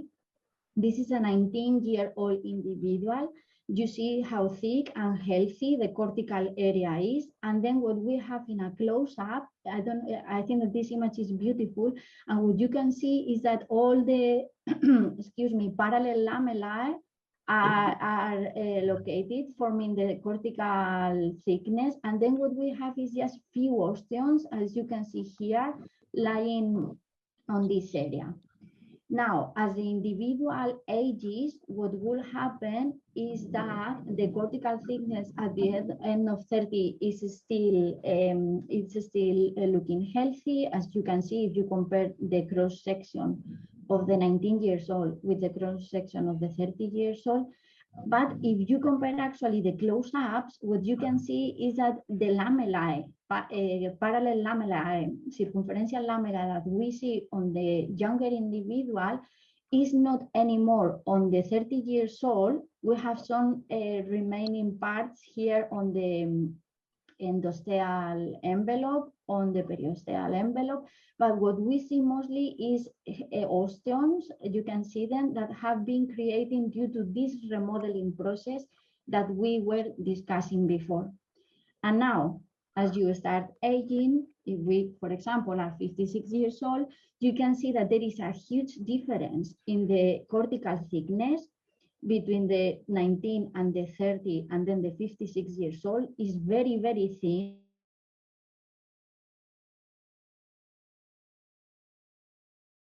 Eating up actually the bone. And what happened is that the osteons, as you can see, are more in number, and also they reduce their size because there is no more space as the cortical thickness has been reduced. So this is the life cycle of the bone as we see it in histomorphometry when we apply age estimation methods. Now, this is a young individual, a semi-polarized. You can see the lamella, again, beautiful. This blue color is because it's polarized. And then you can see the osteons lying with some space in the middle. Actually, if I will ask you to count the number of osteons, you will be able to do it, I am sure. No, because counting is something that we do for age estimations. 1, 2, 3, 4, 5. easy. So if I see this image, I will say that the individual is not old because I can see still space and the lamella and the osteons are big. Now, what happens when the individual gets older? That remodeling is happening cyclically. So this cycle will create osteons over osteons over osteons. And what we will have is this crazy image in which the osteons are all on the top of each other. And probably if I ask you to count the number of osteons here, it will take a little bit of time, I'm pretty sure. So what will happen is that we don't have any more the parallel lamellae that we were seeing before. The remodeling events or the traces of the remodeling are overlapping to each other. And what we have is what we call the interstitial lamellar bone. And this bone means that, imagine that we focus on this osteon over here. Okay, this is clear an osteon. This is another one. This is another one, but I don't know what is happening in this area, for example. It might be an osteon, it might be the lamella, etc. So this will be a problem in age estimation methods because with all individuals, there are some remodeling events that are underneath the latest event that we cannot see. And that will create a lower correlation between age and cortical bone microstructure.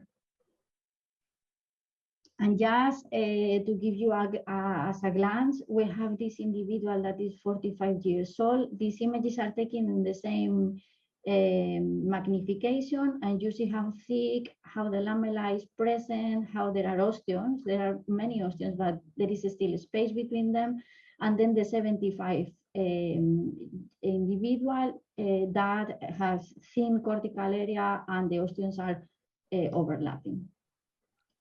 So I have already told you some clues about the parameters that we will use, but for histomorphometry, and you will see it in the next slides, in the methods that we use, osteon number, the osteon is the key parameter, and osteon number is correlated to age. And it's because as age increases, the number of osteon increases. So one thing that we do, as I was commenting before, is to count the osteons. Normally in the methods, they will give you a field of view depending on the bone, and they will tell you how many osteons are there in relation to the area that you are observing. And this is what we call OPD, osteon population density, which is one of our key parameters to express or to reflect the remodeling events on the cortical bone. Other parameters that we use in forensic anthropology are cortical area, and we do is to measure the cortical area that we see. This is the rib, and also relative cortical area, which is another parameter that is independent of size. And then we take the osteon, the beautiful microstructure, and we take parameters on the osteon. We measure, for example, the osteon area, perimeter, and circularity. And we do this surrounding the semen line that we were discussing previously. And what happened is that the area and the perimeter it has been shown that reduces their size as the age of the individual increases. And some say that it's a matter of the cortical thickness getting very small, and therefore there is no space, and therefore the osteons are smaller. Some said that it's a matter of biomechanics. And circularity is very interesting because apparently what happens is that the more circular, the more resistant. So circularity actually increases as age increases. And then we do the same with the Haversian canal, area, perimeter, circularity. This is just for you to have an understanding of the parameters that we use and why we use them for age estimation. Why we use them is because the studies that have been performed have shown that there is a correlation with age. So you see here, osteon OPD, the population density increases with age, cortical area decreases with age, as we have seen from 19 to 30 to 75, and then suddenly, as we see, osteon area decreases. Depending on the sample, on the statistics that we apply, on the characteristics, demographic characteristics of the individuals, we will have a higher or lower correlation, but this is what you expect from the parameters in relation to age. And what happened is that one of the first that understood about this relationship and was brave enough to create a method was Kerley from United States in the 60s, excuse me. This first paper that we see here. And we will review him because it was the pillar of all the following methods.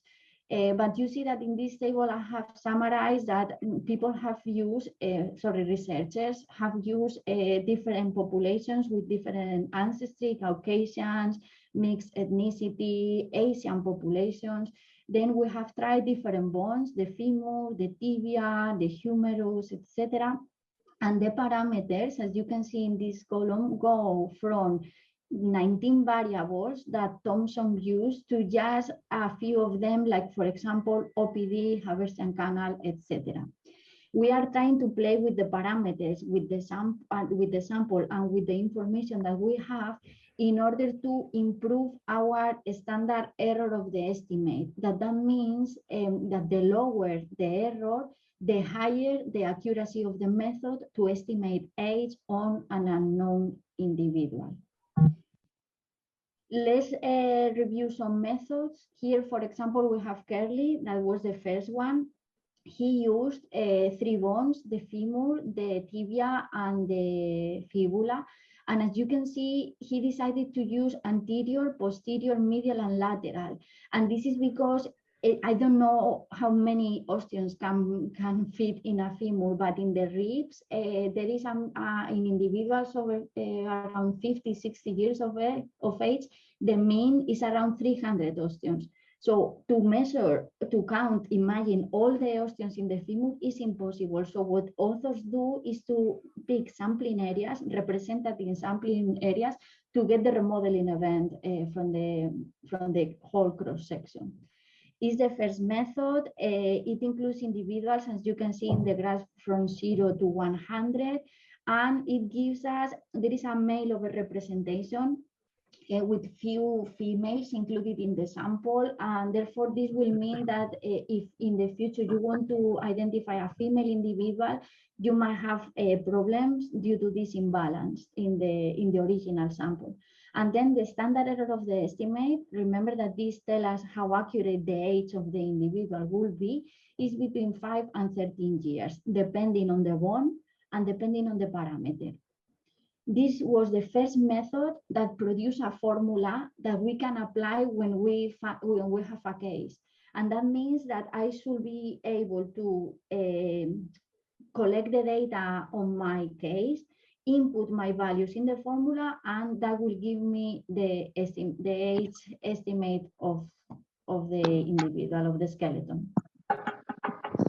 This is another method that is for you to show how the authors are playing with different sampling areas. This is still the same bone, but what you have is that in this case, the author is using just the anterior part of the femur and 5 sampling areas. They get creative with how we represent the parameters that we are using, for example, in this diagram that you see here. And then this author was able to show some sex differences between the cortical bone in her sample. The errors are from 9 to 12 years. And then this is a method on a Japanese sample. And I brought this up because instead of doing the plain microphotographs that we do, normally they were using microradiographs. And as you can see, you can also see the structures, the osteocytes, the osteons, etc. This method is only for males, and the standard error of the estimate is low, which is up to 8 years, lower than the previous studies. What happened is that all these studies use the humerus, the femur, and then at some point, some authors realized that if we use other bones that they don't have any loading, we will avoid the biomechanical influences, the remodeling due to biomechanical influences, like for example, activity that is related to the femur. And they thought that the ribs are a good bone to test because the remodeling, it has biomechanical influences, but the remodeling is mostly constant due to respiration, and it should be constant across populations. There is some clinical data available that we can use to compare males and females, to compare pathological individuals and healthy individuals. And remember that some of our samples come from autopsies, from forensic cases. So collecting the rib is easier than collecting the femur when you are conducting an autopsy. And finally, it's easy to do the data collection, as I was saying, because in the femur you are forced almost to take sampling areas because the cortical thickness is very big. However, in the rib, you can just do all the collect area over all the cortical area. Collect the data, sorry, over all the cortical area. More examples about other methods, just on the ribs. The clavicle has been also used based on the same principles that it is not a weight-bearing bone, and it has an easy extraction. And you see that different populations again, Polish, Mayan, Central Europeans, and different also accuracy for estimation. And let's review a couple of papers. This is the first one that used the rib and the clavicle. As you can see, what we have is, this is the first method using these two bones and provided a formula for us to use. There is a sample of mixed ethnicity. Again, there is a male overrepresentation, and this is due to the nature of the sample because there were forensic cases. And then the age estimate is very similar to the femur. So this is telling us that the rib is also can be reliably used or can be a substitute to the femur if we want to do age estimation with histomorphometry. This is very interesting because it's one of the first studies comparing two different populations. And as you can see in the graph, we have the African Americans, which are the dots, and then the European Americans, which are the squares. And as you can see, the OPD, which is this variable that reflects the remodeling rates, differs between the two populations. And this tells us that probably we will need two different formulae for the two different populations in order to ensure accuracy for the age estimation. And this is a pilot study that we conducted. In this case, this is on the clavicle, on the Albanian sample. And it's also to show you that in this case, we compare Americans, white Americans versus Albanians. Albania is a Balkan country in Europe. And then what we have is that the dots are the Americans, and you can see that the remodeling rate in the Americans is much higher than the one that we observe in the Albanians, indicating that again, there are some genetics, physical activity, diet that is making bone turnover different between the populations. So I hope you had an overview or an introduction on what we do with bone histomorphometry for forensic identification and the methods that are available and the parameters that we use. And this is mostly using microanatomy and microstructure for identification purposes. Now, the advantages of histomorphometry, and I am super fan of histomorphometry, so I'm going to be very positive here, is that it is a suitable method and reliable method for identification, and is the only one that is left. It remains are fragmented or highly damaged. Then we have observed that it is giving us microscopic methods are giving us the same error as macroscopic methods, so we can use them reliably. You need to take into account that there has been studies, as we have seen, that have used different skeletal elements. Some use the clavicle, the rib, the humerus. Find the skeleton, you will have different possibilities. You are not just restricted to using one single bone. And then we know that there are samples, different samples that has been tested, and different methods based on the ancestry of the individual that has been developed. This means that if you have any assumption about the origin of the individual, you should go to this specific population-specific method and apply to your individual case in order to estimate age. So there are different options. There is something that we can observe in microscopy that in macroscopically speaking, it might not be so clear, or yes, it depends on the case. But I would like to show you some examples of these cases. On the left side, you have two cross sections of rib. The cause of death was gastric cancer and brain cancer. And you can see, but I didn't know at the moment. Then I looked for the cause of death to know. But I was going to use them in the sample, and what happened is that these individuals were clearly microscopically pathological, but in the externally, we couldn't see anything. So what you see is that the bone, remember the thin sections, that the cross sections that we were looking at before, they were healthy, they were thick. These individuals are old, so you are expecting to have thin cortical area, but not that the cortical bone is eaten up. As you can see that there are gaps everywhere, both in this rib and in the brain cancer. The other thing that we can see macroscopically, for example, is the muscle attachments, and we use them to infer if the individual was highly active or not. We can also see that microscopically, and for example, this is a study that was testing the differences between the cortical area and remodeling in tennis players. And they realized that the playing arm, as you can see here, had a thicker cortical area and a higher remodeling than the non-playing arm, and this is due to activity. We can use histomorphometry, for example. It can be used to differentiate between populations or samples that were highly active and populations that were more sedentary, and we have seen differences in the remodeling rates. The challenges of bone histology are that, as we said, when the individual gets old, what happens is that at some point the cortical area is so packed with osteons that you can just see the last remodeling event. What is underneath is impossible to be collected. And this will give errors or a lower correlation between age and the microstructure for individuals mostly after 60 years of age. And we are working on how to improve that. Then there are differences between the sexes that we need to take into account. And sometimes the histomorphometric parameters that we use do not due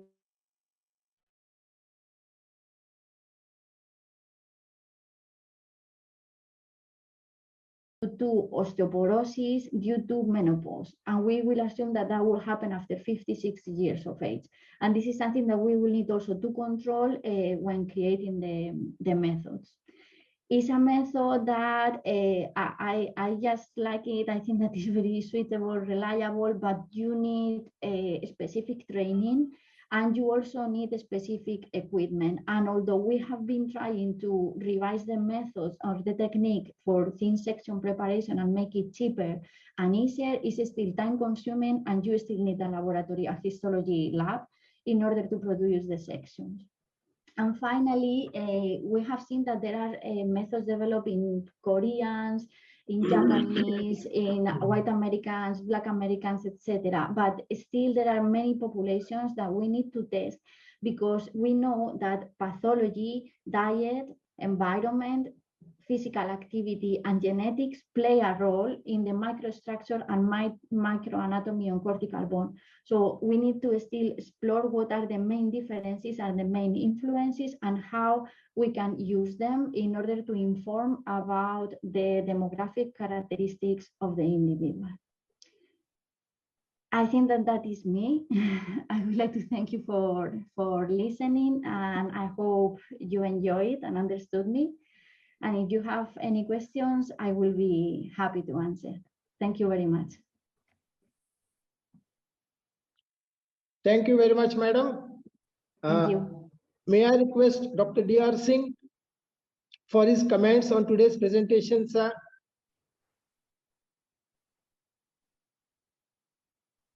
Hello? Can you hear me, sir? Professor Dr. D.R. Singh, please.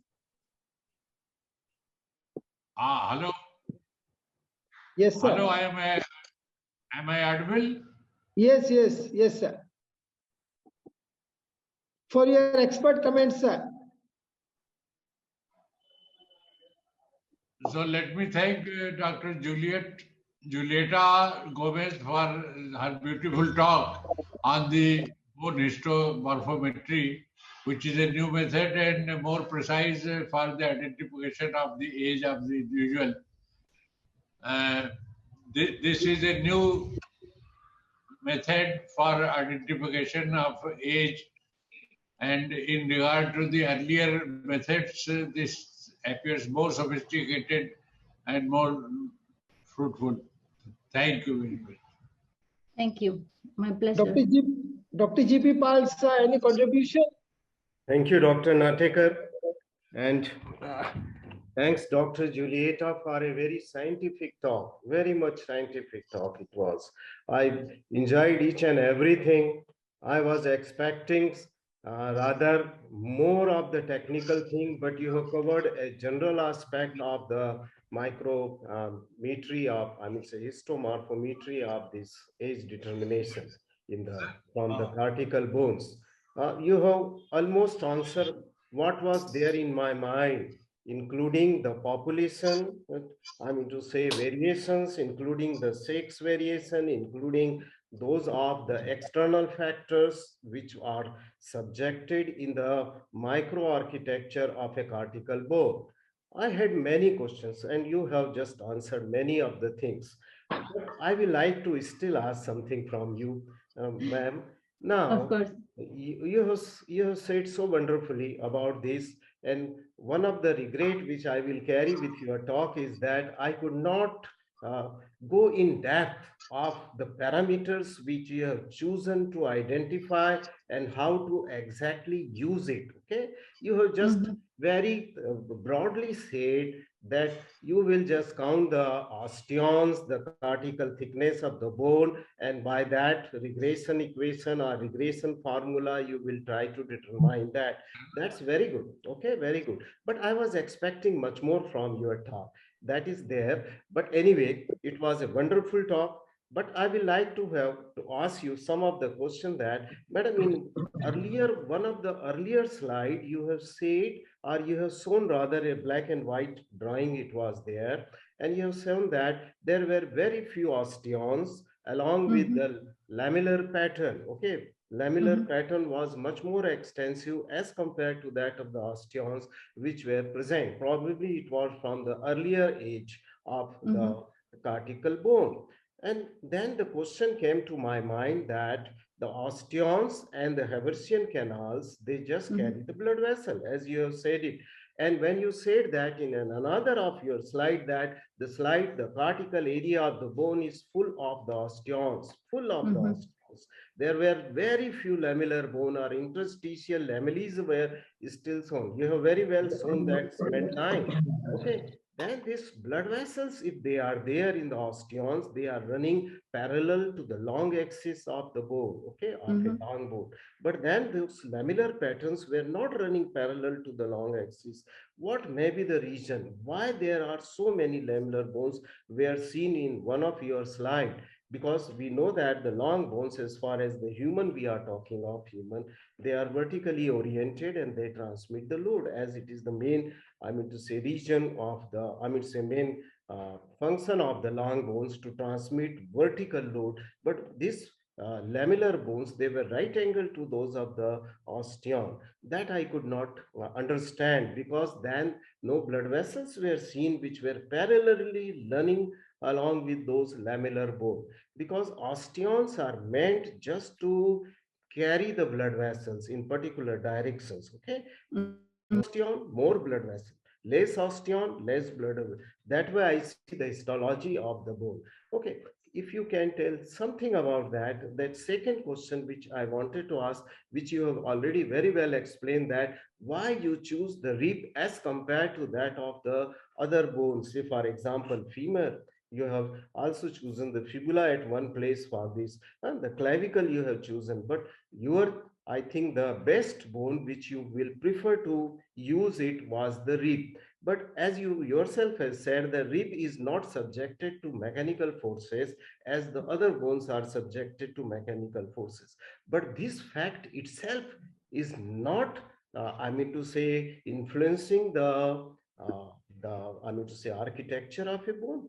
Less influence of the stress, there will be less architecture, I mean to say less osteon develop into the bone.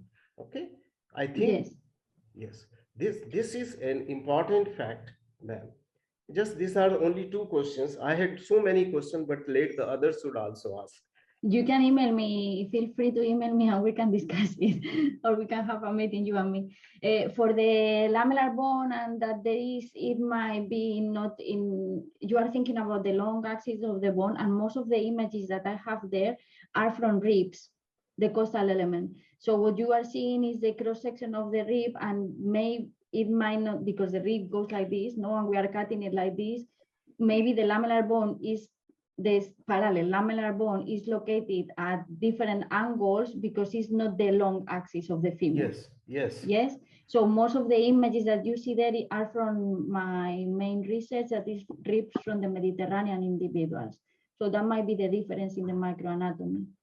For the other question on the rib are chosen, and as I said, they are doing still the femur, and we are trying almost every bone. There are methods on the occipital bone, on the mandible, and the rib is easy because there are 12 ribs. We have seen that if you use a standard rib, the remodeling rates are not going to vary much, okay? So if you find an individual and ribs are difficult to identify and they are generally fragmented, yes, so you could potentially use any standard rib without introducing any error or bias for the remodeling. Then they are the easy extraction. They are not used for routine osteological osteometric, for example, that they are not measured like the femur it is normally for height or stature. And there are biomechanical influences, but what we are trying to look at for age estimation, I understand your point totally. For age estimation is trying to get away or avoid most of the other influences that we have, like for example, biomechanics, in order to have that remodeling that only happened in relation to age. Yes, because our main question is age. In the femur, for example, the femur has many advantages, but one of the disadvantages is that is a load-bearing bone, and what happens is that remodeling will be related to age, obviously, but also related to the physical activity.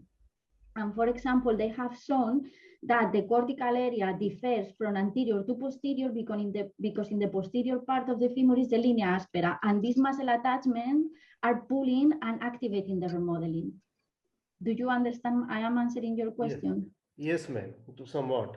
The last question which I will like to ask, this you have not referred to any. This is a very specialized technique by which you can, you need a training, okay? Yeah. I suppose if I want to determine the age with the histomorphometry, I will not be able to do it because it's a specialized technique. And then, but then it may vary from person to person, even who is expert. So what will be the inter and intra observer errors which you could have to see on this? Okay, ma'am. That is a very, very nice question. I didn't have enough time to cover everything, but that is a question that has been shown, and there are some parameters that will present low inter-observer error and low intra-observer. Like, for example, I said that there are parameters that we measure the osteon area just surrounding the semen line. Those have some low inter-observer errors because you just take the image, use a software, measure the area, and click the button, no? And you have a metric. Now, there are other parameters, like, for example, OPD, the identification of osteons that have been so very difficult because at some point there are so many osteons and you have the interstitial bone underneath that you don't know if it is an osteon, if it is not. So those have some high inter-observer error. And there are some authors that are trying to work on revising the definition of osteon, revising the way we take the parameters, like doing automatically. For example, I'm working on a project with the computing department now in Dundee for using artificial intelligence to identify the osteons, just to take out this high inter-observer error that we see. Right. But you are totally right. There will be some parameters that are easy to collect and low observer error, and others that are very challenging. Thank Nice you. question. Thank you. Thanks. You're welcome. Thank you very much, madam. Any questions from the audience?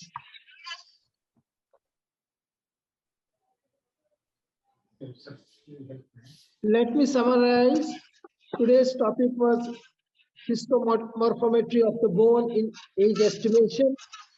Madam has discussed quantitative histological examination of undecalcified bone to obtain quantitative information on bone remodeling and structure. Osteological age is one of the key aspects in creating biological profile from human remains. Main goal is the systemic examination of cortical and trabecular age-related changes to explore age at death for individuals. Madam has described macroscopic and microscopic methods, modeling, remodeling, and describing the life cycle of the human bone. On behalf of Organizing Secretary and 68th NATCON of Anatomical Society of India, I am delighted to have with us Dr. Julieta Gomes Garcia Donas by gracing this occasion, participating and sharing her overview on microstructure of human bone versus animals and addressing key points on estimation of age-related changes, its applications, advantages, challenges for human identification. Madam Julieta has highlighted the state of art of histomorphometry, widening our horizon, keeping ourselves abreast with the recent advances at international level in the field of forensic anthropology. Muito obrigada por ter vindo, Madam Julieta. Thank you very much. I would like to thank our respected chairpersons, Dr. D.R. Singh and Dr. G.P. Pal, for their valuable contribution and their expertise comments. I would also like to thank the audience gathered to attend this very important topic with their valuable inputs. I would like to thank our organizing secretary, Dr. Punita Manik, Dr. Jyoti Chopra, Dr. Anita Rani, and her team for providing us an excellent academic feast. And we wish you all the best for the next 2 days to come. Thank you very much. Have a nice day. God bless you. Take care. Thank you, Dr. Natekar. Thank you, Natekar sir. Julieta ma'am, there was a question from the audience end for you. How do we process the bones for this? There are many techniques used for this. There is the one that you have to have an isomer, which is a high precision machine to cut the bone. This is a bit too technical, but there are several papers. I have shown in the presentation a paper that we published, like doing it cheaper and faster. So, but what we have is we take the bone. You can do it even manually without any equipment. You take the bone. If it is a femur, for example, a femur, we will take the cross section, and you cut just a cross section which is perpendicular to the long axis. Okay, it has to be perpendicular, because if you cut it like that, the remodeling event will not be the same. Okay, so you cut it and you get the cross section, and then you use polishing paper, grinding paper, like you can do it manually wherever you are. Grinding paper, the thin section that is around 2 or 3 millimeters thick, and then you start polishing in circular motion, and polishing and polishing and polishing. When you see that is getting like a white color, you put it under the microscope and you see if the light is transmitted, because the only thing that we need is the light to be transmitted through the thin section in order to see the microstructure. And then back, polish and polish it until you can see the osteons. You mount it in the microscope and you are good to go. This is It a ground sounds- sectioning. Ground sectioning. Yes. Yes, yes. Ground This is section. a method that was developed. This is called the Frost Manual Rapid Method that was developed by Matt, revised by Matt et al. They are in Netherlands. But if someone wants to contact me for further information or for data collection or whatever, I am super happy. I will be there. Sure, ma'am. Thank you. No problem. And now, on the behalf of Team NATCON 68, it is my great pleasure to present the Certificate of Appreciation to Dr. Julieta Gomez Garcia Donas, Dr. D.R. Singh, Dr. G.P. Pal, Thank you. Thank you. and Dr. Prashant Natekar. Thank you once again. Thank you. Thank you, ma'am.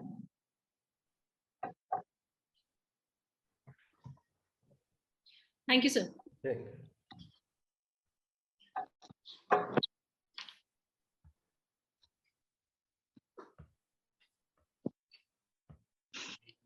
So, coming to the last talk of today's event, entitled Role of Imaging Anatomy. And this talk will be delivered by Dr. Tanuj Kanchan. The moderator for this session is Dr. Ruchira Shetty, an experienced teacher, an enthusiastic educator, recipient of Lata N Memorial Award by Anatomical Society of India. It is a privilege to have you here, ma'am. And I request you to kindly invite and introduce the chairpersons of this session. Over to you, ma'am.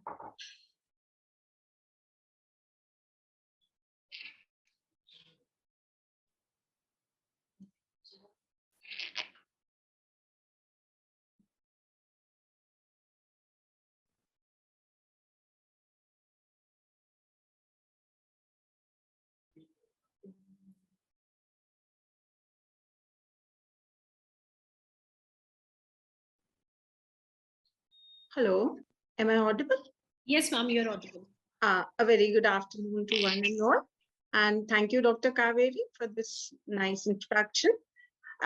First and foremost, I would just like to emphasize that putting the last session directly on the right time is actually commendable and appreciable for the whole team. And I introduce the chairpersons of the session, Dr. P.K. Sharma, sir, who is Professor and Head Department of Anatomy at Eras University, Lucknow. Sir has been the former head of the Department of Anatomy at King George's Medical University, Lucknow, India. He has been an alumnus of KGMU itself, and he has been pioneer in developing the image anatomy lab, established unit of ultrasound, and the CT scan galleries, both 2D as well as 3D, and the MRI gallery in the Department of Anatomy at KGMU, Lucknow.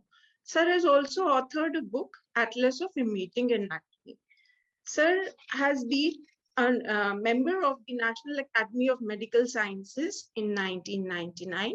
He has been the Executive Council of the Lucknow University, a member of it. Sir has been a member of the American Association of Anatomists, USA, and is a member of British Medical Ultrasound Society, UK. Sir has been a secretary, is a secretary of Alumni Association of University, has been elected the reviewer of Indian Journal of Experimental Biology, New Delhi, and he has been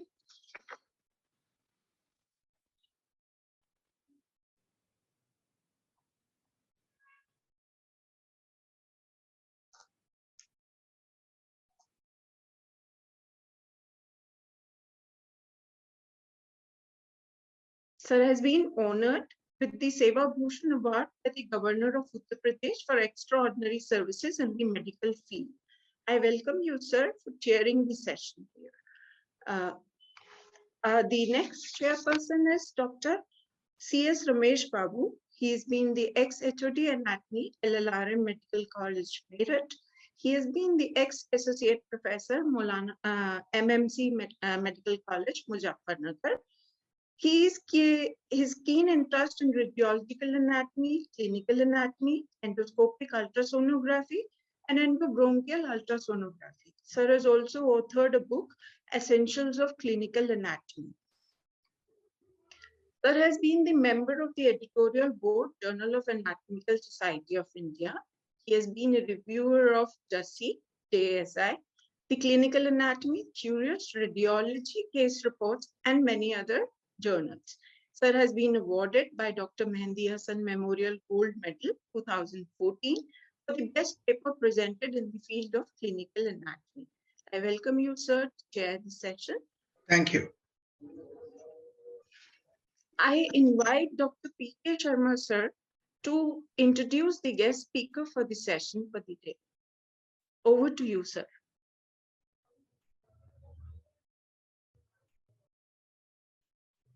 Dr. P.K. Sharma, sir.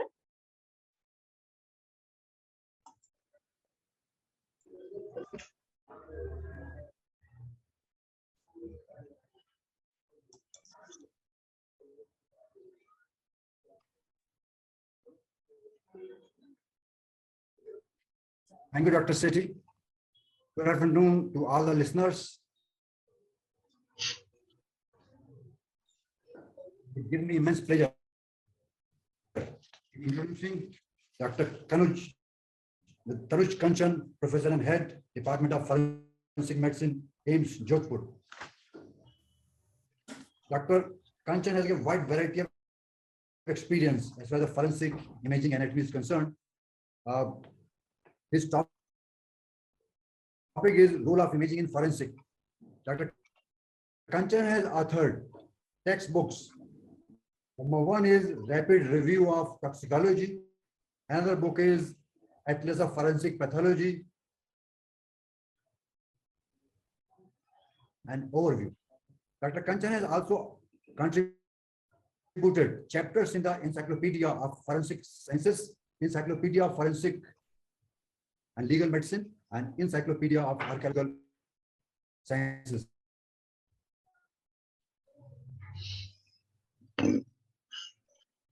He has authored nearly 500 scientific articles in leading journals, out of which more than 5 PubMed.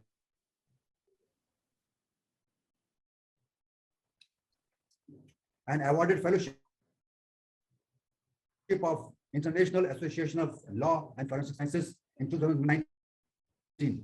Dr. Kanchan was elected as a member of National Academy of Medical Sciences in 2019. He is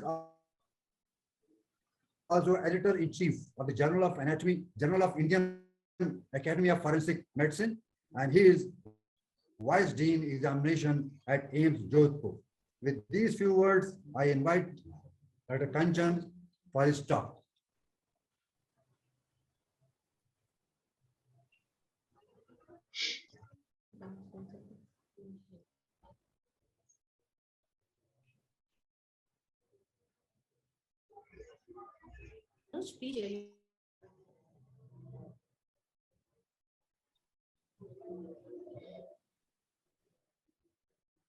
Good morning, everybody. Good afternoon, everybody.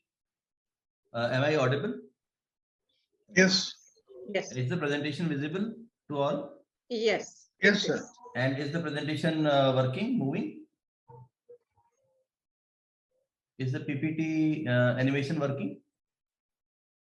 So can you make it full screen, please?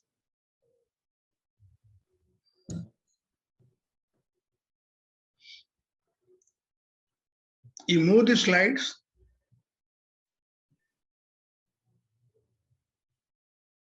Slides are moving now. Please put your slide. Sir, put it in the slide mode, sir, please. It's in slide mode only. And no. Now it is shifted. Now it is shifted. Is it okay now? Yes, sir. Yes, sir. Go ahead. Okay. So at the outset, I wish to thank the organizers of 68 NATCON of ASI and Professor Sharma for the very nice, humble introduction. So my topic for today is radiological imaging and identification. And I'll be covering this topic, the outline of which is mentioned here. I'll be talking about briefly about identification, identification of the dead, identification of the living, and then what are the traditional methods, a very brief comments on traditional methods used in identification. Then what are the newer alternatives? We have been using digital X-rays for long, but apart from that, we are using other techniques also now in identification. So I'll be talking about that, which includes conventional radiography in identification, ultrasonography in identification, computed tomography in identification, and MRI in identification. And I'll conclude with the antemortem and postmortem records matching in radiography for identification. So that is a brief outline of my talk, which I am going to start now. So I welcome you all to this presentation and thank you all for giving me an opportunity to present it before you from whatever little I know about the topic. So human identification is an essential component of forensic practice. It is, we all realize that unless a victim or accused is identified, the law cannot proceed in a particular direction.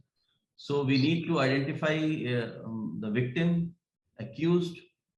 We are talking about a criminal case.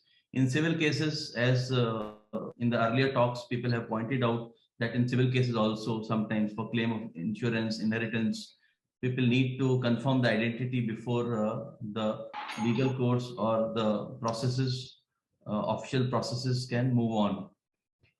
So it is an essential component of forensic practice, which requires establishing the biological profile of. Sir, kindly put your presentation in slideshow mode.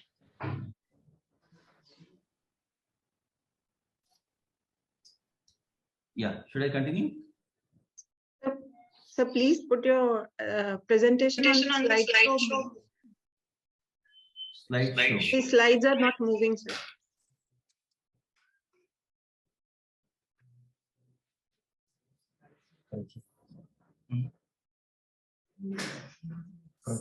At lower right end, the last. Is it coming now? No, sir.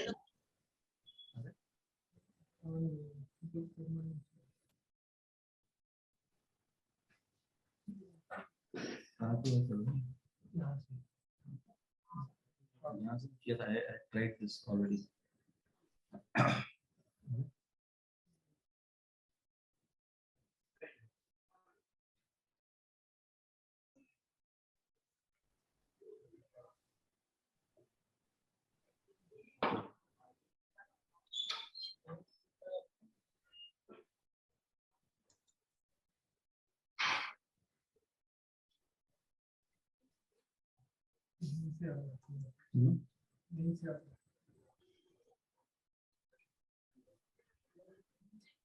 I'll exit and re-enter. Is it fine if I do that? Sir, you have to put your presentation in a slideshow mode. I have put it on the slideshow mode. Set up slideshow.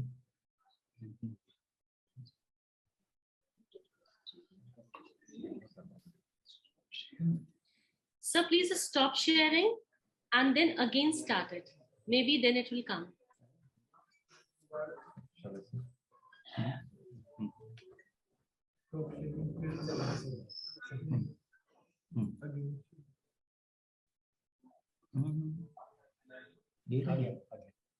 Yes, sir. Yes, sir, it has come now. Okay.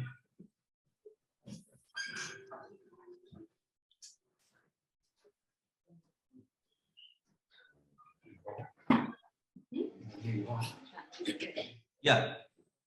So the outline of my presentation would be to talk about briefly its importance in living, in death, traditional methods of identification, newer alternatives, that is the use of radiological techniques or imaging in identification, and which includes conventional radiography, ultrasonography, CT scans, and MRI. So,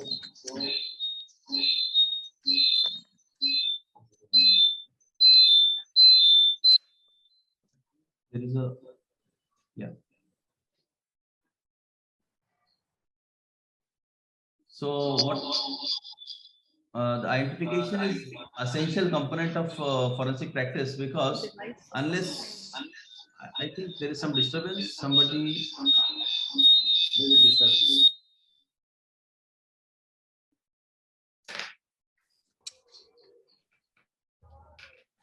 Yeah. So unless we can confirm the identity of the accused or the deceased, the law enforcement agencies cannot move forward in a particular direction. So it becomes very important for us to identify a particular individual. Usually the identification is based on visual identification features, but sometimes when we are brought with bundle of bones or skeletal material, dismembered remains, can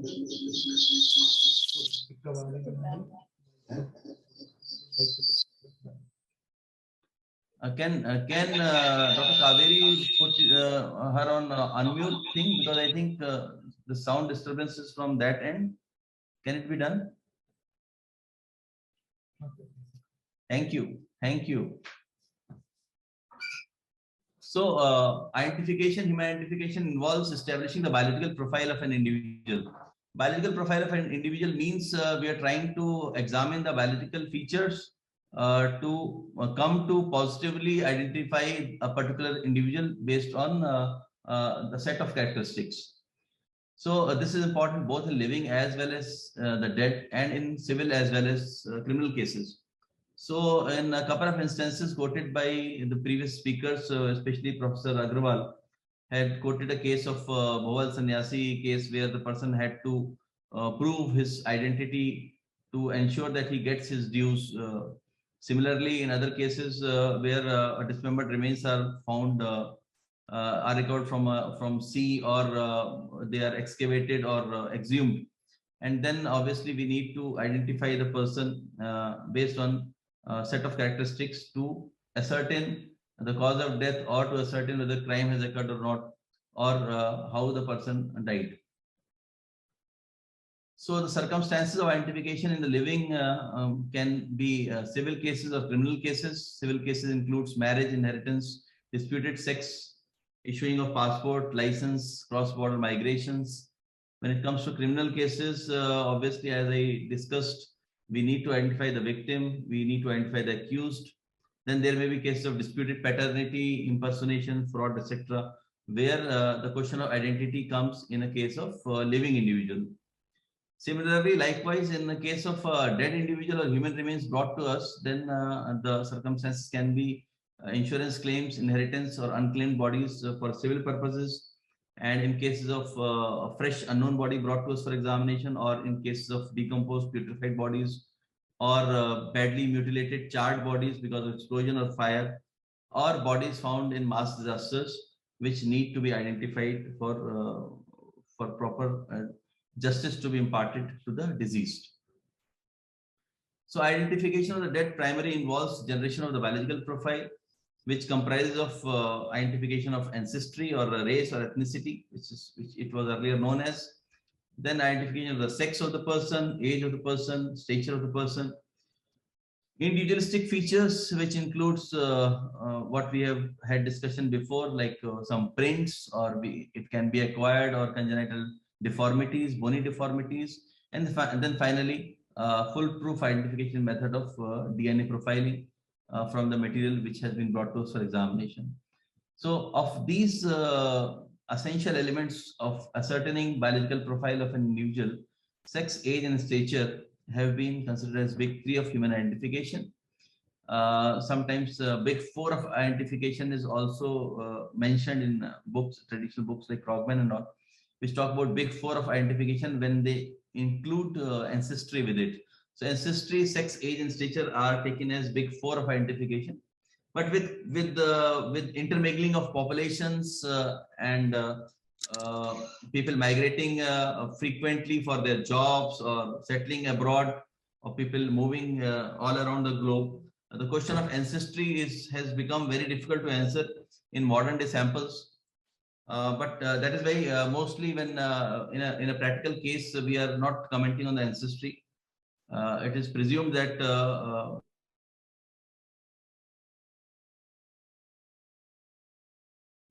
procured, obtained, but that may not be true in every case. So that is a limitation. So mostly we talk about sex, age, and stature of human remains when they're brought to us for examination. And most of the research also in this regard is being conducted on these three features. DNA, we had a good talk in the beginning, in the opening session. And individualistic features also are very important, one of which is prints, which already has been talked about in one of the previous lectures. So traditional method of identification means we are going to observe the remain, its appearance, and we are going to examine the bones and then comment on the sex, age, and stature of the human skeletal remains which are brought to us. Obviously, for it, the knowledge of anatomy is very essential. And specifically because knowledge of anatomy is being used for crime solving purposes or medical legal purposes, then obviously forensic osteology and forensic anthropology play a vital role in this. With regard to application of forensic osteology, anthropology, and forensic medicine in solving these crimes or these cases or identification of the missing person in disasters, obviously collaborative practices and research is vital. That is why in most of the centers, including our center, whenever we have human remains brought to us for examination, we have anatomists from our institution on board, and to give us expert advice on the question of identification of remains, so that justice can be done. And I feel in many institutions the same is a practice, where they take anatomists on board during examination of bundle of bones or skeletal remains, or sometimes human remains also. Likewise, even I see a lot of research from anatomy journals, which is of utility to forensic personnel. So that is what in today's talk I'll be quickly going through the various kind of research that has been conducted and the way forward with regard to that. So now, when you talk about examining visual identification or morphological morphometric examination of bones, there are a couple of things which come to mind, which can be a limitation in a way.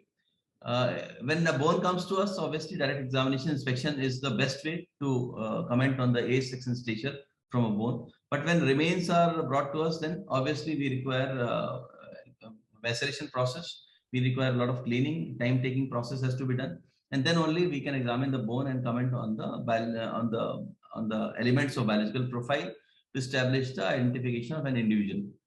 An alternative can be if a human remain is brought to us or a headless body is brought to us, for example. So in a better, easier way would have been exposing it to radiological imaging, and then utilizing the database with us in identification. So with the advent of postmortem CT, postmortem radiography and all in many institutions, this has become quite a possibility. Otherwise, the traditional method was to macerate and examine the bones, measure them, look for the changes, look for the deformities, look for individualistic features, and then comment on the biological profile. So this is how things are evolving. And when it comes to research related to this field, so that we can move ahead in a positive way towards establishing the identity of an individual, we know that most of the research conducted to establish identity have been done on skeletal repositories, which have been there mostly in the western part of the world. Unfortunately, in India, I am not aware of any established skeletal repository where researchers can sit and work on various aspects of identification. But most of them are there. Most of them that have been researched on are there in the US and in the European Union. So one thing is when you're talking about research, we need to have population specific models. So suppose we are talking about crime solving or identification purposes in Indian subcontinent or in India or in various parts of India, then we need to have population specific models for our own country. So that is not the case till now. People have been working, but there is a lack of collaboration, and because of which we do not have any population specific models for our country, which obviously provides a limitation to the criminal investigating system. So one is lack of skeletal repository, and then the second thing is that there is a need of time and resources for maceration to acquire skeletal material on which research can be carried out. So lack of material and the process makes it even more complicated. So again, to overcome this, a very easy and very good alternative is to resort to newer alternatives of radiological techniques, which can be equally effective in developing identification process and developing database for our population, which as of now is lacking.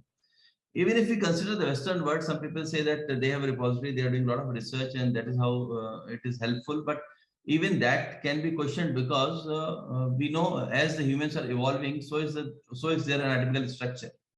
So these repositories on which a lot of research has been carried out are mostly confined. They belong to they go back to decades.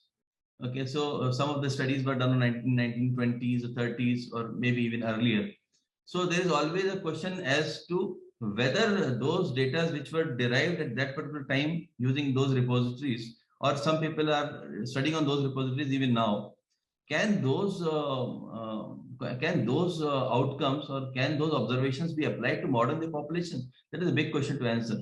So even though we are lacking on repositories, I don't think as of today, if we want to generate a data, we are at a loss, because the modern day sample, any study done on the olden samples or age-old samples can give us an idea, but they cannot be applied in real case scenario in forensic practice of identification. So in consideration of all these things, obviously the use of radiological techniques can go a long way in identification of human remains. And then obviously conventional radiography, ultrasonography, computed tomography, and magnetic MRIs have been used. A lot of research is being carried out to help the experts in identification process. So talking about conventional radiography and identification, we see that radiographic techniques can give us a good assessment, good osteometric assessment. So it should be osteometric assessment, and also it is equally effective in assessing or in examining the morphological features. So talk about X-rays in sex determination. So these can provide us a good data about osteometric and osteological details. So some of the bones which have been commonly studied include skull, mandible, dentition, long bones, and pelvis. So talk about skull, lateral cephalograms, cephalometry has been used using, I've mentioned here some 19 landmarks, and these landmarks can be used for generating osteometric data, as well as to visualize and compare male and female in the features on the bone. Similarly, talk about sinuses. Posterior anterior cephalogram has been used to study frontal sinus and nasal septum pattern. Frontal sinus has been largely researched one for individualistic feature, because of the bilateral asymmetry in frontal sinuses between which differ in individuals, because of the shape of the sinuses, because of the size, because of its volume, because of its margins. So many features, and they differ from person to person. And these things have been studied between sexes also. So this is one feature which can have sexual dimorphism, help in that, and also help in more helpful in establishing the individuality of a person. Likewise, if you talk about sexing from teeth, various measurement of dental measurements have been taken on orthopentamograms, be it crown length, root length, total length of the tooth, or tooth width. They are all measured to establish, to compare the sexes. Besides total tooth length, there can be measurement of occlusal plane length, root length, total crown length. All these measurements have been taken on orthopentomogram to study the sex differences between individuals. Now, the basic logic or principle behind these sex differences, be it a bone or a teeth, is that the male and female, they differ in their size and build. So once they differ proportionately, obviously, the skeletal components and dental components also will differ in size. So that is the background of studying these measurements for making sex differentiating models. So likewise, gonial angle, mandibular ramus, height, bigonal width, etc., have been utilized for sex differences between males and females. Come to pelvis, measurement of angles, subpubic angle, dimensions, pubic ramus, then dimension of ischium, pubis, different parts, symphysis pubis, its length and maximum minimal width. They all have been used and tried to establish sex differences in practice. Talk about other bones, long bones or smaller bones, phalanges, carpus, tarsus, metatarsus. Then again, linear and angular measurements have been used for metric comparison to establish sex differentiating models, which can help in identification. Now, coming next to use of X-rays or in age estimation. So, at this point of time, I must tell you that the role of X-rays or radiological techniques in sexing has a lot of limitations, and most important amongst the big three also, if I talk about it, is the age estimation. Because now you talk about age estimation, it can be based on degree of ossification, epiphyseal fusion, obliteration of sutures, dental maturation. So all these can help in age estimation and living as well as death.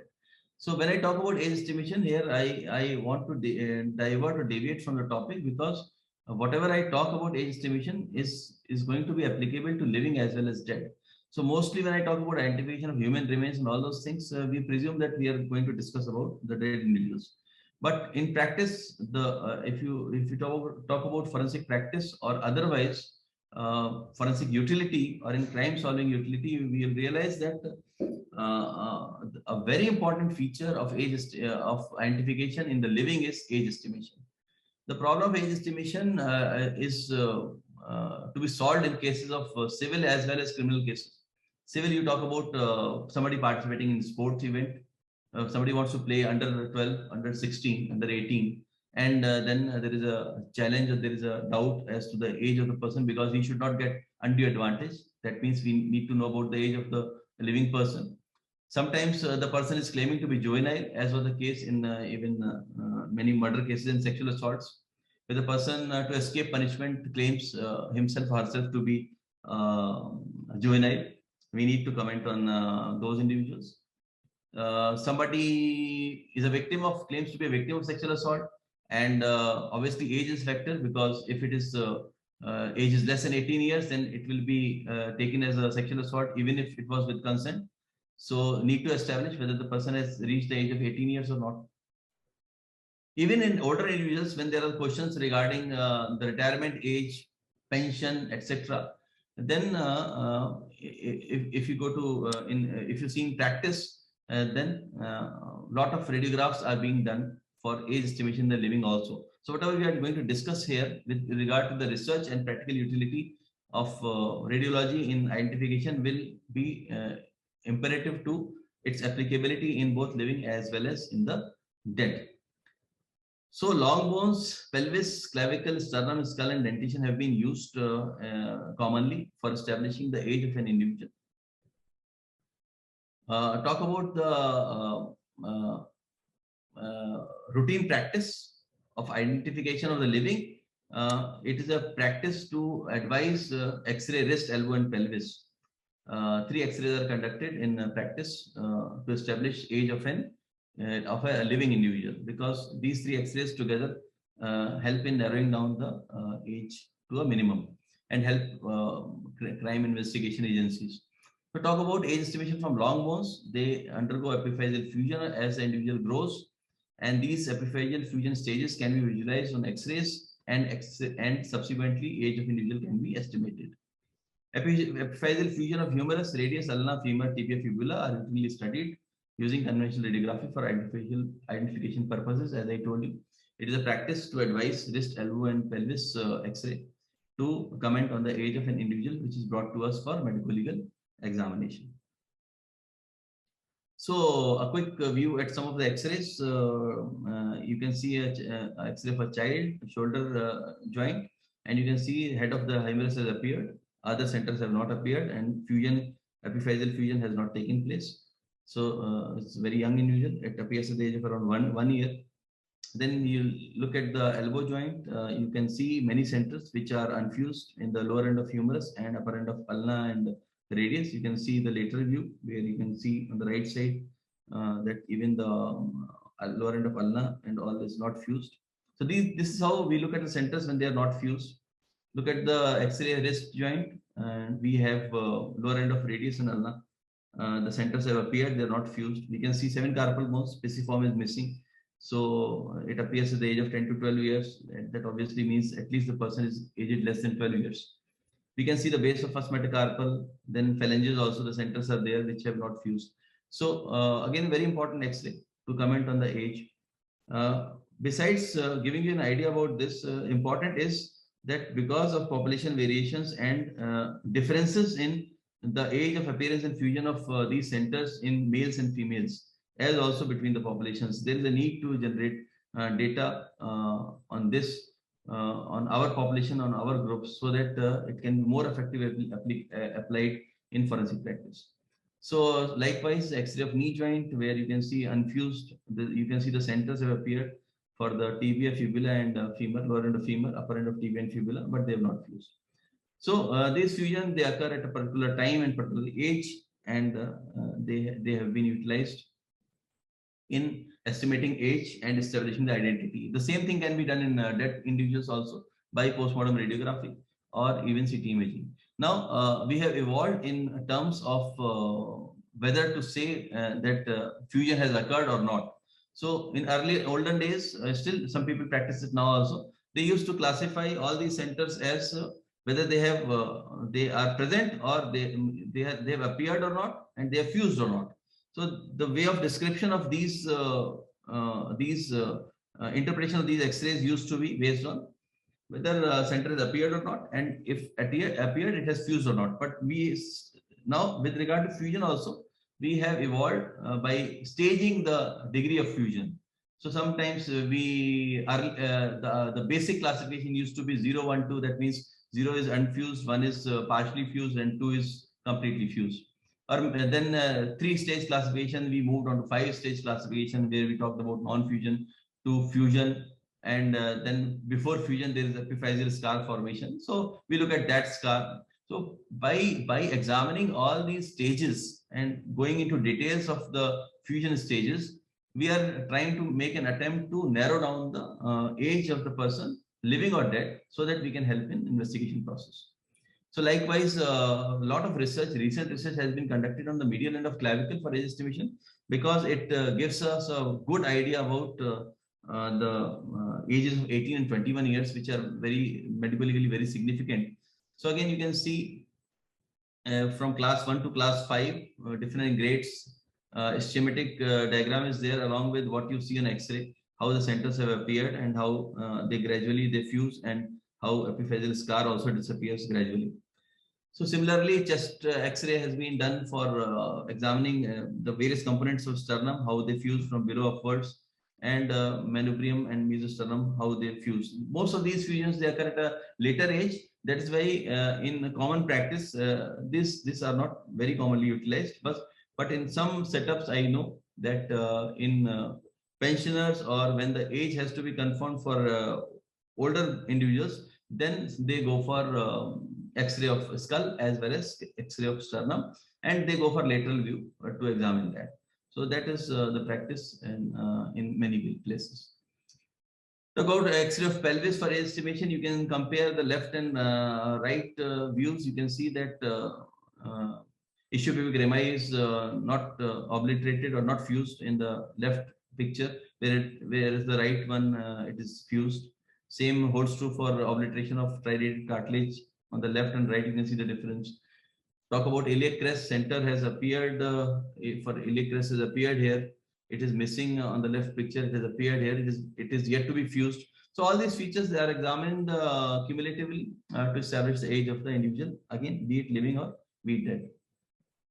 Likewise, lesser research has been conducted on radiographic examination of thyroid complex. So we in our institution also had done MD thesis work on this, where a lot of work has been done on the hyoid apparatus, hyoid bone, how it fuses, unilateral, bilateral differences, differences in the shape and all. A lot of anatomy research has been done on that. But when it comes to talking about thyroid cricoid complex and even tracheal rings, then I need to emphasize here that it's a good research area for prospective researchers, because the calcification in the various parts of the thyrocricoid region, it is a good possible cause of identifying the age of the person as the person grows in age. So when you talk about long bones, pelvis, ossification centers, all those things, we are restricting ourselves to identifying the age of younger individuals.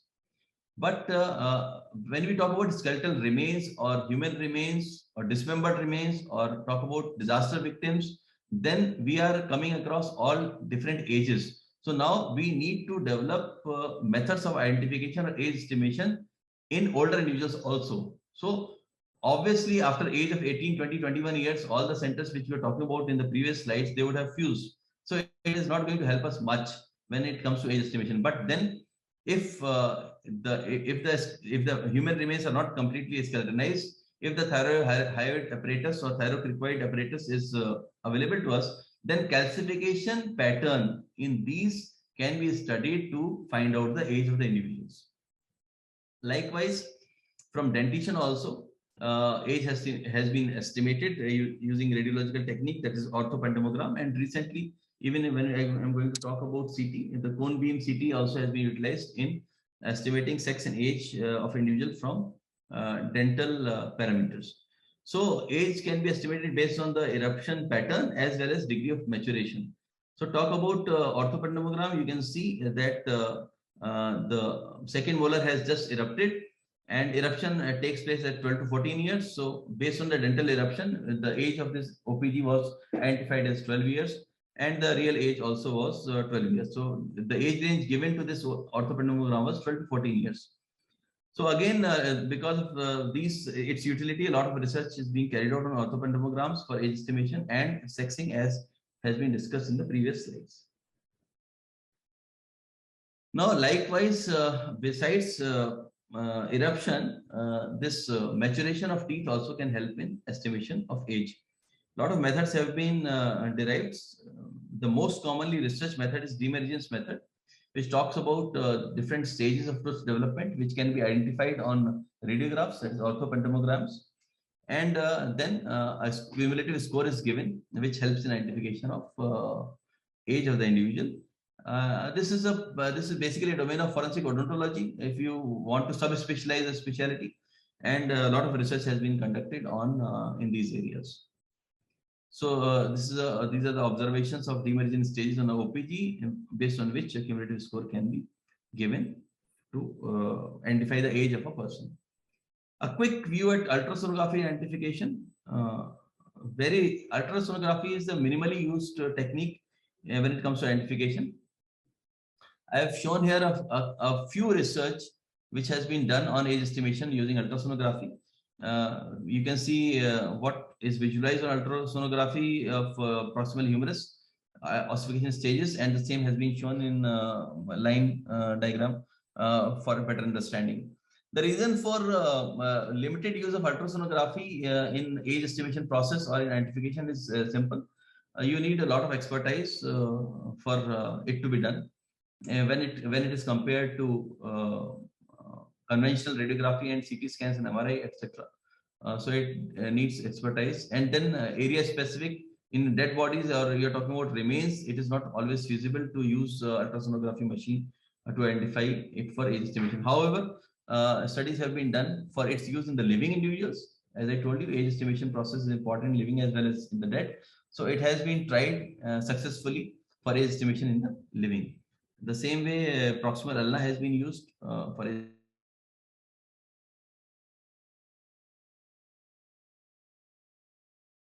by ultrasonography. So with that, we move on to the most researched technique in radiology these days, that is computed tomography and its use in identification. So before going on to the same things, because whatever we have discussed till now in terms of conventional radiography, almost similar things are going to be discussed regarding the utility of 3D CT images in identification process. Before that, I'll just quickly mention how exactly we are going to use softwares for studying the various parameters and indices derive them for identification purposes. So these are some of the softwares which can be used for reconstruction, visualization of 3D CT images, of which at our place we go for Singoware and Radiant DICOM 3D Slicer have been used in our center. Other methods are there. Most of them are paid. So you have, if you are doing a research on this, you be in touch with the radiology department, and then they will guide you as to what software they have with them. A couple of them are free also. Some of them are available for trial version for 60 days, which is enough for carrying out some research. So this is a background for those who are interested in carrying out research related to CT images. So this is how we do image processing. Before we go on to read and study the features, individual features and general features for identification purposes. So talk about image processing. We load the image from DICOM database, select bone window and crop image to obtain area of interest. And then we define threshold, which is not always essential in all the softwares. Then generate 3D volume reconstructed image, use scissor and eraser tool to remove interfering bone remnants, and then save the image with area of interest intact with us for viewing it using the camera tool and further analysis. The same system which has to be followed has been shown in here. So we have an image loaded from DICOM database. Then we are now using crop image to obtain area of interest and to generate 3D volume reconstructed image. So we are using a scissor tool here to remove the remnants or the areas which are not interesting to us. So for example, in this particular case, we wanted to study about mandible. So we are trying to remove the other areas, and this is how it goes. Finally, we have mandible before us. The biggest advantage of CT imaging is that it gives you information very similar to the bone, very similar to the information which you could have obtained on the bone. It is a 3D image. You can go for metric measurements and also morphological examination of features, be it position of mental foramen, the shape, dentition, processes, whatsoever you want to study. So again, we will define the role of CT in sex determination as well as age estimation. So assessment of sexually dimorphic morphological features and morphometric analysis of skull, mandible, long bones, sternum and pelvis has been researched a lot. So you can study or you can comment if it has come for a medical legal purpose. You can comment on the sex based on morphological features, be it prominent glabella or distinct frontonasal angulation or gonial angles or eminences, or if you this is from the lateral view, you talk about the frontal view, shape of the orbits, again the nasal aperture, foramina, dentition, all those things. Basically morphological features can be studied, and whatever we usually do for sexing based from bones directly, the same comments can be made on post-mortem CT examination based on these features.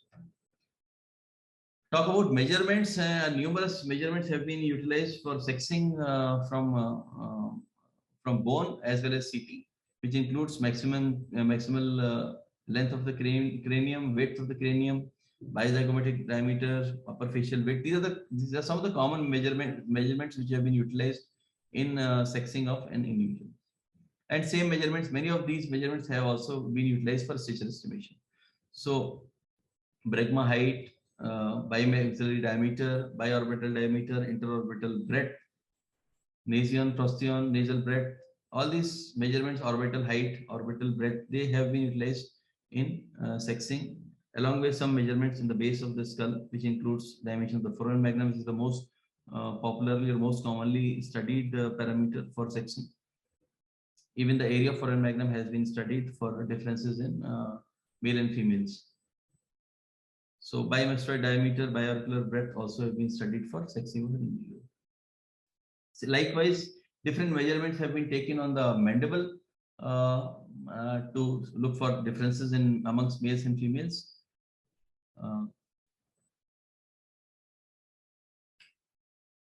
Similarly, for long bones, maximum length, diameter, muscle attachment sites, architecture, and all has been. So basically, morphological and osteometric measurements have been taken in long bones too, and other bones for differentiating males and females.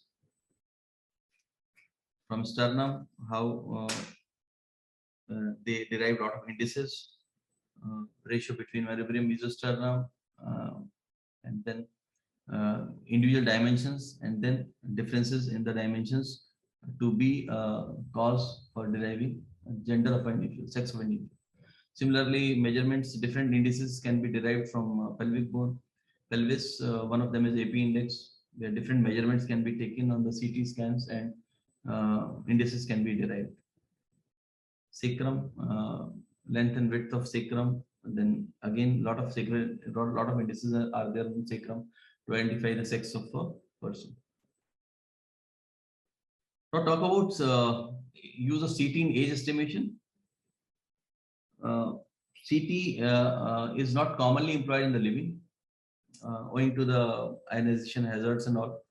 But with the advent of postmortem CT imaging, or even some centers are developing autopsy centers, use of CT in age estimation is going to be increasing in the days to come. So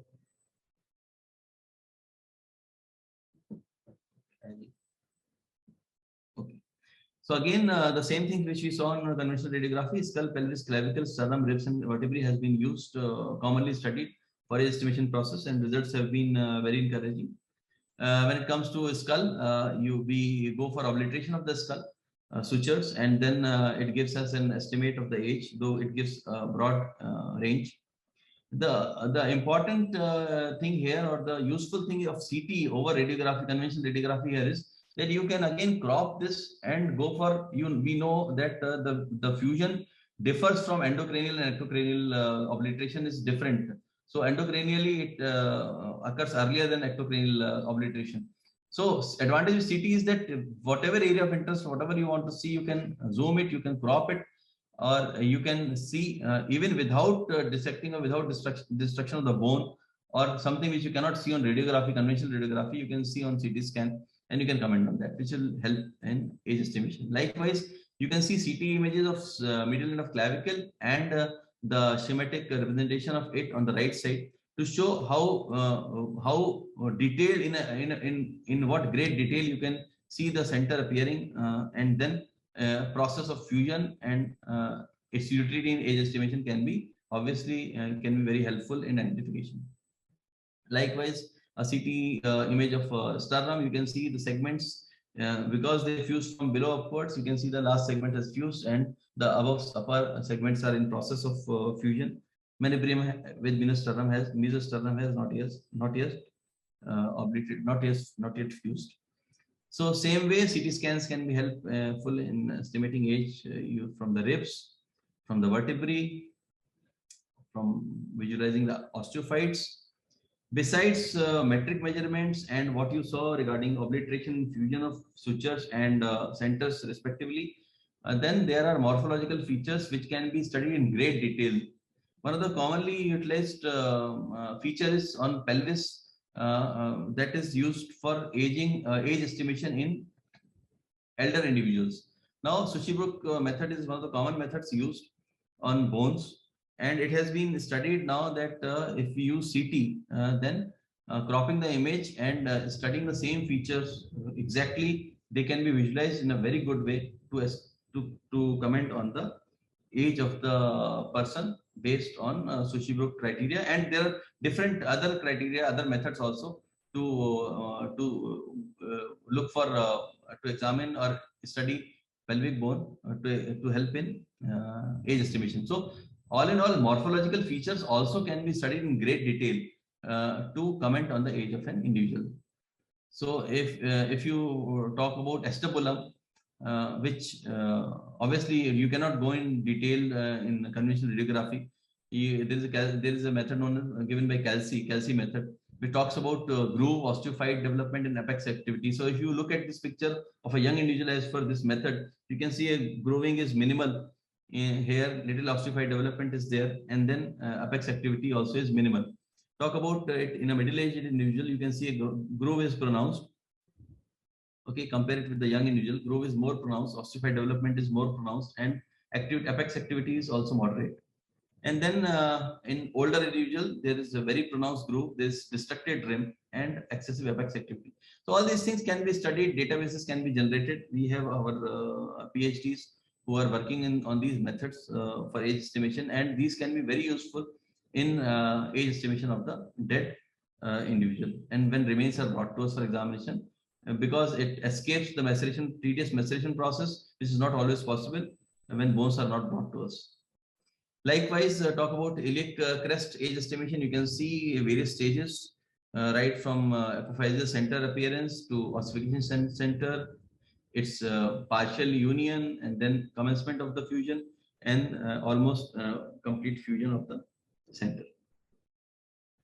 So lastly, we are coming to MRI, which also is not as commonly researched area as compared to CT, and even in practice it is not that commonly used. But latest research shows that MRI can be equally or even better when compared to CT because of the lesser known ionization hazards when it comes to age estimation in forensic identification.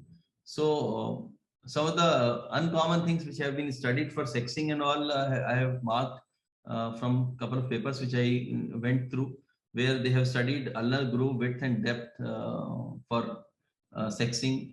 Groove opening angle has been calculated in MRIs to comment on the sexing from ulna, which obviously we cannot think of all these things unless we have these advanced techniques. Then extensor carpi ulnaris thickness and width, ulnar salate process length and base width has been used in sex estimation. Then diploic, the thickness has been studied, which can have importance in identification as well as in the field of traumatology and in field of studying the mechanism of injuries caused to various regions of the head. So that can be researched. Then sinuses can be studied in MRI for its individualistic features. And then bones like patella and all have been used for different measurements have been utilized for sexing from individual. Likewise, you talk about age estimation, similar to CT, we get to see similar appearances of, talk about dentition, talk about appearance of ossification center, scar formation or complete fusion. We see all those things, MRI in the same way as we see on CT. Here you see how undeveloped manubrium and developed manubrium look like on MRI. You look at the epiphyseal centers which have appeared not fused in case of long bones, which can help in age estimation process. So apophysis, their fusion, all those things can be studied. So lastly, radiology also can help in individualistic features which can help in identification process to a great bit. And this is primarily based on the principle that you are going to match the feature or identify a feature in postmortem radiography that can be matched with antemortem records. So because conventional radiography is very common, and if there is suspicion of somebody being died or some you want some, obviously antemortem data is there, that means you want to confirm the identity of a person, then it has to be matched with postmortem images, and postmortem images can help in identification by virtue of sometimes we get to know about joint or dental processes. Even if when we are conducting autopsy or when we are examining a bone, we sometimes have specific fixators or nails which have been used, which have mark of the company on them, which have been helpful in identifying the person later on based on those features. So joint dental processes and dental fillings and all, they can help in identification. Matching can help. Similarly, calluses, deformities, caries, osteomas, etc. If there is a record with us of a missing individual and we find some things on radiography, they can be matched and entity can be confirmed. I remember of a case of a foreign individual where we were brought with bundle of bones for examination, and we could see lumbosacral transitional vertebra there. And when they brought to us, because it was completely skeletonized, when they brought to us from embassy some of the x-rays and dental x-rays, as well as because he had some spine problem also. So it helped us in confirming the identity of that Spanish individual. So that is how it goes. So that is when radiology has importance in comparing the antemortem postmortem data. When it comes to our research or anatomic role, then obviously anatomical variations, as I talked about, transitional vertebra, morphological and other features, if they have a proper record has been kept, antemortem record has been kept, then the same can be matched with the postmortem radiography or postmortem CT imaging, and the same can help in identifying a person. So to conclude, neuroradiological techniques can play a significant role in human identification process in both living as well as the dead. That is the outcome. We need to develop population-specific models, and that is not a very difficult task considering the database which we can generate if we have a collaborative research. So collaborative research and practices is the key to move forward.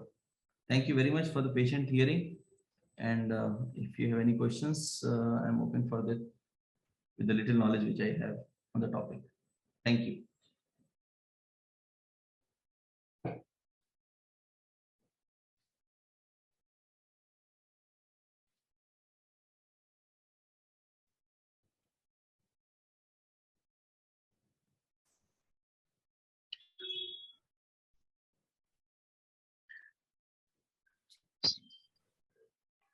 Thank you, sir. May I request Dr. P.K. Sharma, sir, to share his valuable comments, taking into consideration his vast expertise in this field. Over to you, sir. Thank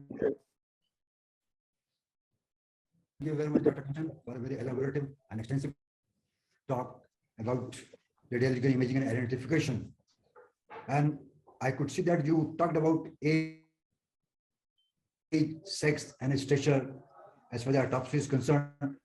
But what particularly I'm interested in, and I was more looking into that, say, for example, number one, my question is that what is the scene, what is scenario of the virtual autopsy in India, and as far as this availability of the infrastructure is concerned? I may tell you that at our is at the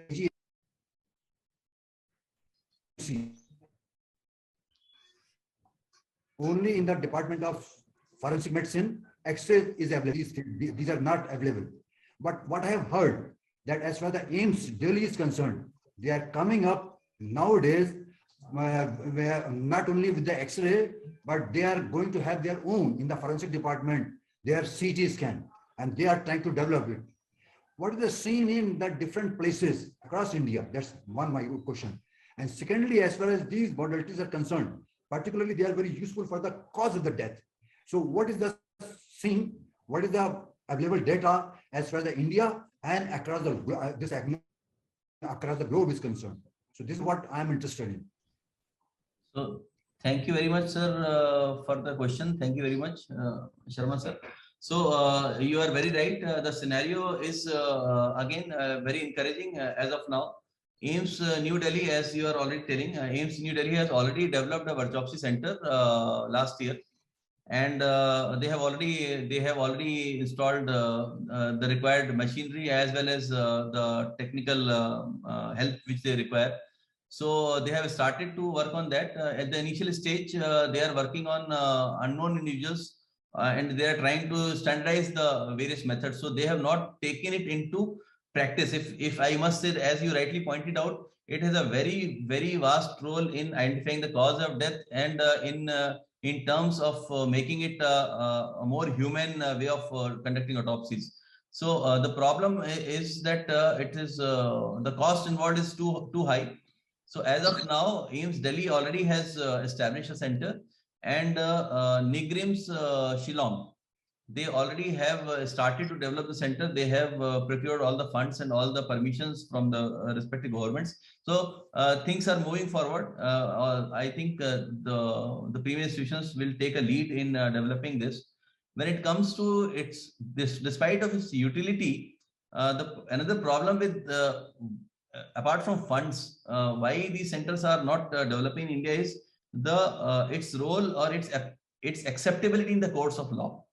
So as long as our investigating authorities and our judicial system does not permit us to believe in that particular system, that whatever we are coming out with, whatever we are observing in those things are equally effective as what we see on gross examination in autopsy.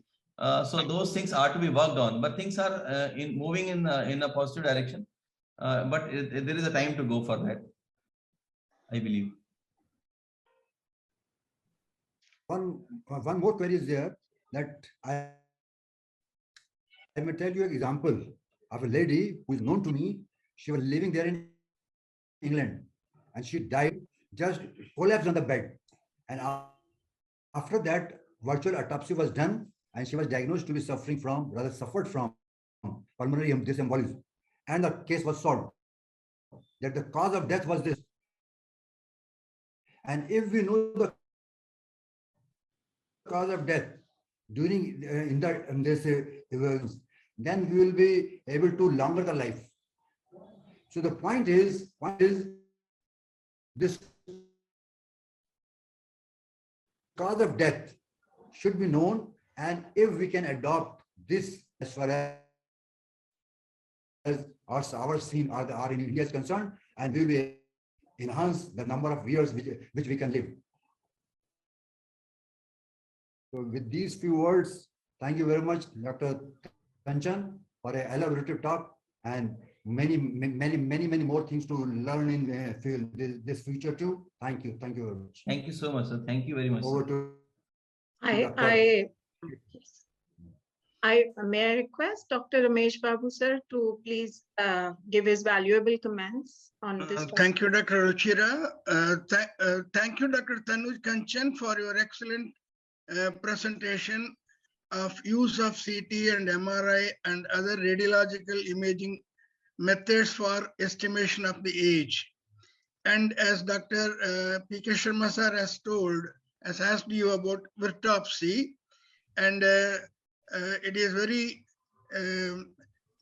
good to know that in India also 2 centers have already started establishing facilities for this method of virtual autopsy. And you have given very elaborately the age estimation by CT, and CT is available nowadays in many centers, and anatomists can utilize this methodology for estimation of the age and as well as estimation of the sex, and study about the sexual dimorphism of various bones. And you have stimulated the interest of many young anatomists by your excellent talk. Thank you, Dr. Kanchan. Thank you, Dr. Ruchira. Thank you, sir. Thank you, sir. I don't think so there is any specific question in the chat box. I would just like to summarize what we get from the topic here regarding the role of the imaging in the identification. I mean, human identification has always been a challenge, and it's becoming more because of the variety and the type of crime and the criminals adding on to it. The sir has beautifully explained how this identification can be utilized both for the civil as well as criminal cases. The use of the biological profile, how it can be created by the use of the imaging, especially the 3-starred components of it, whether it is age, sex, and stature, how they can be well defined with the conventional radiography as well as with the enhanced modalities using the CT scan and the MRIs. Though ultrasonography is also into it, but with the minimal use of it. The limitations of the lack of skeletal repositories, time and resources has added on to the addition of the imaging into this area or this avenue where identification can be well balanced by the use of the imaging modalities. And how these components that we derive from the imaging thing can be compared from the antemortem and postmortem and the identity of the disease as well as the accused, both can be taken into consideration. Thank you, Dr. Tanuj Kanchan, for a very nice, elaborate and very explicit images that could be visualized in the presentation itself. Thank you, sir. Thank you very much. Thank you. I sincerely thank Dr. P.K. Sharma, sir, and Dr. Ramesh Babu, sir, who with their expertise into this area, they have added further points into their into this talk. Thank you, sir. Thank you very much. And I take this opportunity to thank the organizing committee, Dr. Punita Manek, Dr. Jyoti Chopra, Dr. Anita ma'am, and their coordinated and expert team who has taken up to this level. Thank you, one and all. Thanks to the audience.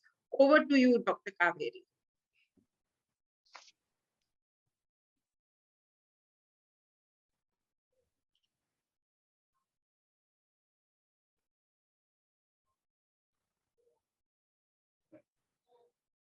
Dr. Kaveri, can you hear me?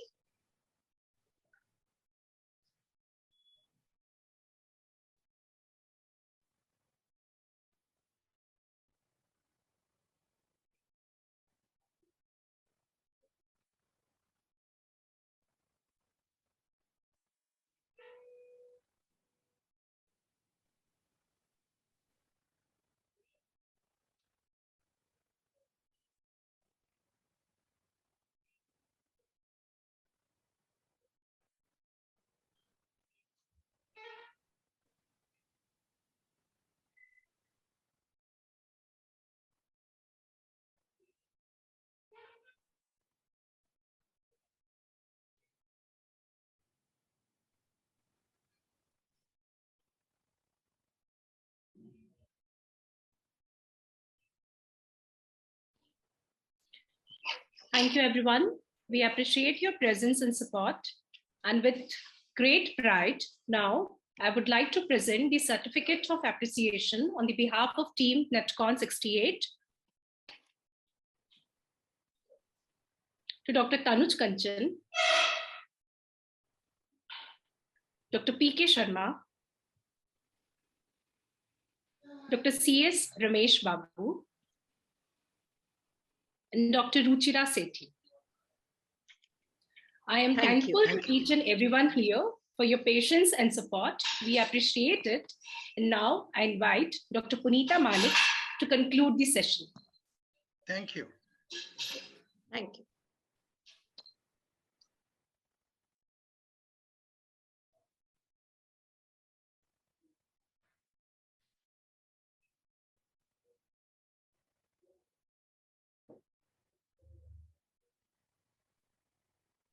Good evening. Good evening, ma'am. Thank you for being with us.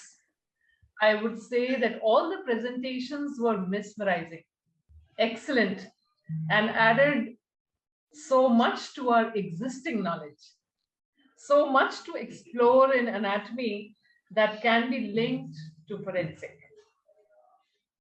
We thank the Almighty for helping us, guiding us through the day in smooth conduction of today's function. Many, many thanks to our experts Dr. K. Thangraj, Professor Anil Agarwal, Dr. Keval Krishnan, Dr. Tobias Hulton, Dr. Julita, and Dr. Tanuj Kanchan. I have so much to say which cannot be actually expressed in words. It is our honor that you have been there throughout the day despite your busy schedule and your commitments. So gratitude from the organizing committee to all the expert faculty members for sharing their knowledge to this vast gathering. I also thank the chairpersons and moderators of the sessions for their kind support, and I hope that all the delegates have enjoyed the variety of sessions brought forth today. Please be with us for tomorrow's scientific program. The link will be shared with you shortly. And tomorrow morning at 9 o'clock, we have with us Dr. Yogesh. He is from Jipmar, Pondicherry, and will be talking on the changing art of anatomy illustration and the potential of illustration software. So concluding here by saying that you have a wonderful evening ahead. See you till we begin tomorrow again. Thank you. Thank you, ma'am. Thank you.